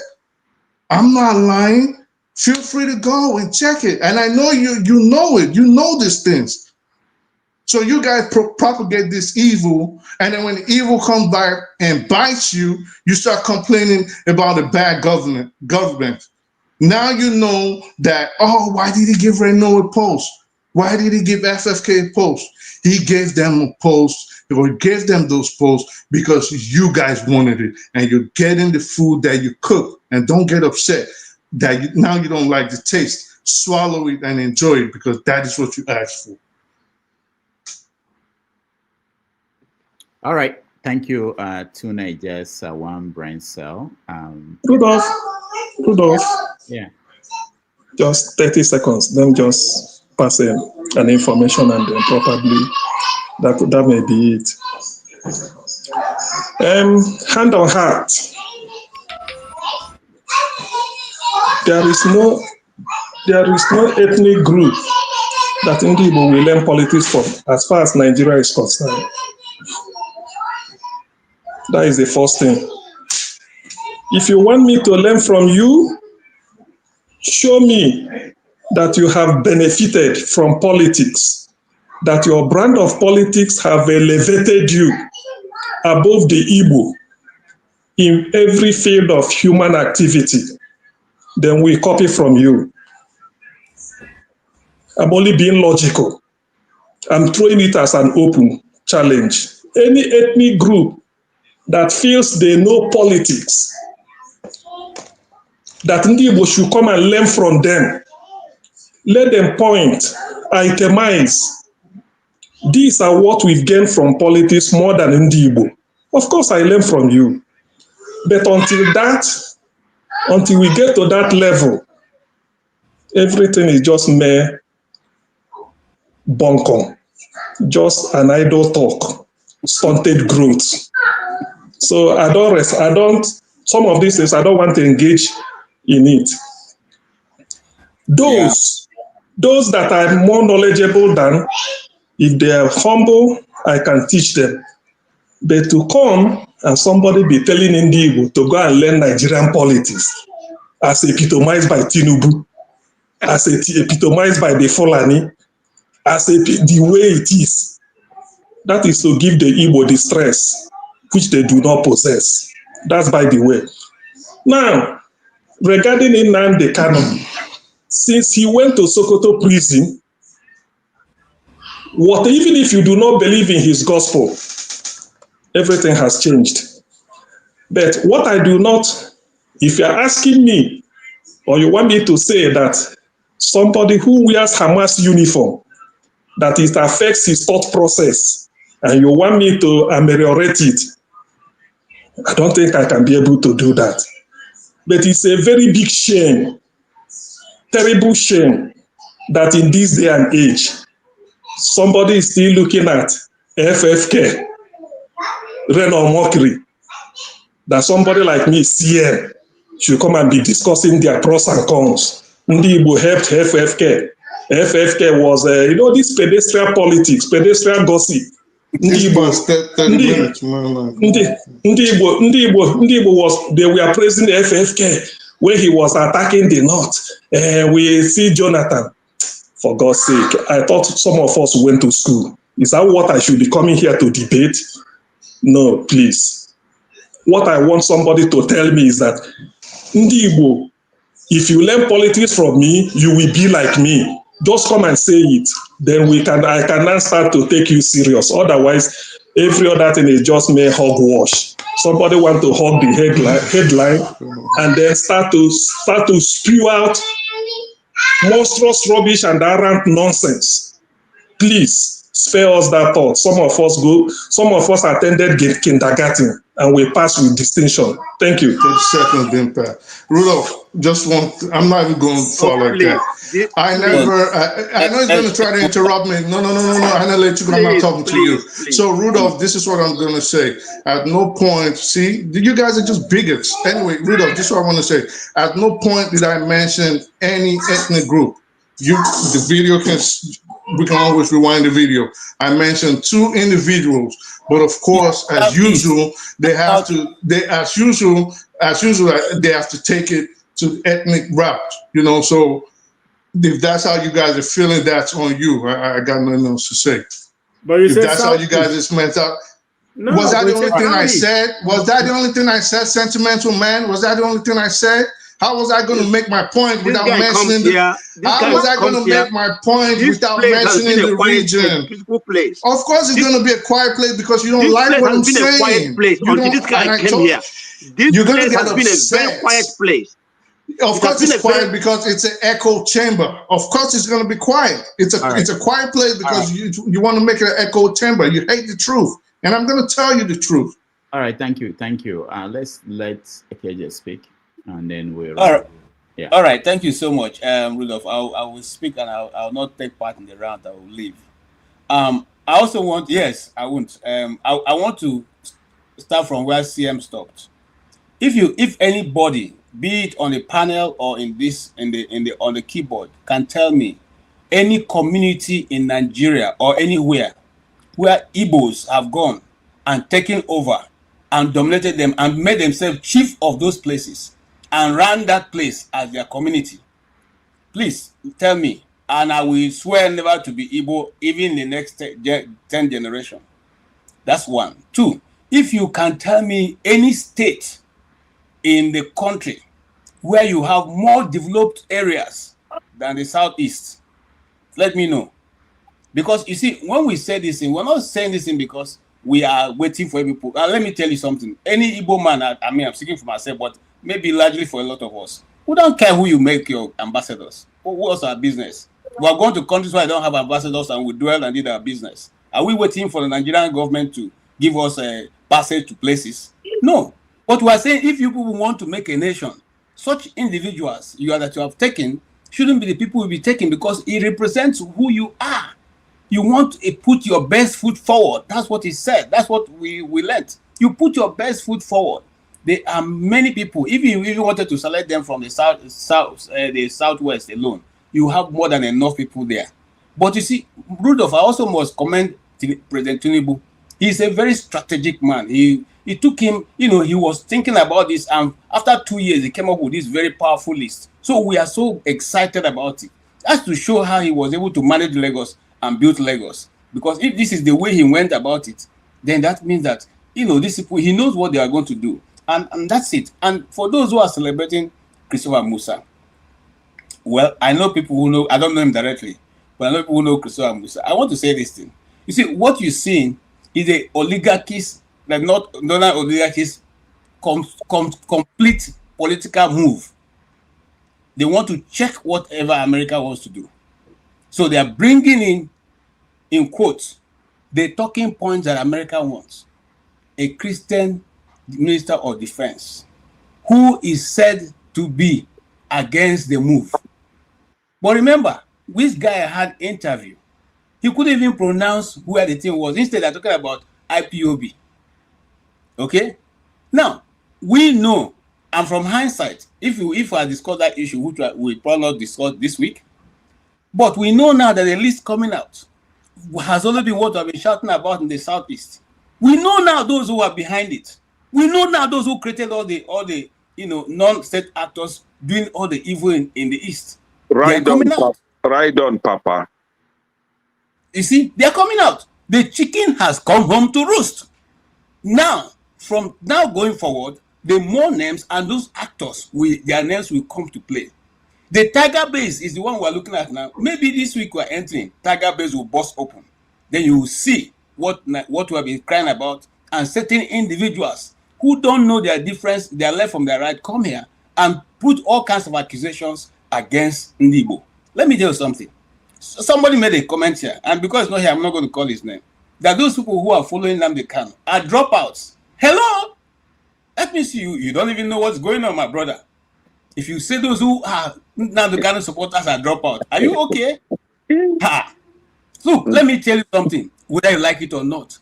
As it stands today in Igbo land, and if you want to, doubt me, people like Danny Wanyanwu, you can meet them and ask. Danny Wanyanwu is on national television, being a politician himself, that Nnamdi Kanu is the only person who can call a meeting in the east and everybody will go. Even them with their money, they cannot rally what Nnamdi Kanu can rally. So all the people who are going to go to those conventions that he's calling dropouts, we must have a lot of dropouts in Igbo land, and we must have a lot of poor people in Igbo land. That's why they are very poor, and that's why they are following him. Come on, guys. Some of these things you should even process them before you say. When Nnamdi Kanu is speaking on that road, therefore he speaks. Does he speak Pidgin English? Does he speak Igbo? It's not well-researched topics he speaks about. How many of you have come out here to say what he said is not happening? Yesterday we had more than 5 trailers of people with bikes and young able men in Ibadan heading towards Lagos. My brother, una dream. That's why people would keep thinking it's not happening. It don't reach our doorstep. Read my lips. It don't reach our doorstep. It will reach you. It will reach me. Then the truth will come out. They don't enter Ibadan. From Ibadan to Lagos, how long? They don't enter rivers. Okay. So those who Igbo be your problem. You come to teach us politics. If one day you will teach us how to speak Igbo language. But we know that in the forefront for the liberation of Nigeria, the Igbo people were ahead. It was the Igbo people who fought alongside with other people, but they were ahead. Now we don't know politics because we don't lie. We don't agree whether whatever you are doing is not correct, or we don't agree with your the path that you have chosen to make us slaves, to reduce our area to become nothing. Okay? If you want to know how bad it is, you know that the governor of Lagos State was saying to bring seaports into Warri, into that it is not going to be allowed. My brother, let us wake up. You see, I have so many points I want to talk about, and then the economic factor. We keep saying economic factor, and that's this other guy who have gone out, and he's a socialist. I'm not a socialist. I don't think Igbos are socialists. Okay, nobody has ever told me that Igbo people practice socialism. But however, you can choose your own brand of government. I mean, it's okay. I'm not a socialist. I'm a capitalist to the nature, to the fault. Okay, my own capitalism goes with human face. All right. And so if you are a socialist, in other words, you're a leftist, I'm never going to be, and Igbos are not leftists either, but it's okay. You choose what you want. So what we are saying is that those ideas you are canvassing has never worked in Igbo land. Now somebody was saying that I said Igbos, Igbo is simply that Igbos don't have king.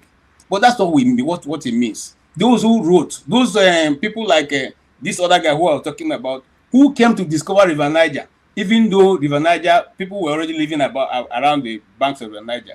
That's what this guy is doing whenever he talks about Igbo land. I think he doesn't have enough understanding of Igbo land. And so he always sees us, from a foreign, perspective of things. Look, Igbos have always called it. Look, and I'll say this, I'll hush. Rudolph, my place to Chim's place is like an hour trek. An hour trek. You walk, and just about less than an hour. Okay? But even for my dialect and his dialect is different. There's a spin to their own dialect. And we also call them that, we use that spin to yab them. So does it mean that we look down on them? We are discriminating against them? These are people who our kindreds have lived for years, for thousands of years. That is simply, I'll give you an example. The T people, there's a set of T people who Steve is not as exactly as the more dominant Tiv language. They are called the Here people, but they are T people. They have a spin to it. Doesn't mean that because if you are Here, it doesn't mean you are active. People should wake up and smell the coffee and understand what is going on. The truth of the matter is that we are losing the nation, whether you like it or not. And Christopher Musa is not going to change it, because you know what? The people who sabotaged the system while he was there are still there. They are still there. They're only masquerading to make American hand go down so that the impending doom against them will not come on. If not, Rudolph, answer me this question and I'll hush from there. Why is there only one set of Nigerians and one part of Nigeria that is contesting and demonstrating outrightly that Donald Trump shouldn't come to Nigeria? Why is there just one set of region demonstrating? Are they telling us that they are the terrorists that he's coming for? Why is the IPOB they call terrorists not demonstrating that he shouldn't come? Why are they the ones welcoming the coming of America and looking forward to it? These are things that any reasonable minded person can go and sit there and think about it. But since thinking has become very, very expensive, I don't even think they can do that. But what is going to come up in this week, the revelation of what goes on in Tiger Base, will open up the rest of the space for people from the Southeast. I thank you very much. All right. Thank you, KJ. We are about to rant, but we take a break. When we come back, we rant and then call it a day. Think about your best topic, and we are going to rank the best rants. So people in the comment section, people watching at home, it's an opportunity to weigh in and tell us the best. And starting next year, we have a gift for the best person that ranted at the end of the week. All right, let's take a quick break and we'll be right back. Yeah.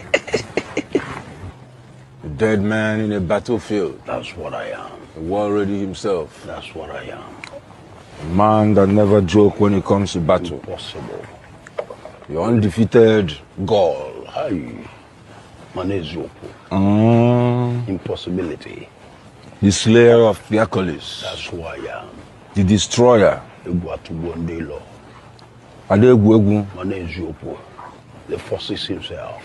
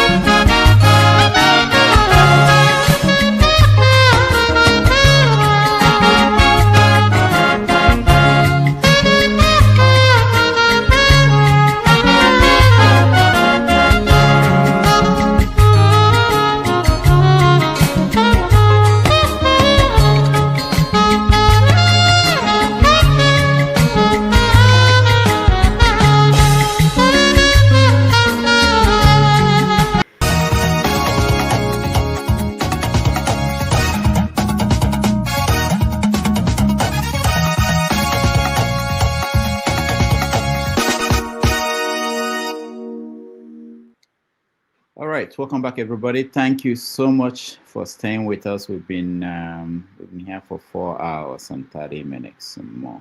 Thank you for being here. Just a reminder to those watching who are just joining us.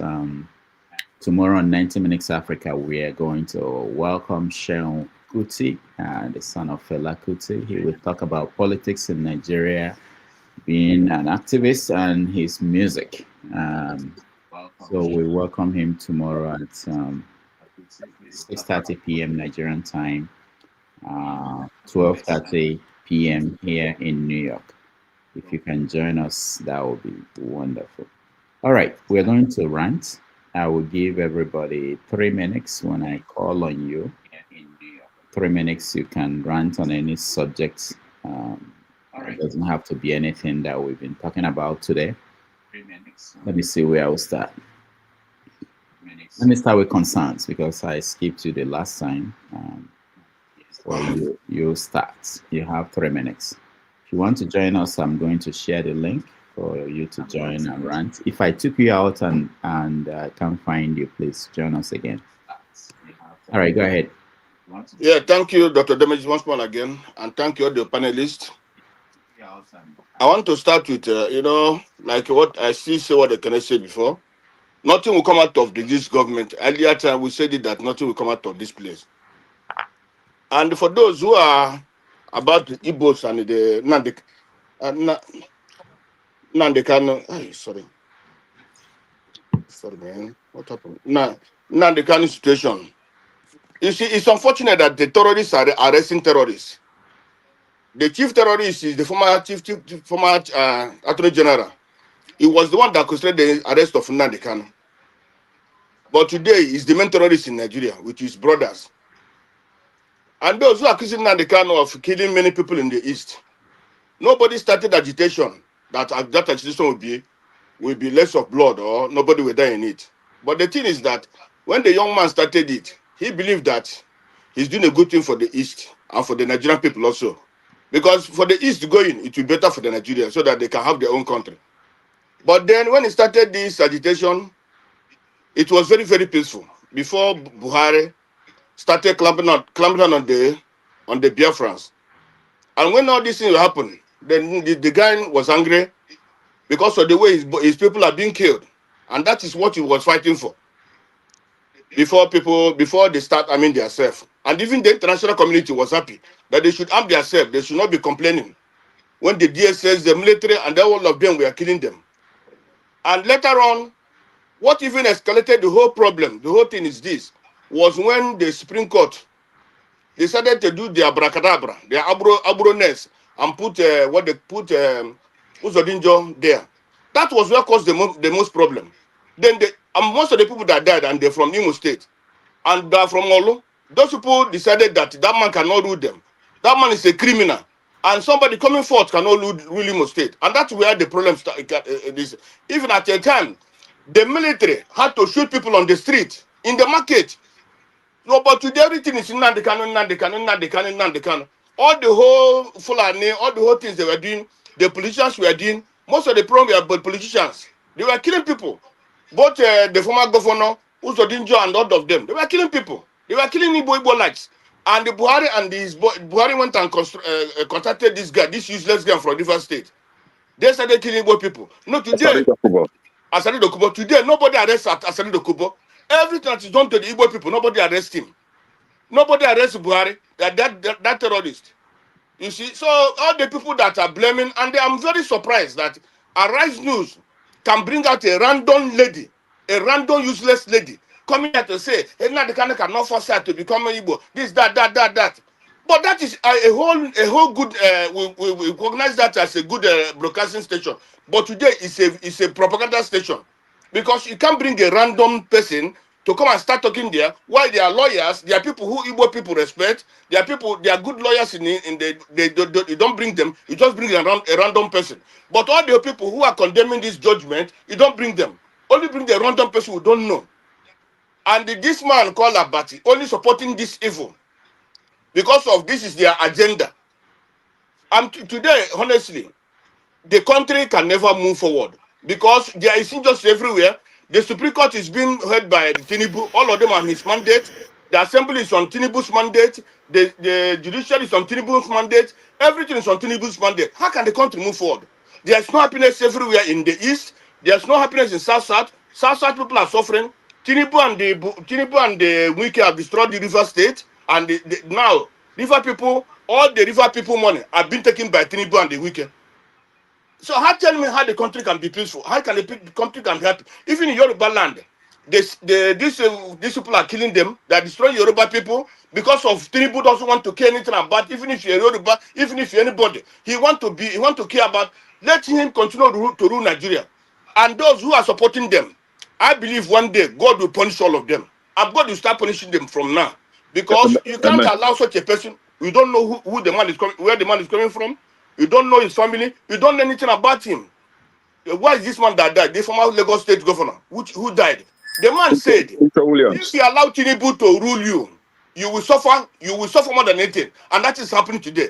It's not good. He said this person is a chief, and when he enters there, he behaves more than a chief. The man complained. Yeah, the former River State governor, the former the Lagos State governor. He said it before he died. He said, "Don't allow this man to rule you. Anytime this man goes there to rule you, you people will suffer and suffer more than you are suffering now." And that is what you are seeing today. It's unfortunate for me, for some of the Yorubas or the left, on the right, on the east, on the middle, on the world, supporting this man because of what they can get. That shows them laziness. Because you can't support somebody who cannot help you. You can't support a criminal because he gives you a job. Anybody, people who do that, they are lazy. And they will suffer in future. Because what makes people is what you can be able to achieve by yourself. Not being a criminal, supporting a criminal. The more you support a criminal, that criminal is better than you. Thank you, Dr. Damages. All right. Thank you, God Constance. bless you. God bless you. And I let all of you. CM, good to see you today. Miss Opera and the others. God bless all of you. Thank you. I will try to use my 3 minutes judiciously. Now, this is it. We have, okay, I'll start with the Arise TV, the one-sided hearing of the argument they had in Abuja. So this was a scenario where we have, I think, about 2 guys and 2 ladies, some for Nnamdi Kanu, while the other against Nnamdi Kanu. So, but Arise TV choose to just, because of their, their brown envelope TV station that's always against Igbo people, right? But that is it. So I would just want to correct that. Arise TV is not being honest. Arise TV is just being what it is, a deceptive TV station. Now, for those that that always ask Igbo people to learn about Nigerian politics, I think my brother at CM did a good justice to that. But I also want to add that the most educated region in the country cannot come to you to learn politics. Most developed region in the country, geopolitical region in the country, cannot come to you to learn politics. Rather, you come to us and learn everything life has to be offer. Now, we also have, I will maintain what I said earlier, that for you to have peace in Nigeria, you have to get rid of Fulani people in key positions in Nigeria.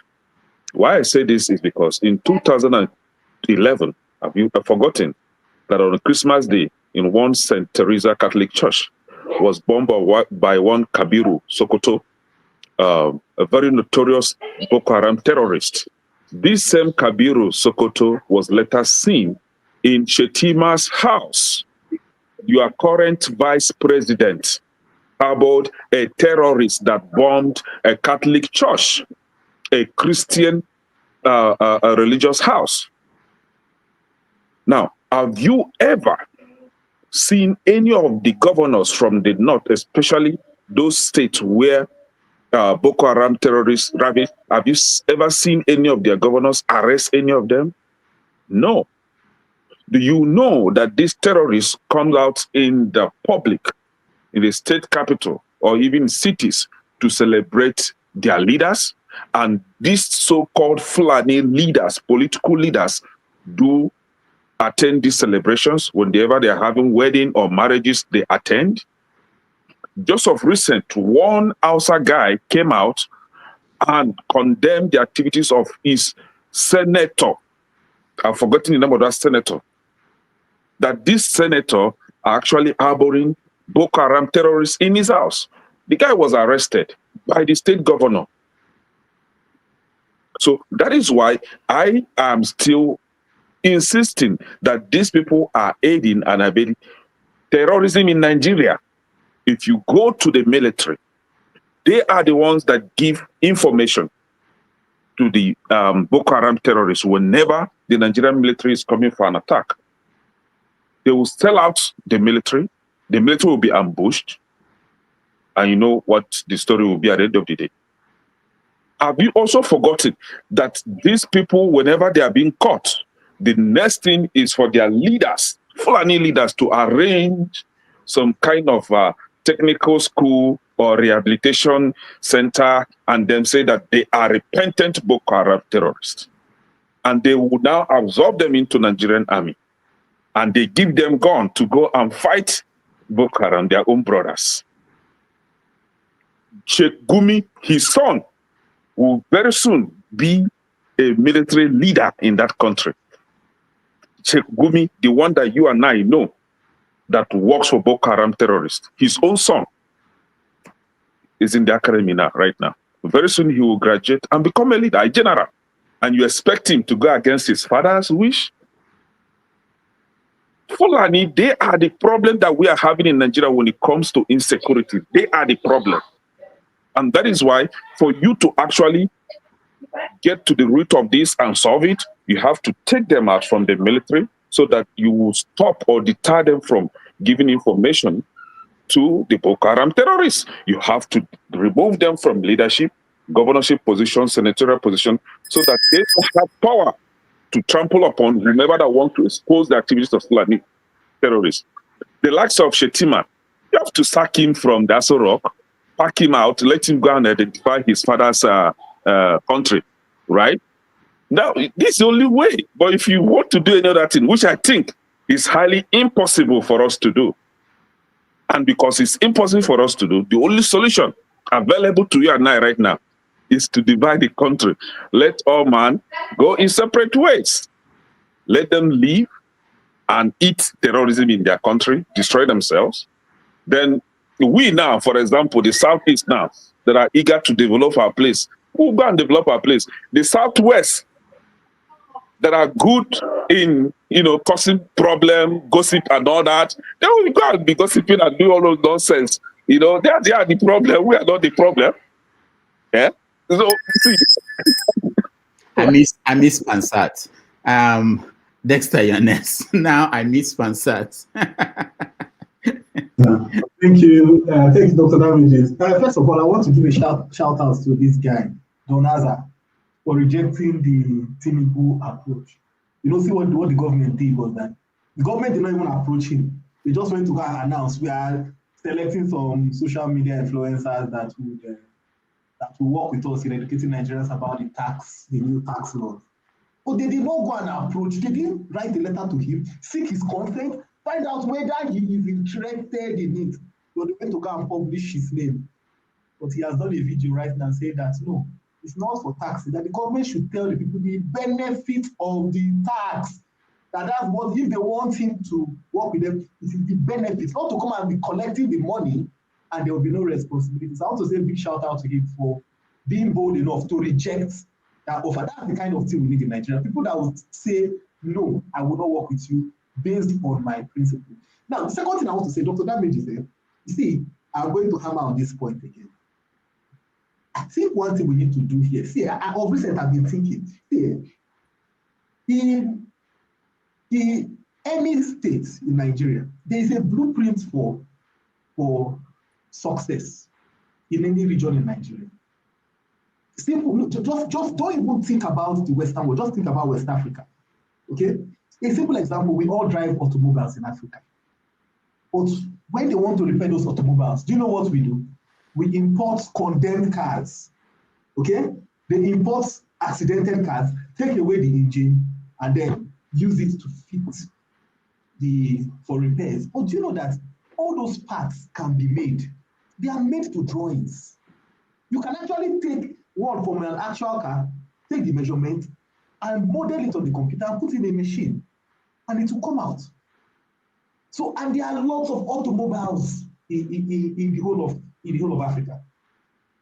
If any state, see, it's just like if you have a 10-year plan. For example, you have Nord. Those guys buy parts from abroad.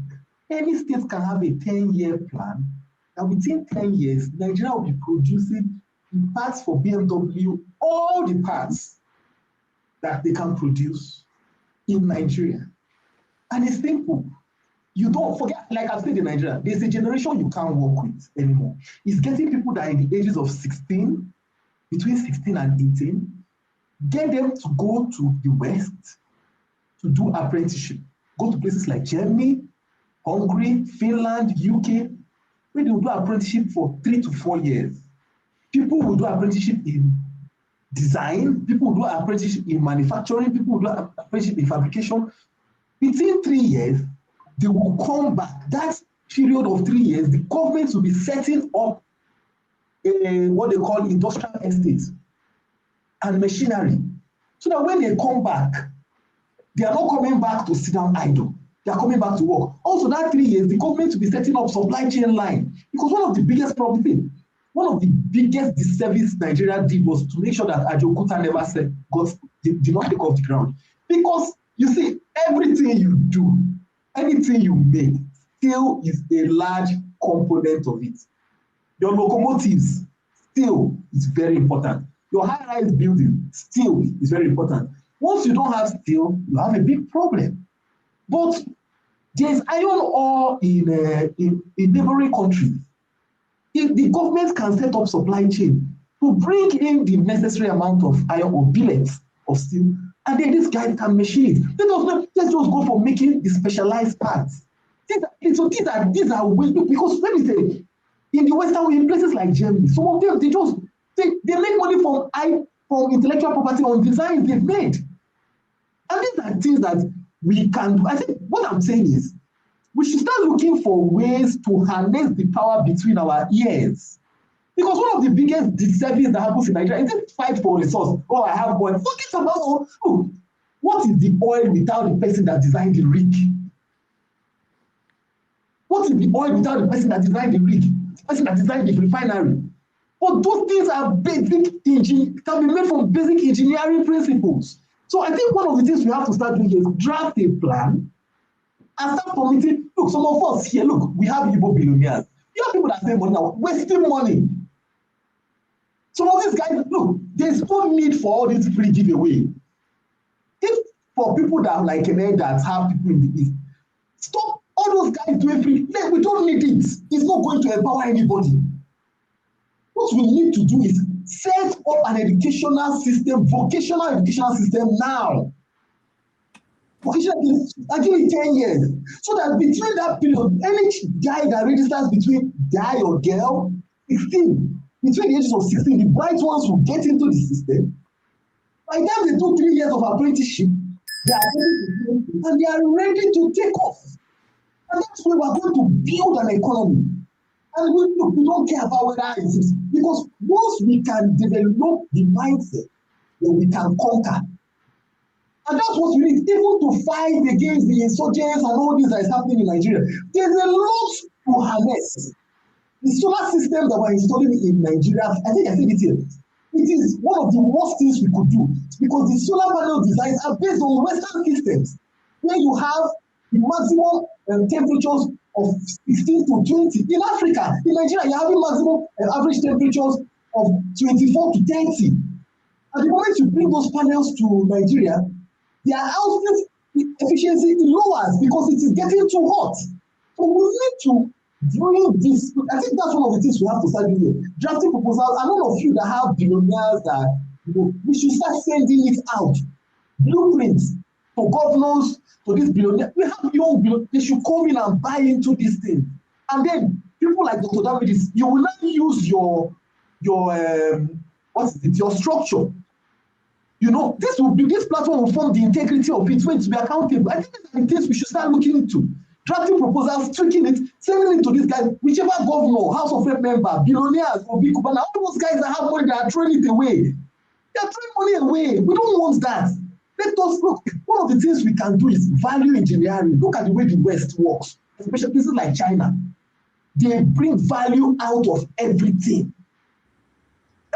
In Nigeria, we are throwing away things that we can bring value out of. These are things we need to, and we need to get the young generation now attuned. If not, this Boko Haram we're talking about will become our own problem. Because we have young people that we are creating, and we're not getting their minds tuned up.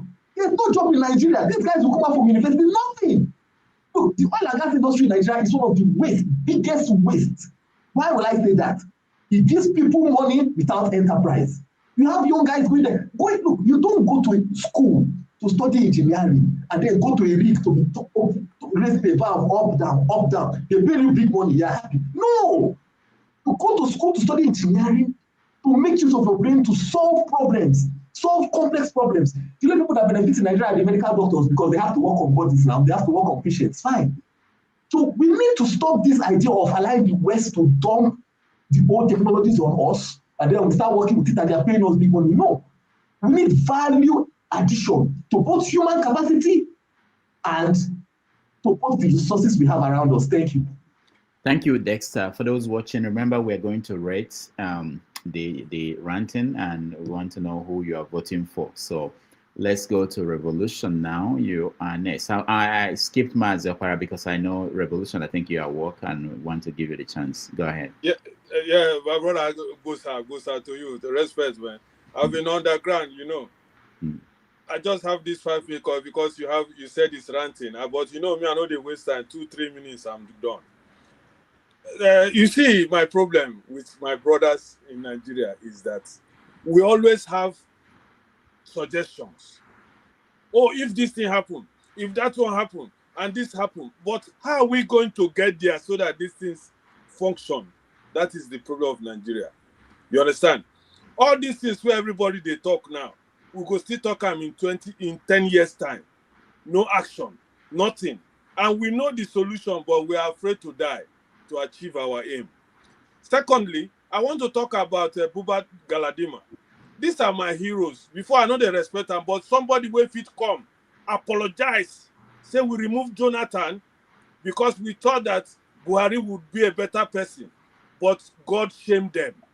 You understand? And he came up on national television and confessed that God shamed them. That is his words, for removing a good man to bring a bad person who they thought was good, and that person shamed them, and he apologized systematically. And then he said what I've been saying on this platform, which made me to even come in at all. He said that they want Africa, especially now, to be recolonized again. I don't say it go be like something where, what is this motherfucker talking? Africans believe they can do it, but they can't do it. The glory days of Nigeria was days when the white people left us. My father had always tell me how that country be before. Lagos had buses with numbers because they know that people have to, but when they hand over to the Africans, they did it private. Everybody begin buy 14-seater bus, made everything private, so poor people cannot enter buses again. Now I want to remind you some educated people where sometimes I go vex, I go Adam, educated illiterates, you go see all of them begin scratch head, waiting they do this Rasta man. But not true, because I live in an educated society. If you see educated people, they have education with morality. They know they steal. The people where they destroy Nigeria today now people where get university, master degree, professors, all of them. They teach. I asked one of my friends, una we go university, they teach you now how to they steal, how to they corrupt. Is it part of the system? Thank you, sir. I want them to answer that question. Good night, Mr. Dr. Damages, and the opportunity to rant. Thank you. Thank you. Thank you so much, Revolution. Now, Mazi Apara, you are next. Yeah, Doctor, thank you. I would like to ask ourselves: Do we really think that Nigeria is not wasting our time? Do we really don't we think that Nigeria has wasted our time? Please, because when I look at the whole scenarios, surrounding Nigeria. For example, let's start from 2015. All the whole progress, that the PDP made. You see how the whole thing were wiped out. Now we have gone back to ground zero. That means this APC will spend another 16 years. Remove 16 years from your age, or look at a 16-year-old child. That child must be now in secondary school or university. Why not we sit down and ask ourselves, do we really want to be in this entity that British constructed, forced us into? Why can't we sit down and say, is it working or is it not working? How is it going to work? And do everybody, does everybody want it or not? Why are we forcing ourselves into an entity that nobody knew how it came, where it came from? And this thing is, my question is almost goes to people who are the intellectual, the think tank of Igbo land. I'm talking about Igbo people because other people might be very, very okay with Nigeria. Igbo people, are we okay with Nigeria?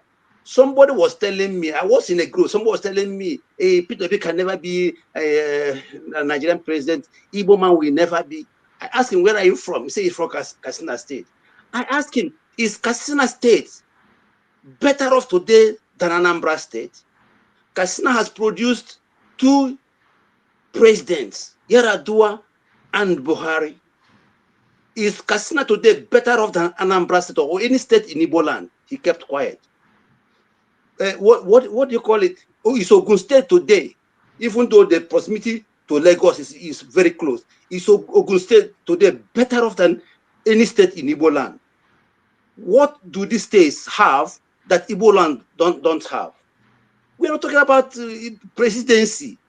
We're talking about our future, children's future.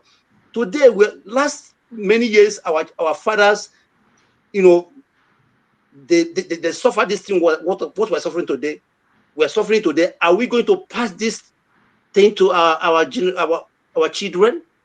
Why not we call a spade that this thing is not working? How are we going to do it and opt away from this place or make that place conducive for everybody? Because I know that 2027 is coming and it will bypass an Igbo man. If you are here and you think that Igbo man will become the president of Nigeria in our lifetime, I think we are dreaming. That's my rant. Thank you. All right. Thank you so much, Mazi Opara. Let's go to Anne Lechuku. You are next. All right. From the last speaker's position, Mazi Opara, yes, an Igbo man can be president, but that is not the crux of the matter. The crux of the matter is a functional Nigeria that will benefit every Nigerian. And that is the core value of every woman. Now, I want to take it on to what one brain cell. One brain cell, I need you to understand, my brother, that it was good. Yes, what you said was right, that when Reno Mokri and FFK, at one time they were condemning, Buhari and the rest of them. Yes. The question is, what they were saying then, were they lies? Were they not truth? So I need you to understand that the Igbo man believes in truth, believes in objectivity. If you recall, even on this show so far, you have heard from the mouth of Igbos on this show so far, they have condemned Dokezi Bazu, they have condemned Ifeanyi Ugwuanyi, they have condemned Ojo Zokalo's daughter, that they are not fit to be ambassador nominees. Can you understand that? That we are not people who party wrong to be right. We don't have that We don't have that in our DNA. So that's by the side. I just want to appeal to Nigerians because sometimes it bothers me when I hear people who are educated seemingly, but when they talk, it doesn't make me think they really live in the climes or the accolades they claim to have, being educated. I mean, like, I believe that almost every one of us here live outside of Nigeria. In these environments where we live, in these countries where we live, don't we see how things are functioning? Can't we want that to be replicated in our homeland? Let that be our border. Let that be our worry. Now, how do we make that happen? Let that be our consciousness and our focus. Let us be intentional about that. It is not when you are comfortable that another part of Nigeria is being marginalized or being victimized, and then you are happy. For example, okay, today Rino Mokri is being placated and being rewarded along with FFK because they were maligning and trading on Igbo, on P2B and everything Igbo. Does that make them qualified to be your representative in any country where they are going to be your ambassador? That's the question. How do we spite our nose, to cut off our nose to spite our face? It makes no sense.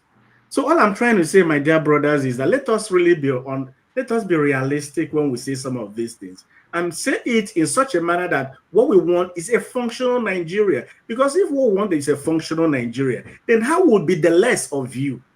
People who you couldn't even employ to manage your business, your personal business. You have an office today. Will you employ Reno Mokri, for example, to be your MD? Now, let me go this other way. On Daniel Buala said something recently that I feel so ashamed about that. And these are the issues we have. People who represent Nigeria, a lot of times you don't see intelligence in what they say. And they have a bold face to tell lies that when you weigh it, you find out that it's absolute lie. Now, Daniel Buala said that the terrorists cannot be tracked or cannot be caught because they use Starlink. Tell me a lawyer. This man is a lawyer. I mean, does it make sense? No. Let us really understand that we have a country to build. It's a cliche to say one Nigeria. That's a cliche. But I believe in it. We are better off together. That's my position. We are better off together as a country. But let us make it functional for everybody. I rest my case. All right. Thank you so much, Anil Lechuku. Let's hear from two Nigers, one brain cell. You have 3 minutes to run. All right. Thank you, Udo. All right. So I was going to go a different direction, but based on what my brother Anil Lechuku said, let me start from there. It's not even a situation where I want to have any kind of business dealings with the likes of Renault or FFK. I wouldn't even want to have any personal dealings with them. And that's the point I was making. I think it's flying over y'all's heads, and I think you guys are not getting where I'm coming from. I'm telling you that maybe we need to tamper down the bigotry. Maybe we need to tamper down the tribalism if we don't want this kind of characters at the helm of the affairs of the country. This is all I'm saying.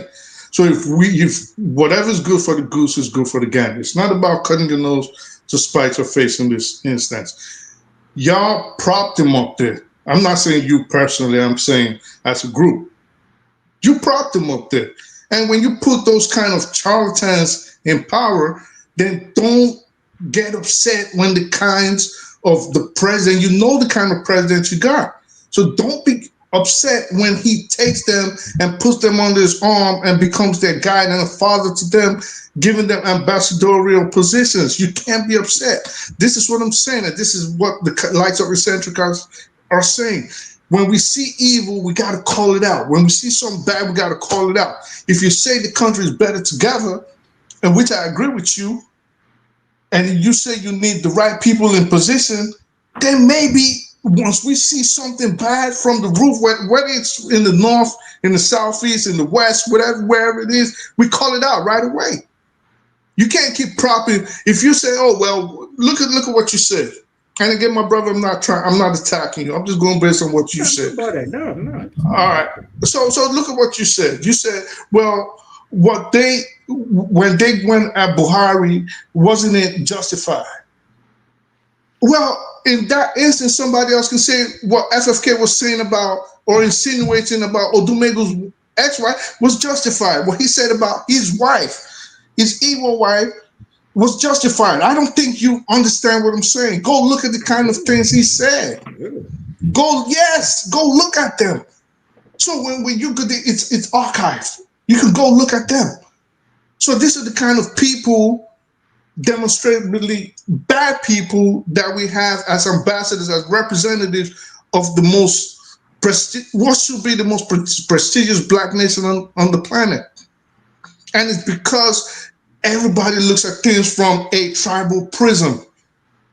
If you stop looking at it from a tribal prism, again, not you, and you start looking at things as we're trying to build a nation, or we're trying to build a global black community, we will not have this kind of people there. But for the president right now, these kind of people are necessary for his survival. He has no choice. Rudolph, I want you to do something. I would ask you to do something in the future. Maybe you can set up a show and ask the panelists and say, without attacking another group, another creed, what has your own ethnic group done bad that has led Nigeria or left it in the precarious situation it finds itself today?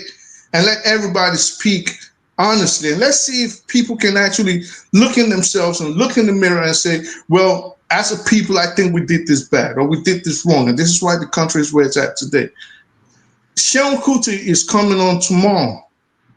If he comes on, as he usually is online, a lot of y'all are not going to like him. You're not going to like him because at present, I can tell you this for free, he is at war, online war, with a lot of OB supporters and a lot of IPOB supporters. And it's been going on for a while.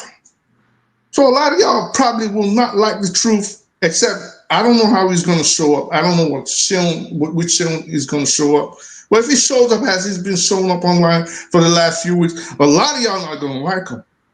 He's going to hurt a lot of feelings because he's his father's son for real. But listen, I digress. Let me just leave it there.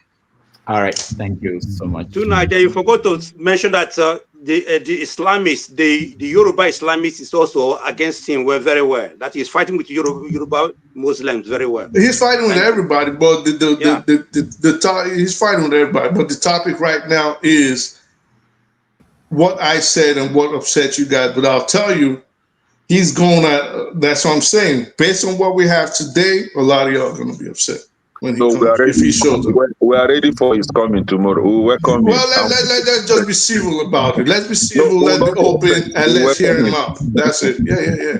All right, let's go to Ike.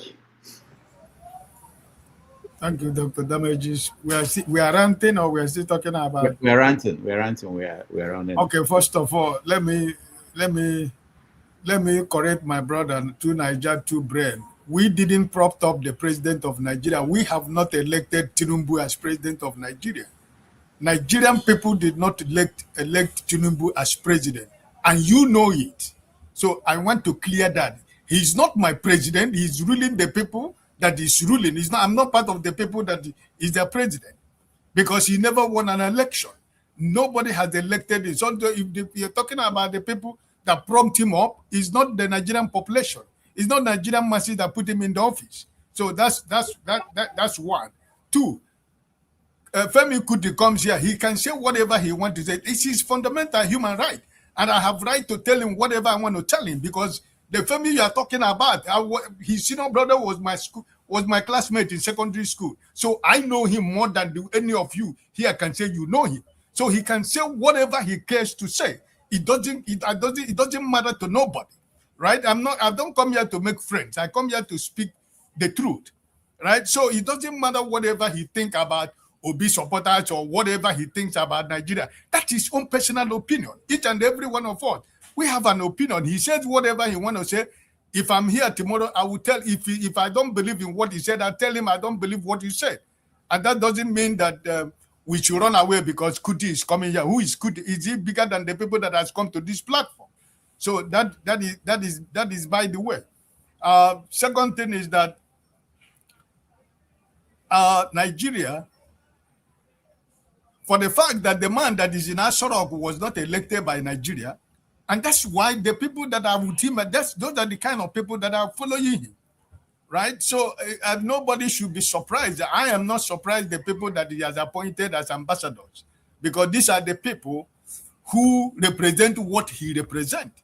You know, so the thing I said before was that when Dr. Damages go to teach in one of the universities, and it happened that Ronald Omogori is the ambassador in New York, and they asked Dr. Damages, where are you from? He said he's a Nigerian. And they asked him, who is the ambassador in New York? He said it is Ronald Omogori, right?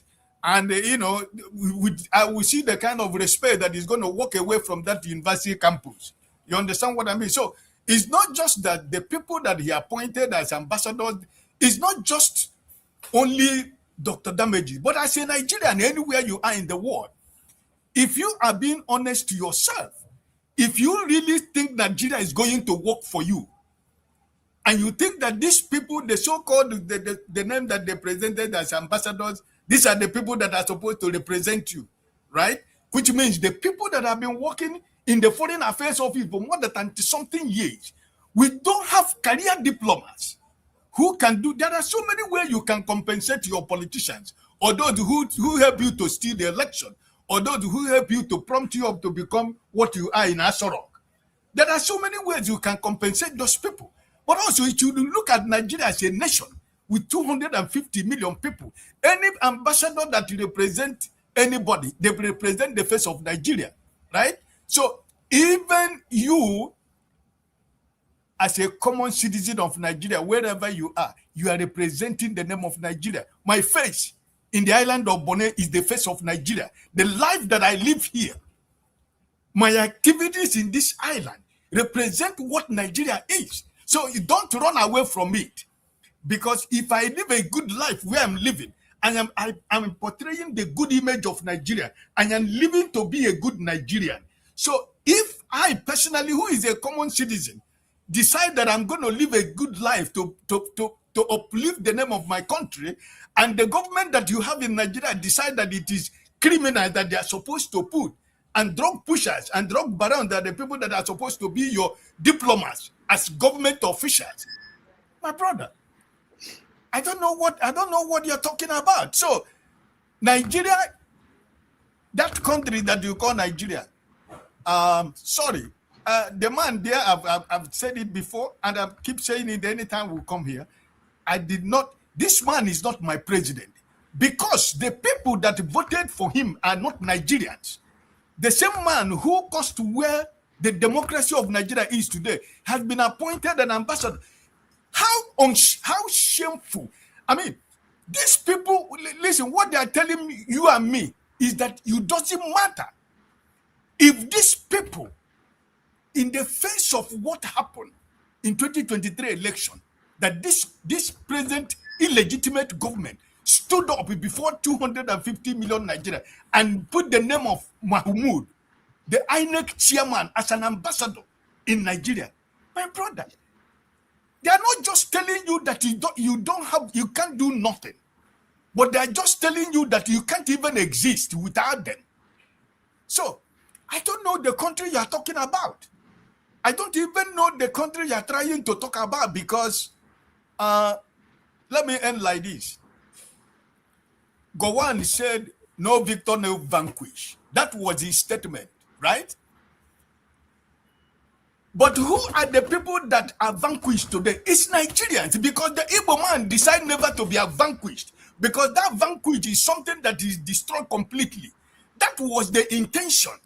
But that English that they spoke turned that against Nigerians, because an Igbo man stood up, an Igbo man rise up with 20 pounds, and we have become what we have become. So we are not the people who are vanquished. Nigerian people are the people that are vanquished, because that vanquished language was made for the Igbos, that by now An Igbo man could not be able to ask for anything in Nigeria. But we stood up.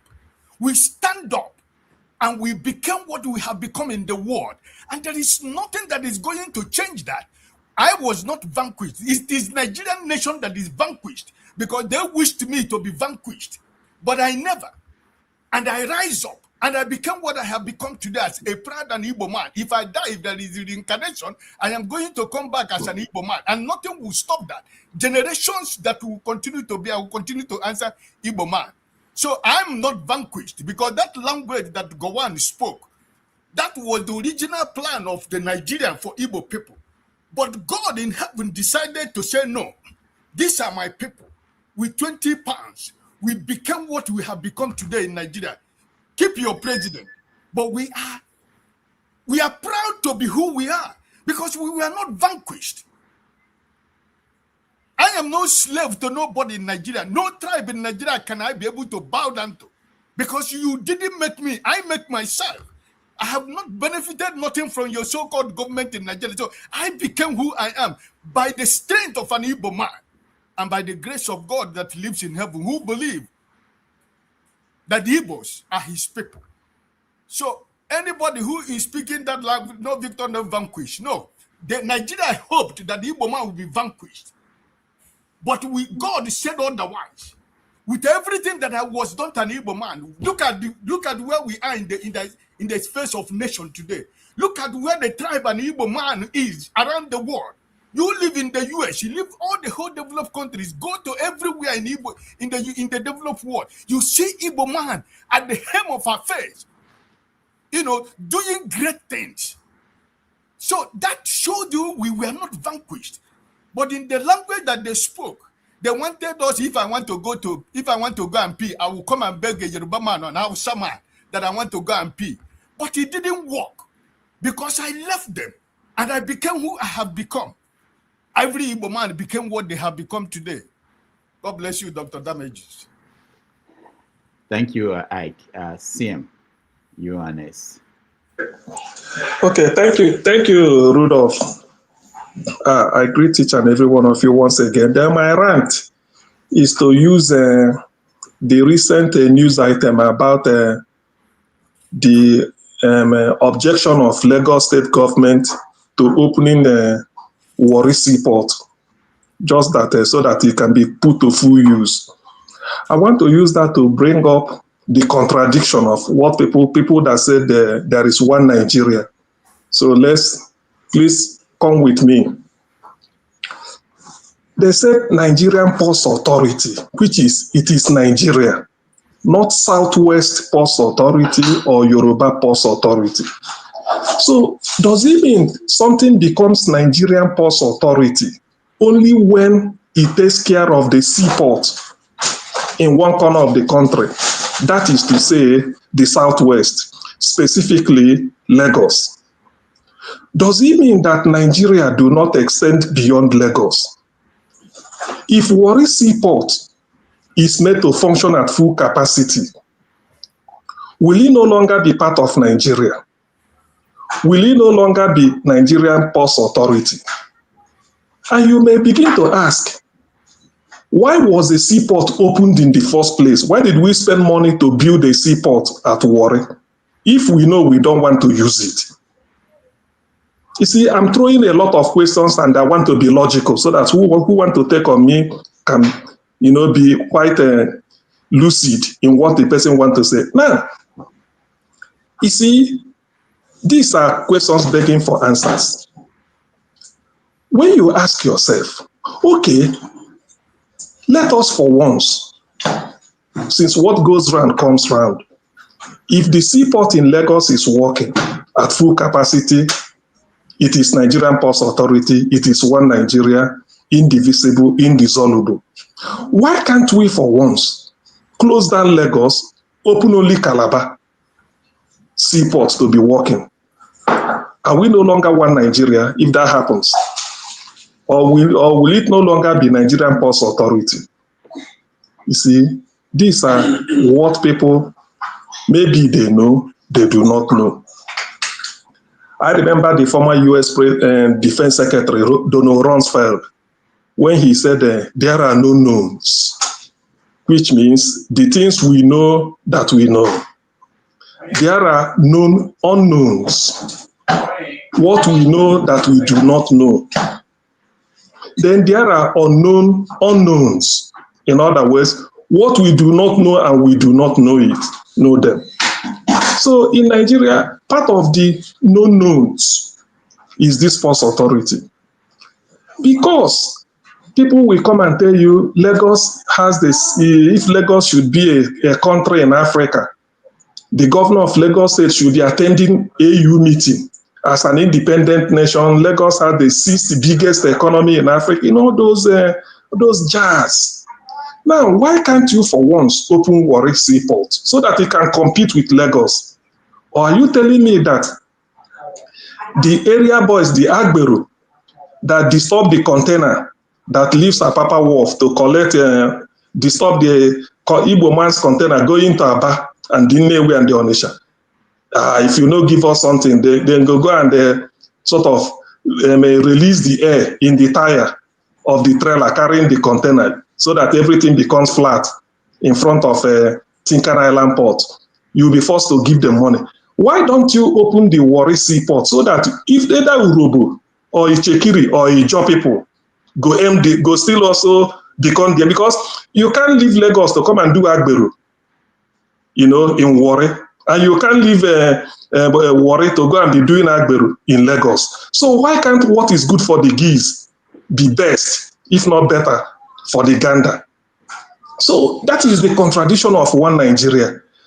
But let me tell the people of Delta State, because now I have to, let me now infuse my own opinion. The people of Delta State, your economy is at stake. Yes, part of the thing that yield money to Lagos is because of that seaport. Informal economy, Agberos are taking money, then businesses are booming.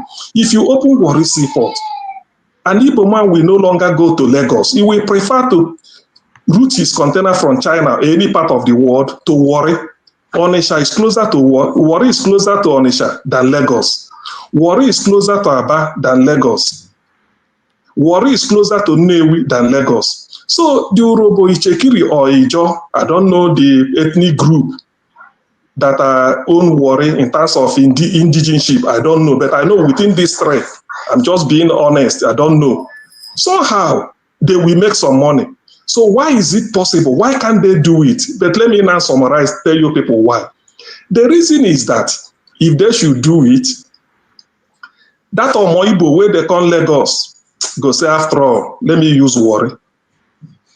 That Omoibo where they live Aba, Nnewi and the Onitsha to go to Lagos, they won't go again. They will not be going to Warri. And before you know it, between Warri and Sapele will be another, we just explode.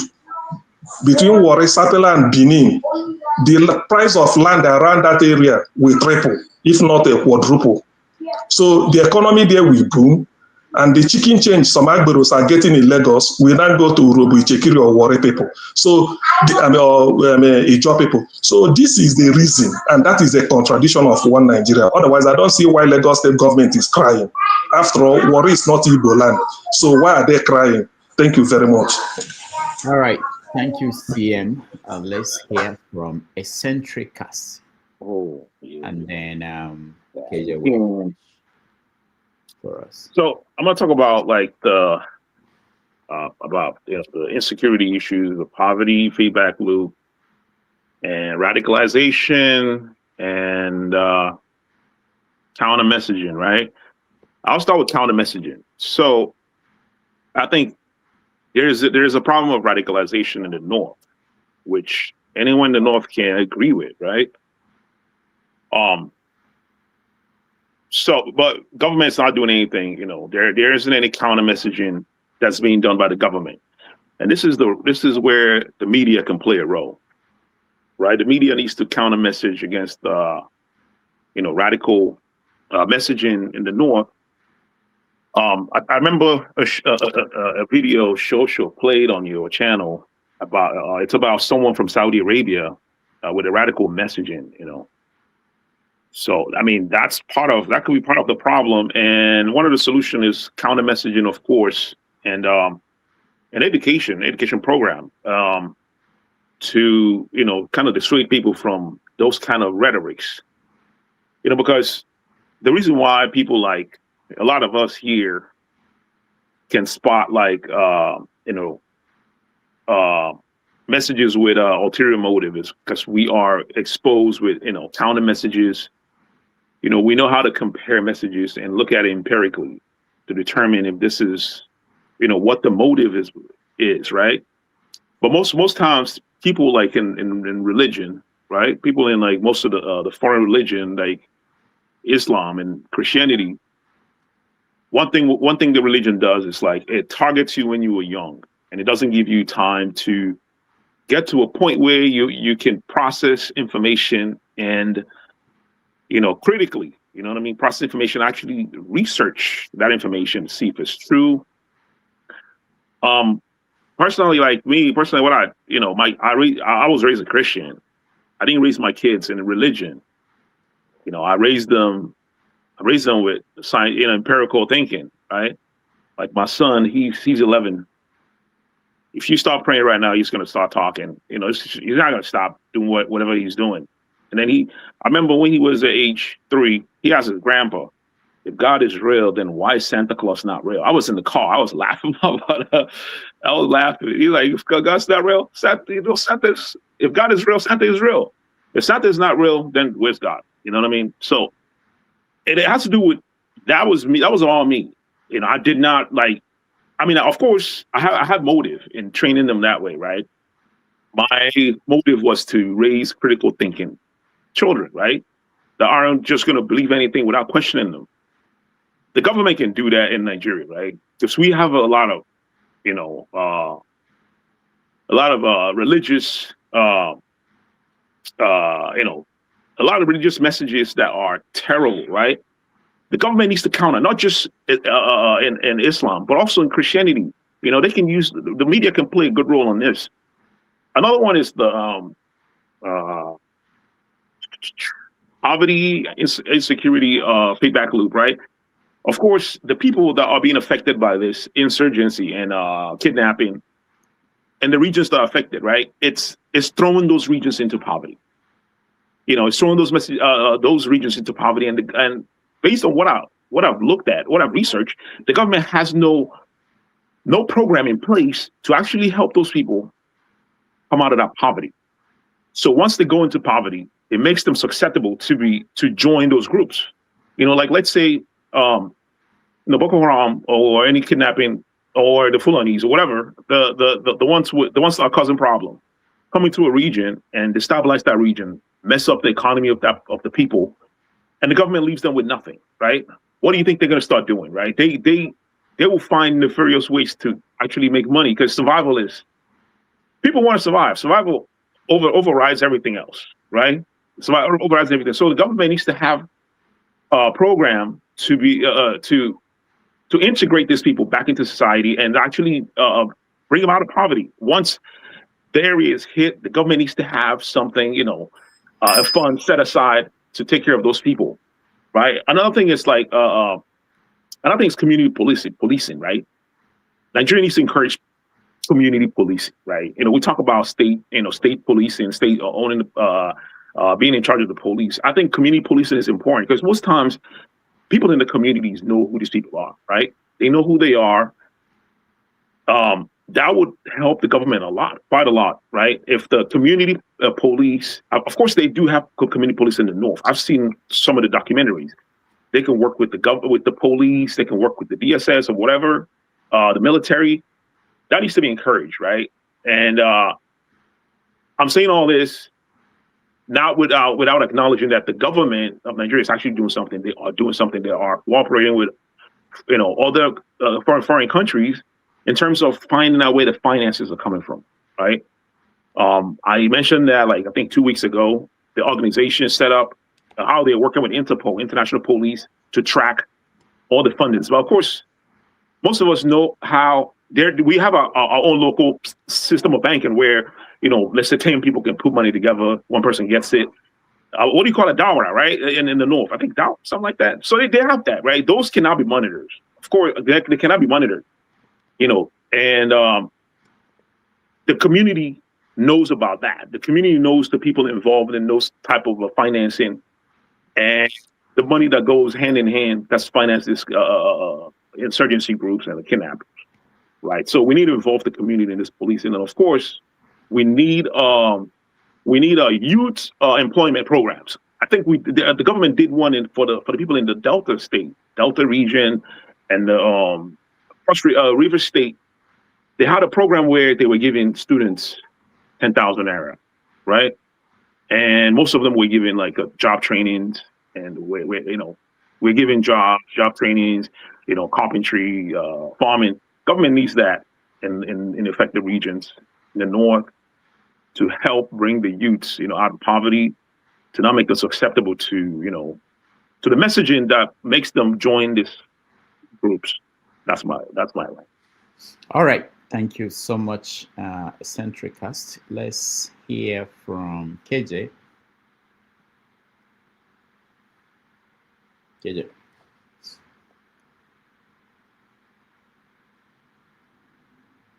We can hear you, KJ. Thank you so much, Dr. Rudolph. I want to appreciate you. 5 hours, 35 minutes. That is beyond what anybody will want to wish for. I don't wish to be on your shoes. Most hours last week. Don't know how difficult it is to moderate, really. They think, but well done. I will not want to join issues. I will just go ahead and say,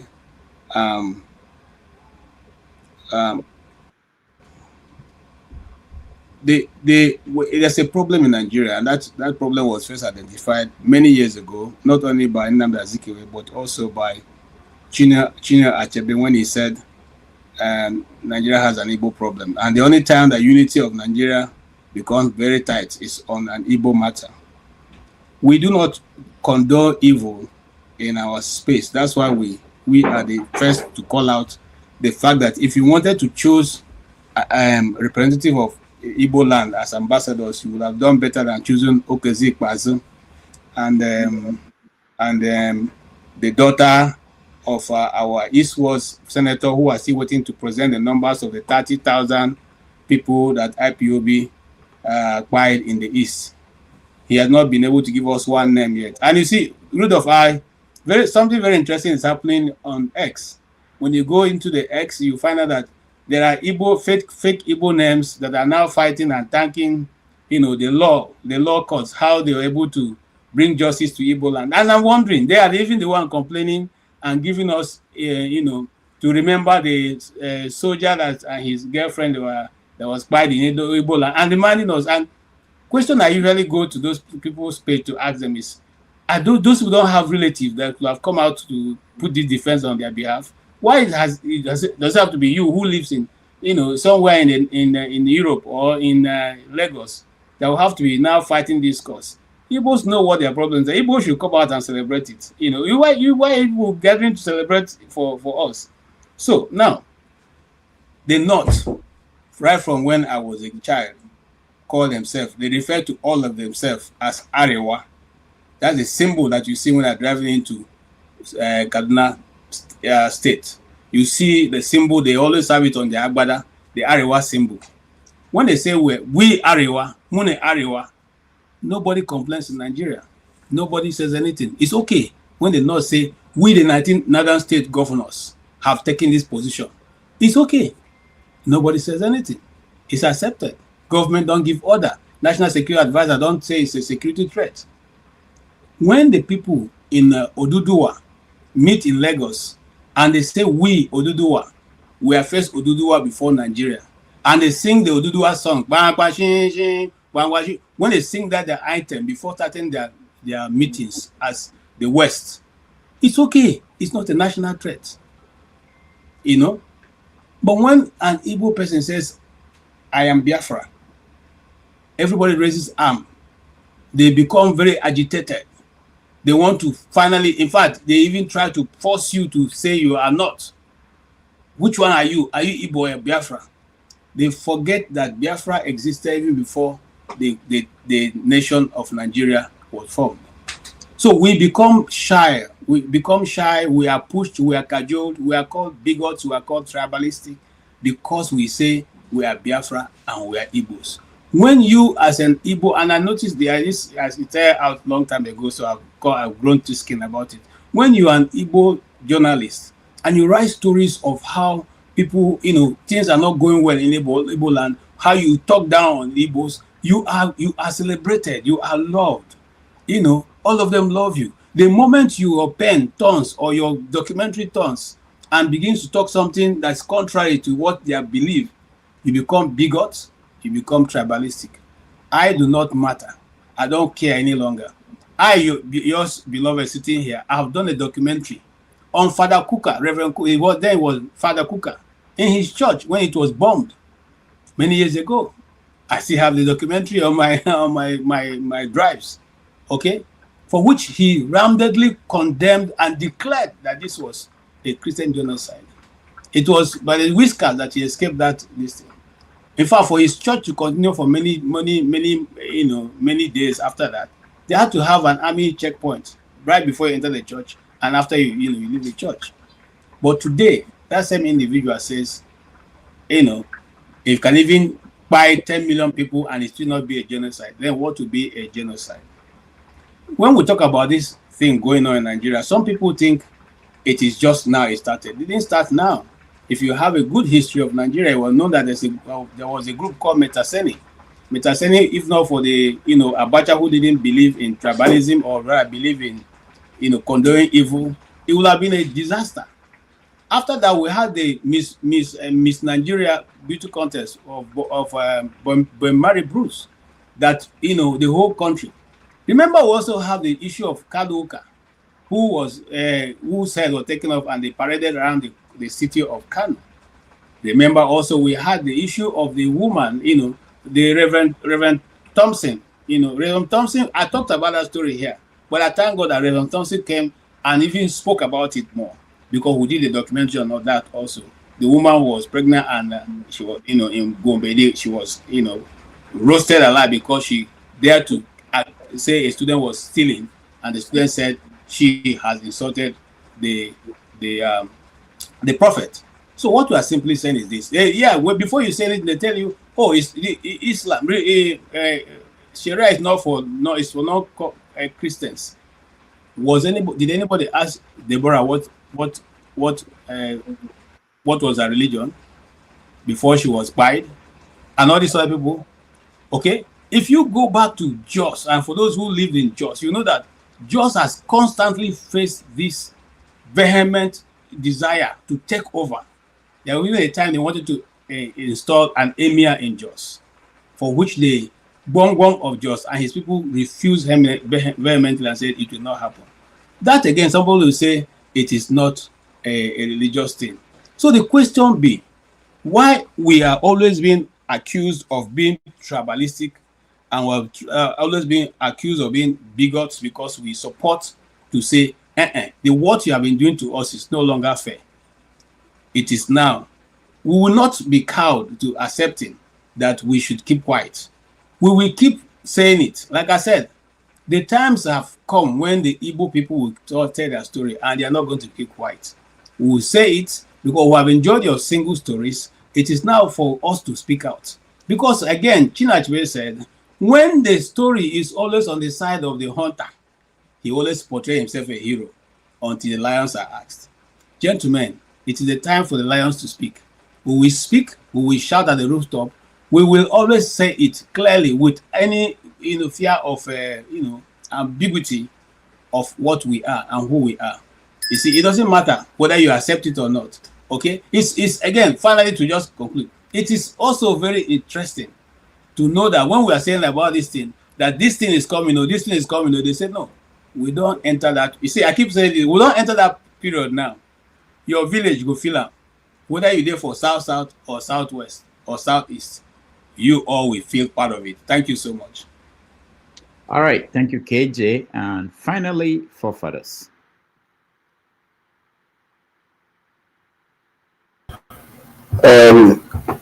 Greetings, Dr. Babaji. My microphone and my equipment is very different today, so I'll probably be cutting up now and again. Sorry about that. Hopefully next week that all that will be sorted out. You know, it's a shame that I have to speak now because of some of the stuff I heard.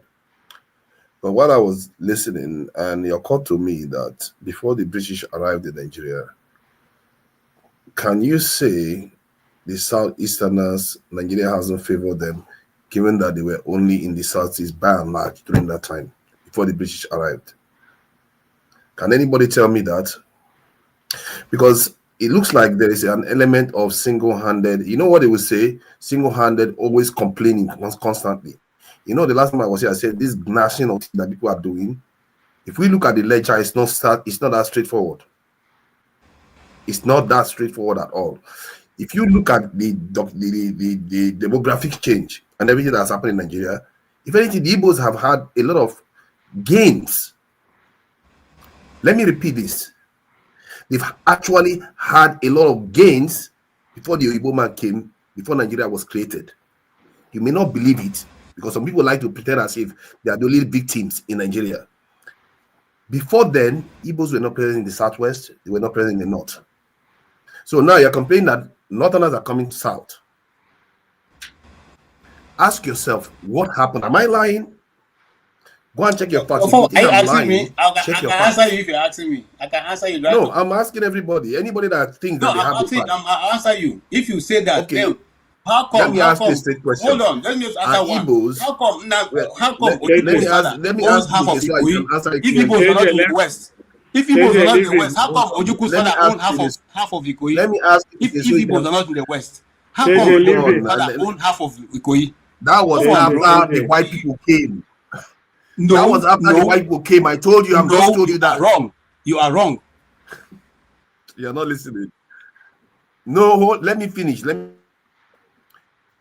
me finish. So the point I want to make is that the frequency, the Southeasterners are in other parts of the country, including the South side, by the way, where you heard about Opobo and all the rest of it. There were not that many in the South areas. The spread that they've had because of the Europeans coming in, they don't seem to, that people like KJ or other people that say all this thing, they don't seem to take all that into account at all. The only one they see is the victimization or presidency and all that stuff. That's the only one you see.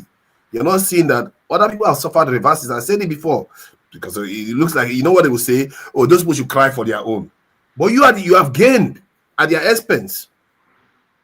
The Southeast has gained at those people's expense. They are crying, but you are not listening to them.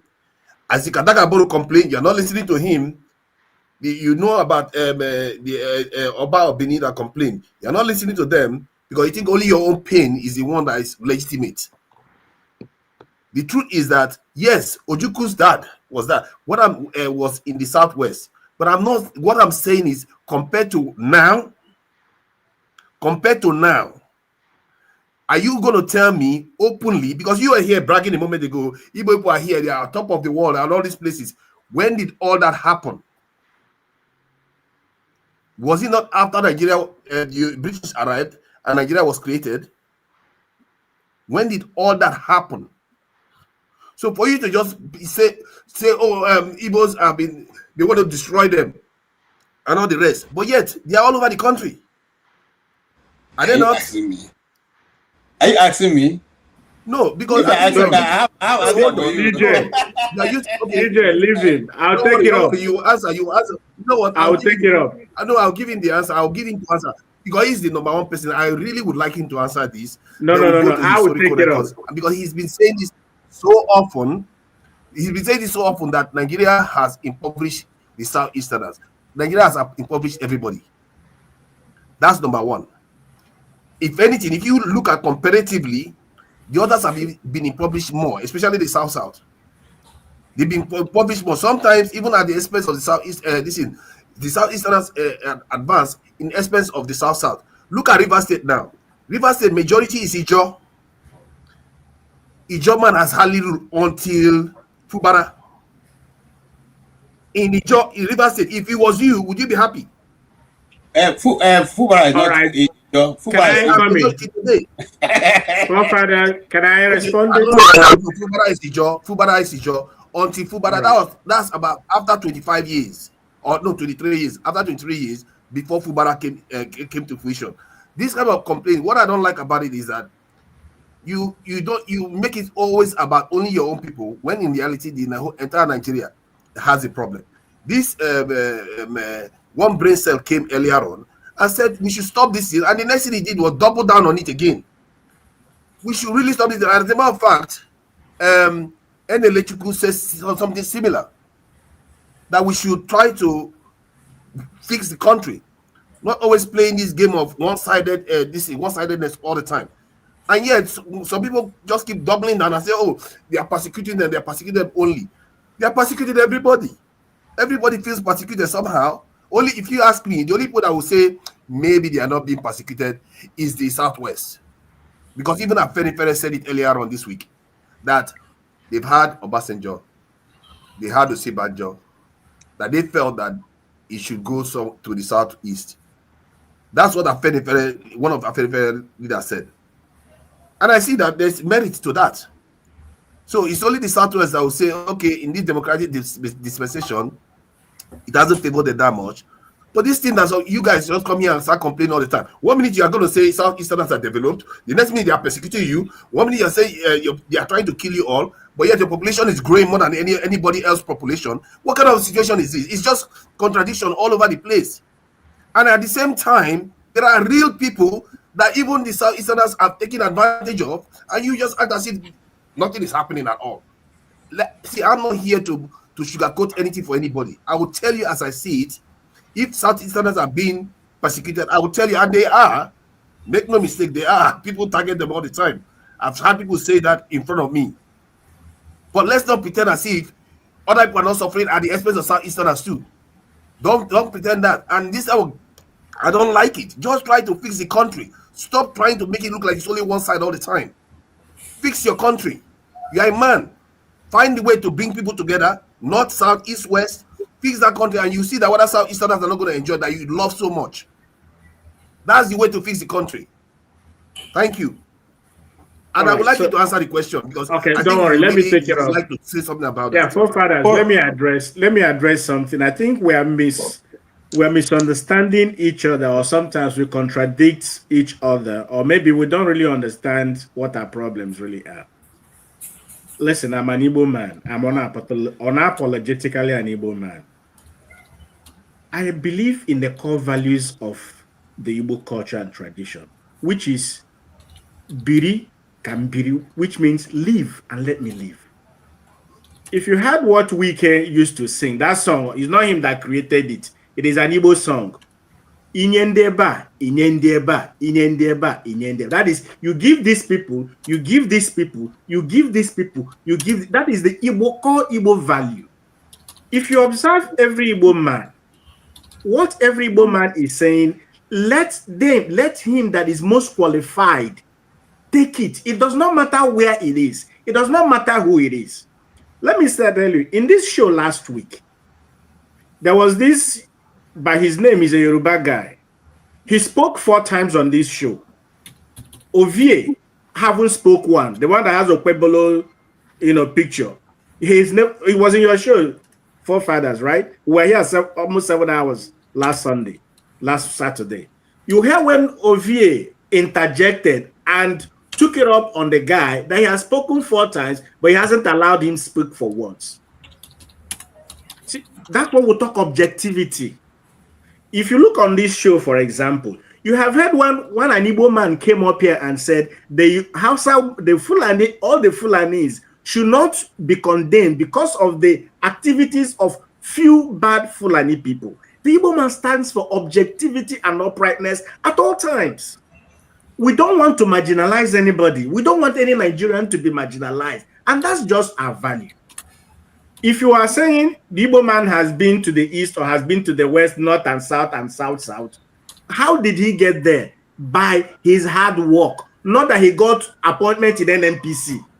The people who are getting appointment in NNPC, are they not Nigerians like the Igbo man? But the Igbo man is not in NNPC. He is trading. He is selling bicycle and carrot that the Hausa man produces. He is there by the dent of his hard work, by his own effort. All you have built in the south is the college, the schools in my village. We contributed money to build it. I am from Imo State. We built an airport by contribution. Which airport in Nigeria is built by the state itself? Before now, people donating $10,000, 10,000 naira, 5 naira. I paid what we call survival levy when I was in secondary school to build Imo Airport. So the point we're making here is, what we are saying is, let Nigeria be organized. It will benefit the German, it will benefit the Yoruba man, it will benefit the Efik man, it will benefit the Fulani man, but not that one particular tribe or one particular ethnic or region will dominate the entire country. Look at what here you heard on this show. Somebody, an Igbo man, I think CM or whoever, was talking about how the governor of Lagos State is standing against a port that is in Warri, not in Onitsha, not in Owerri, not in Aba, but a port, a seaport for Warri. So you see this idea, whenever it comes to an Igbo thing, every one of us, brings up our tentacles and, try to, no, it's not proper, it's not right. The Igbo man is talking about objectivity. What you merit, take it. What I merit, I take it. As long as I'm qualified for it, let me have the position. As long as you're qualified for the position, have it. It does not matter who your father is. It does not matter who your forefather is. Do you understand? That's what we're talking about. That's what the Igbo man believes. We don't want to give us Nigeria on a platter of gold. No. Let us give us what we merit. If we merit it, let us have it. Don't say because we are Igbos, no, we don't need to have it. That's our crowds. That's our problem.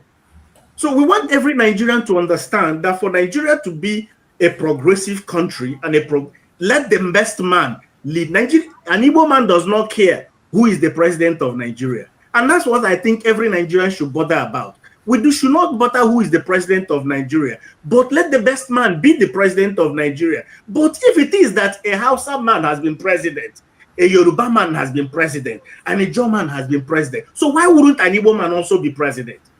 You won't be sharing cake. When it gets to my turn, you change the rule of sharing the cake. That's the problem. The Igbo man saying, no, we don't want it. That's the issue. You understand, my brother? So I just want to put this into perspective. What is for all of us? Let all of us share it equitably as it comes to us.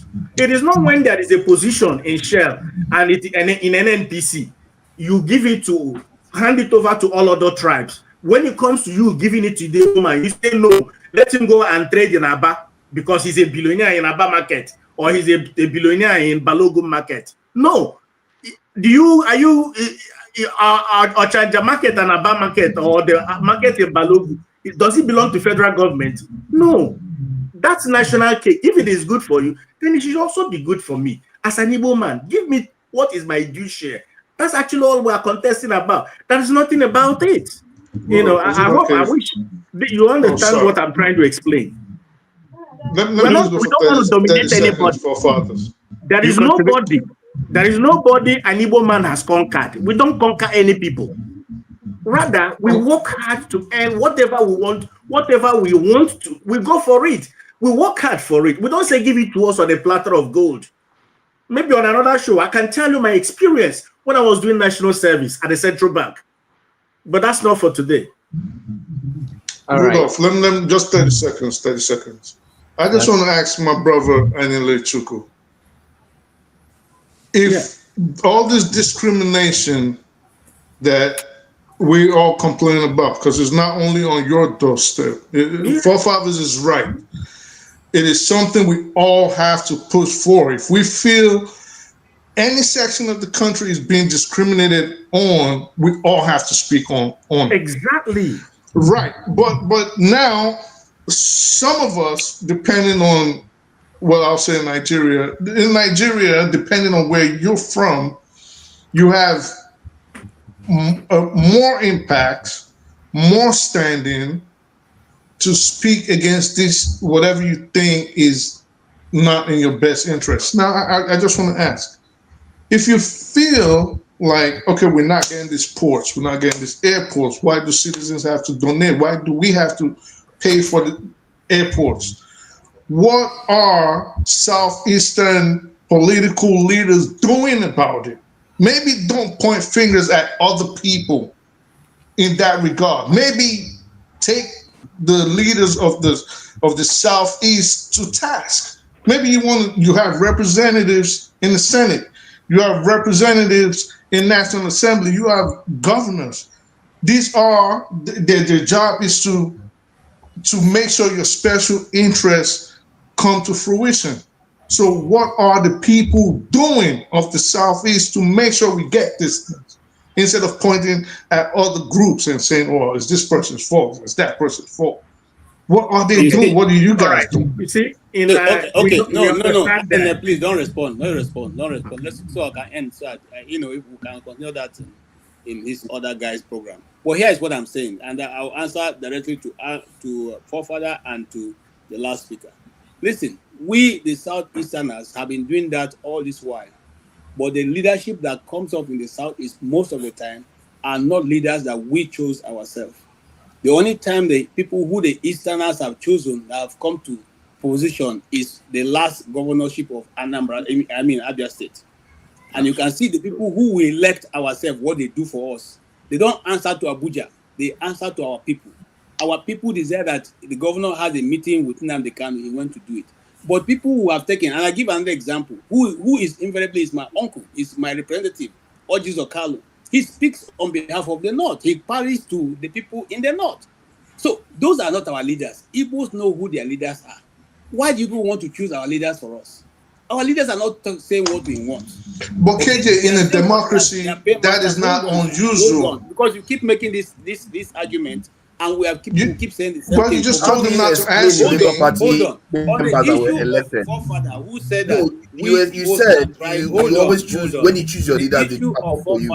How do you explain Labour Party members that were elected? KJ, please. Hold your mouth. Anybody hold your mouth. But KJ, that is not unusual. That is not unusual. Who said that you should not agitate? KJ, that is not. Nobody has said you should not agitate for your people. Nobody has said you shouldn't go out there and put an argument for your people. Those people who have divided the oil in Niger Delta and given the people in the south, you are not in the north, you are not fighting them. It is once an Igbo man says something like all of you raise all your power and muscle, you want to muscle him down. But you are not saying people dividing your land and selling it out. You are not saying people who have made your community unlivable. KJ, please. About we. It's only please. They get power. KJ, please. I thought that I was expecting people today to say at least CM kudos for your rant. Because people are accusing the Igbo that we are not only the victim, everybody is a victim. We only talk about ourselves. I took my 3 minutes to talk about war report. I'm not from Warri. I'm not from Delta. The area even where the Warri is either Urobo, Ichekiri or Ijo. They are not in the Igbo. But I spoke glowingly and I made the case for them that the Warri port should be open because federal government spend money to build it. So why not make use of it? Why not develop the economy of Warri? I'm not from Warri. Warri is not Igbo land. Warri is in the south-south. It's not in the southeast. But I said here to make a case for them, logically, that if you don't want to use Warri, why not close Lagos and open Calabar and let us know whether we are no longer one Nigeria? Close Lagos and open Calabar so that somebody from Ogun State, if you are abroad, you want to ship a car down to Nigeria, you will move from Abeokuta to Calabar to clear it. Just like somebody from Odupa and the local government, somewhere in Cross River, we move to Lagos to go and clear a goods. Why? So open Warri seaport. I may expect people to say, oh, CM, thank you for saying that.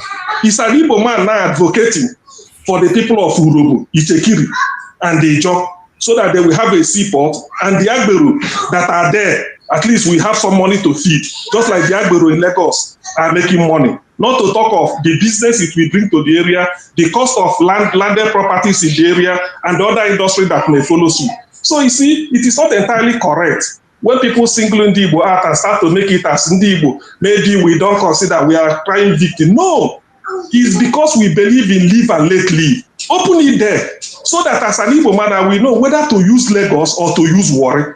It's for me to decide. If you open Calabar, we say, do I use Calabar for good for a ship coming from China, or do I go and clear it in Lagos?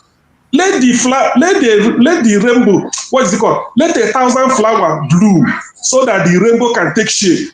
It's a saying. So why can't we open up all the seaports, both in the south and so me is an Igbo man from Anambra that is saying that Warri seaport should be open. Why can't people give me credit for that? Or is it because it does not fit into the narrative? Even some people may say, let me not worry, let them worry for themselves. So if I now advocate to dredge Onitsha, they say we're only coming victim. Now open Warri, leave Onitsha first, go and open Warri, open Calabar. CM, That's what I'm saying. You get a credit. You get a Thank credit. you. Oh yes, I think Anne said so. Yes, I think I remember. You are the exception. So this is what we are saying. Why not leave Onitsha? It will cost money. Open Calabar and open Warri. This is somebody from Anambra telling you. Why is Yoruba people not carrying placard? Why is it just this is what they should do? Why is Ichekiri not doing it? So please, people should sometimes they cut slack from the Igbo. It's not entirely true, but because it is not the Igbo that we are that is causing the problem, like Kojuku said, but the Igbo that people see us to be. Thank you. Hello.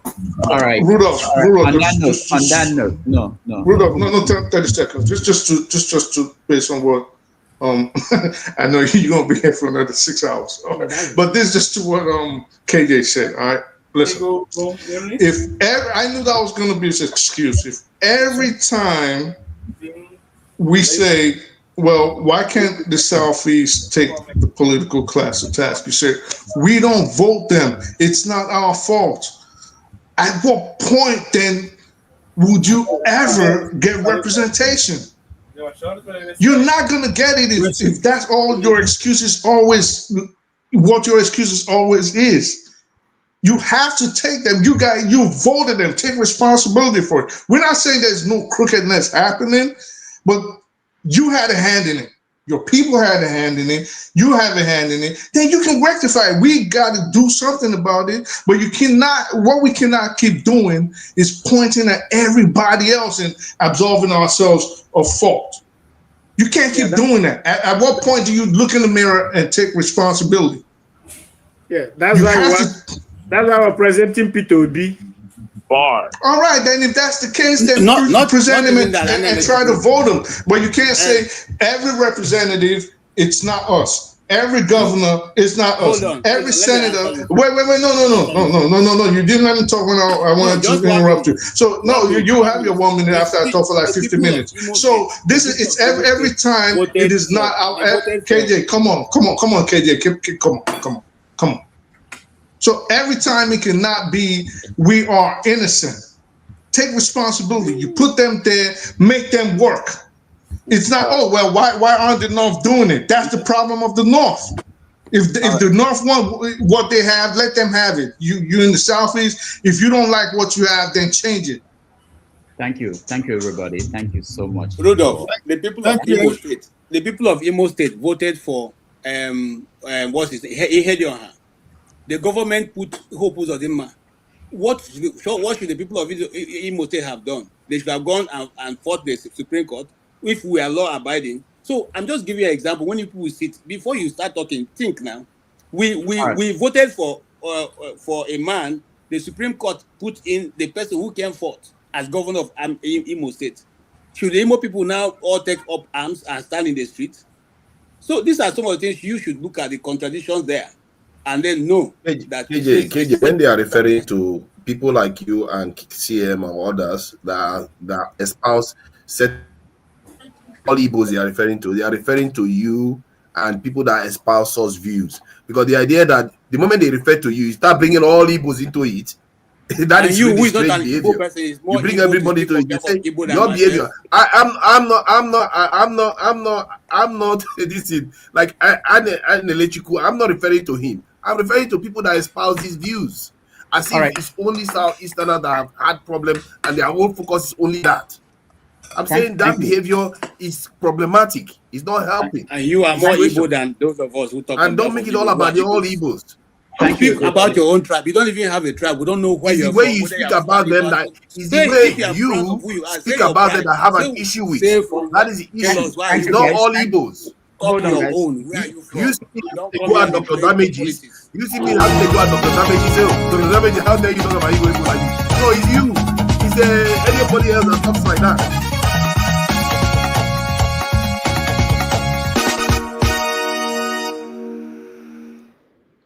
All right, let me thank a few people that supported us throughout today's show. I want to thank those that watched at home, those that donated money, and also those that are in the studio that came in here. It's not easy to come in here and contribute, and we appreciate all of you. Before I round up, let me say this. I was just thinking about 3,500 years ago, something happened in Africa. I know that we don't think that far. We don't understand it. There was what they call the Bantu migration. These people left Cameroon, Nigeria region, and migrated down to South Africa. They became the people that we know today as the Zulus, the Shona, Zulus in South Africa, the Shona in Zimbabwe, Kikuyus in Kenya, and all the major ethnic groups we have in southern part of Africa. That was 3,500 years ago. They vanquished whoever were people that were there before them, and they became the dominant group. Out in West Africa, where we are, the West Benue Congo language group, which all of you belong to, somehow emerged and dominated. I wish it's the Bantu people that moved up towards West Africa. But sometimes we don't think about this when we think about today and all the struggle that people fight over territories, resources, and everything. But I think it will help us sometimes to pause and look at historical trend, how the world evolves and the direction things go, and be able to put what we think about in the context of that. It's good to exchange ideas. I like it. I like people with different views. It enriches the conversation. But I appeal most of the time for people, for all of us, to always think about the past and then think about tomorrow and further down, not just this present time, to help us to have a wider perspective. On that note, I want to thank, I can't find the people that, oh yeah, I found them now. I want to thank Oriaklu Tope. Thank you so much for supporting us. Oscar Blackstone, thank you so much. And Alexander Gomez, thank you so much for your support. These are the people who help us to keep the lights on, and I'm serious about it because we have bills that we take care of. At the end of the year, that's when it becomes clear to you, oh, we've been paying this amount for this subscription, maybe we should cancel it now.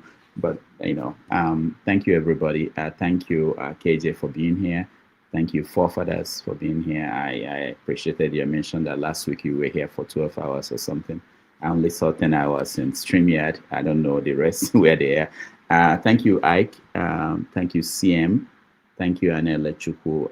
Thank you, Eccentrica, and all the people that came into the studio. Thank you, those on the comment section. I saw all of you. And if you have not liked the stream, please, you can click like now, and that will help us to get this to more people. Again, thank you all, and forefathers will continue on the next stream, and we'll see you guys tomorrow with Sean Kuti joining us on 90 Minutes Africa. All right, take care. Bye-bye.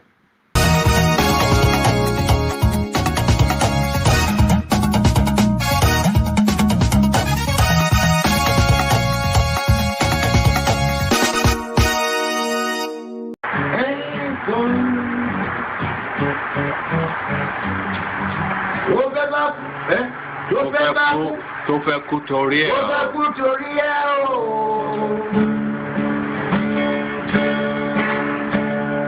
Ọwọ́ ẹni ló ti ṣàánú kọ́.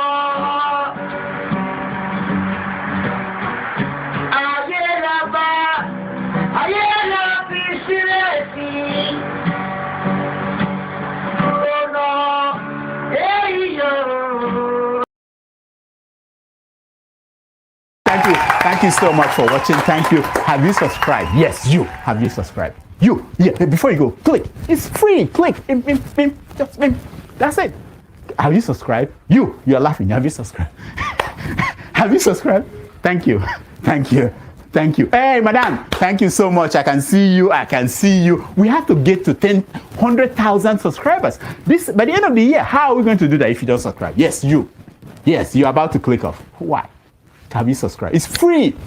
If you don't, ask your son, ask your daughter how to. Just one click. Thank you. Thank you. I see you. Aha. Thank you very much. Thank you very much. I'll see you tomorrow.